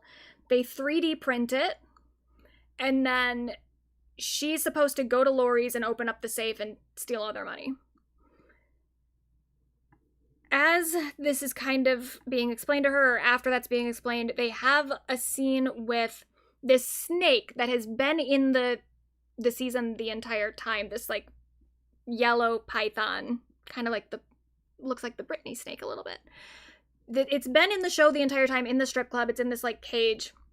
They have Cassie posing with it earlier in the episode, but there's a scene specifically with Alamo and Rue where they're looking at the snake, or not Alamo, I'm sorry, with Bishop and Rue, where they're looking at the snake, and then Bishop is like, do you know the story of this snake? This was one of our old dancers. This was her pet snake. It was her favorite. She loved it. She would do routines with the snake. She would go home with the snake. She would sleep with the snake. It would like wrap itself around her while she was in bed.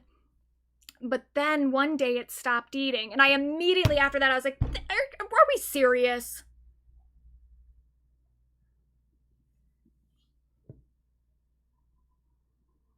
Sam Levinson has never Googled a thing in his fucking life.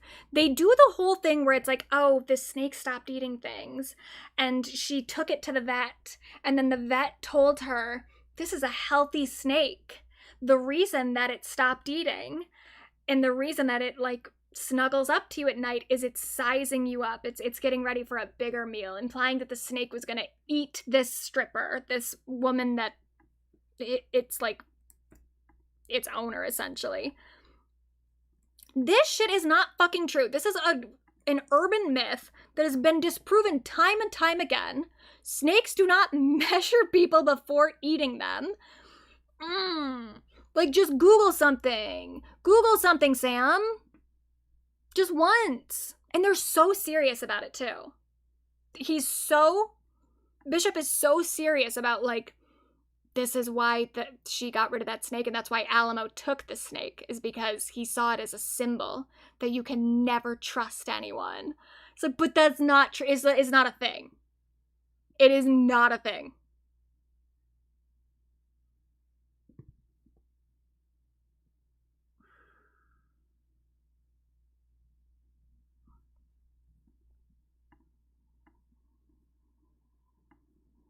So then Bishop indicates that he has called Rue's mother, and he even says her name, Leslie.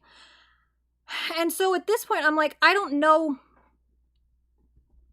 Is the implication here that, I mean, he's definitely kind of threatening Rue of like, if you don't, and it's like, and people still think he's an undercover cop. He's threatening Rue and being like, oh, we're gonna kill your mom if you fuck this up. But I don't know if the implication there is just the threat against Rue's mom, or if they're implying that maybe they know, they must not know, if they knew that Rue was actually working with the DEA, because the DEA did put their phone number in her phone as mom.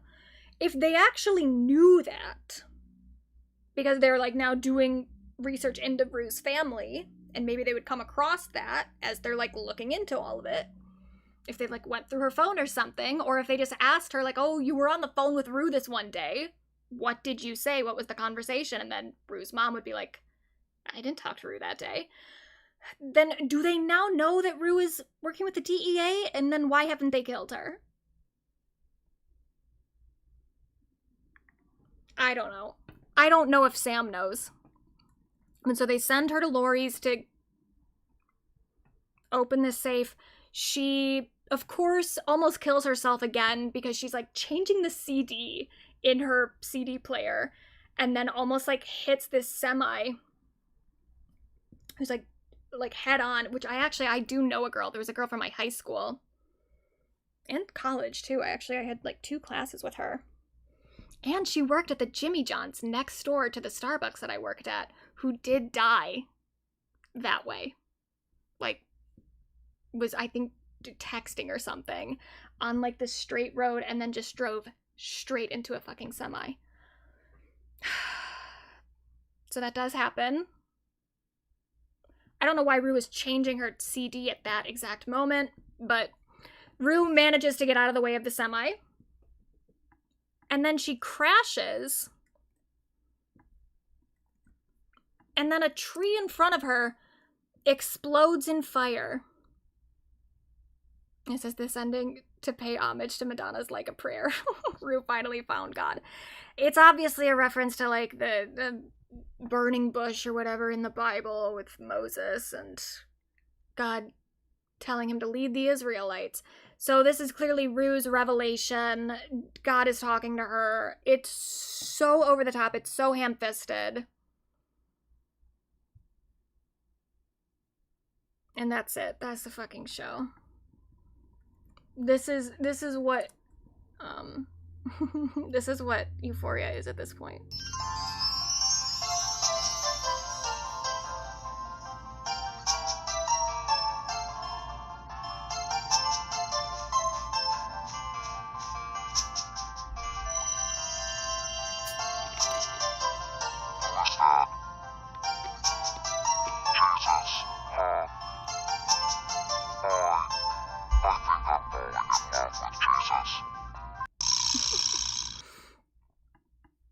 Someone asked me about playing this game on one of the streams, but I keep seeing it on my timeline, but I don't really know what it is. Can I play it on the Switch, or is it just like a Switch 2 thing? Because I only have the Switch 1. I'm not buying that 2. But if I can play it on the first Switch, then maybe. I really don't know what it is. So, we've got 2 more episodes left. It says, according to Coleman Domingo, the last 3 episodes of Euphoria's 3rd season are going to elevate the series to a whole new level, and he guarantees it'll be incredible. Okay, well, we're 1 episode into that 3 episodes thing, and I disagree. I don't believe they can pull it together in the next 2 episodes, but the next 2 episodes are long. So, next one is an hour and 20 minutes. The one after that is an hour and 33. Oh, I can play it on the Switch 1? Okay, good to know. Good to know. Maybe I'll look into it. Maybe I'll play it while I'm traveling. Yeah, I don't know. We're gonna have a lot to go through the next time that I see y'all, because the next time I see you guys, Euphoria will be completely finished. Well, I mean, maybe there'll be a 4th season, I don't know, but this season will be finished. So whatever happens in this next, like, 5 hours of content almost. Would that be 5? No, it'd be more like 3. This next, like, 3 hours of content, I'm sure I'll have a lot to say about it. Looking forward to it. I thought most of the cast haven't even seen the finished show yet. He was still editing it at the time, so I don't know if he's maybe edited it since then, because when he did the premiere, when Sam Levinson attended the premiere and was on the red carpet, he said he was still editing it next, he said that he was still editing it at that time. So maybe he's edited it since then. But I mean, they had the script, so maybe they just, like, from the scripts that they have, though I think they only get their scenes. So maybe Coleman is just putting it together from, like, what he knows of what he shot. I'm not sure.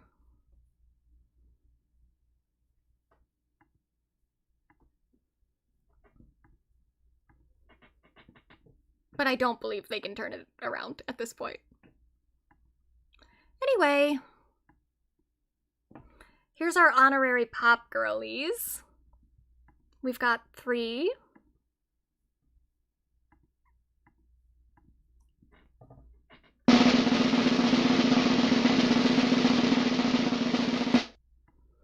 Grogu again. When I went to add the other 2, I couldn't take him off because he's just still so cute, and his movie comes out, I think, this coming week, so, or maybe the week after, I don't know, but he's so fucking cute. Okay, with the other 2.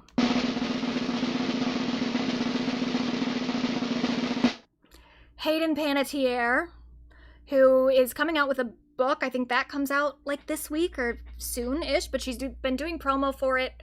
She's been talking about, like, her experiences with postpartum depression, alcoholism, also some bad situations she got into as a young girl in the film industry.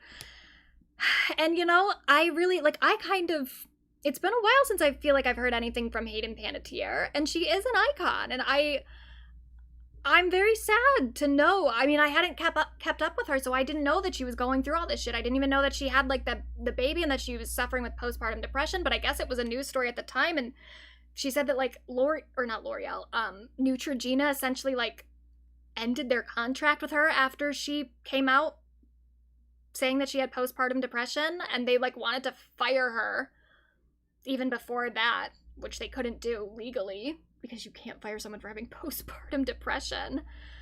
But I was like, man, my girl really went through it. And she is such an icon. I never watched Heroes, but I know that her character was important. But I watched those Bring It On movies that she was in. Yeah, sad. Sad to know all that she had to go through. But I'm glad that she's talking about it. Grogu, 2-time honorary pop girly. That is a record. We did have Zoran Mamdani has been twice. So him, Grogu and Zoran are the two that are like tied. But I think Grogu might be the first twice in a row. I feel like maybe there was someone in between the two Zorans. But either way, both icons. So shout out to Hayden.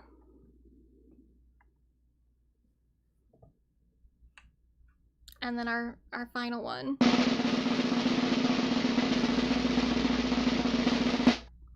Lupita Nyong'o. So I don't know if you guys have kept up with all the stuff that's happening right now with the discourse around the Odyssey, primarily being led by a Mr. Elon Musk, who has been having a fucking meltdown. Yeah, youngest 2-time honorary pop girly. He is, I think, technically like a couple 100 years or something. I don't know. He's fairly old, but he's young for whatever it is that he is, like his species. So he is a baby. So, like, average lifespan wise, yes, he is the youngest. But so Lupita, she was cast as Helen of Troy, and also Kellen's sister, Clytemnestra. She was cast for that like dual role. We think I think it technically hasn't been like confirmed yet who anyone is, but like from the trailers and stuff, that's what it seems like it is. She is playing those two roles. Helen of Troy, you know, like the woman who's so beautiful that like she starts an entire war. Elon Musk, he already had like he had tweeted a few things about the Odyssey, this new Christopher Nolan movie that's coming out in July. He tweeted a few things about it in January. So I already did think that like, okay, this is gonna be a thing, I guess. Like, the closer we get to the movie coming out, there'll probably be some, like, meltdowns from some undesirables on the internet. But even then, I didn't think it was gonna get this bad this fucking fast. If you go to the trailer right now, and you go into the comments, it is nasty. It is literally, there was one that I saw that said Helen of Detroit. Because they're just fucking racist.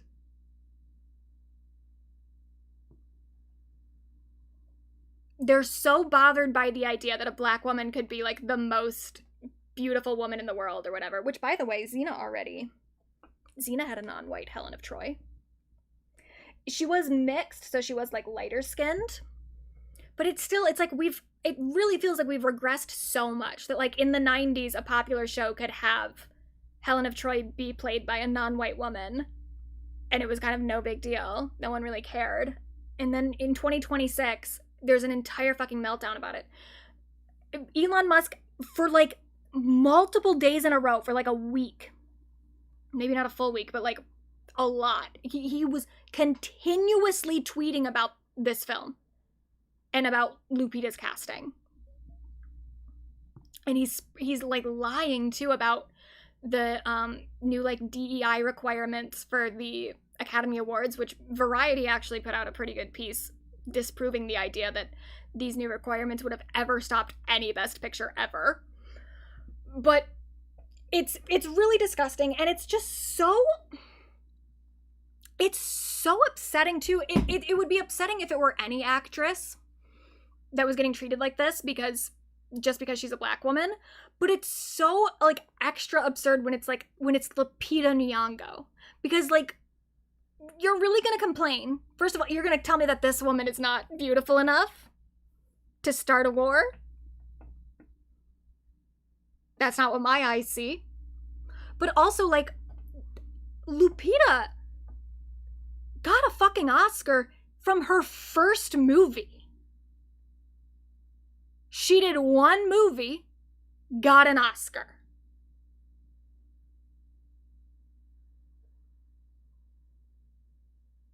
The idea of ever thinking that casting Lupita Nyong'o is like a bad idea, it's crazy to me.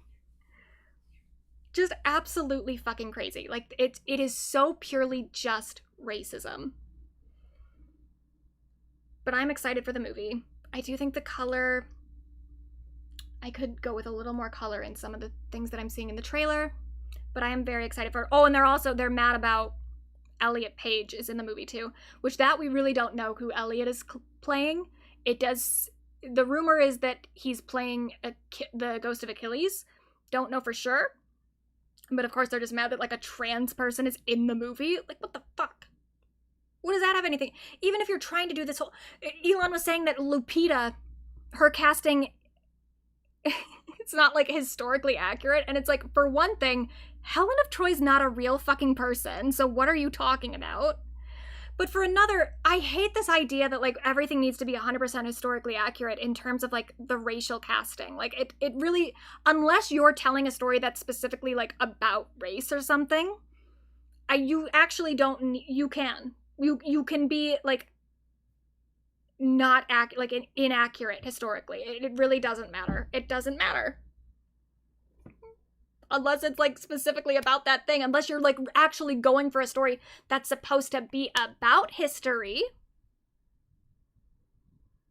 But if you're just doing like an adaptation of like an old story or something, you can do whatever the fuck you want. You can do whatever, especially you can do whatever the fuck you want with the Odyssey. It's the same shit to me with the with all the people who were complaining about Emerald Fennell doing Wuthering Heights before we knew anything else. Like, just when we knew that was greenlit and people were like, oh my god, who's letting her do Wuthering Heights? It's like, well, it's in the public domain. Anyone can do it. Let's be clear. Anyone can do it. And especially with the Odyssey, like, that's very much in the public domain. And I've even seen people say that, like, oh my god, Homer is turning in his grave right now. First of all, we don't even know who the fuck Homer was. Other than the fact that he wrote the Odyssey. Like, we don't even know who he was as a person.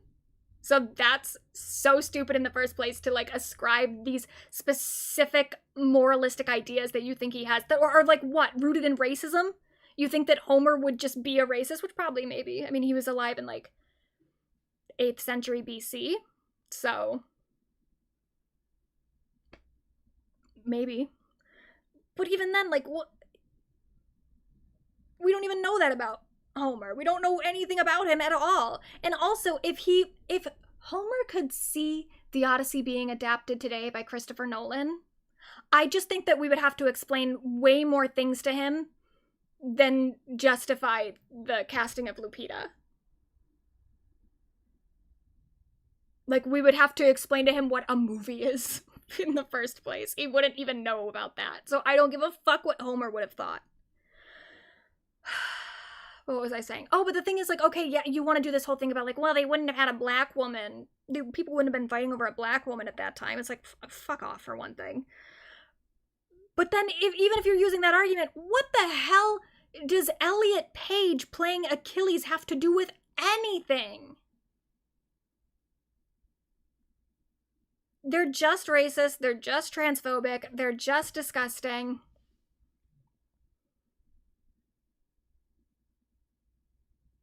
But Lupita's gonna be incredible. And I'm excited to see it. When it comes out in 2 months.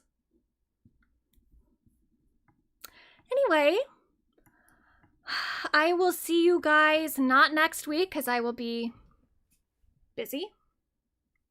But I will see you the week after for the final 2 episodes of Euphoria. We'll do the public stream for Euphoria, then we'll do the member stream for the members, and then we won't have another Pop Girly news stream until after that.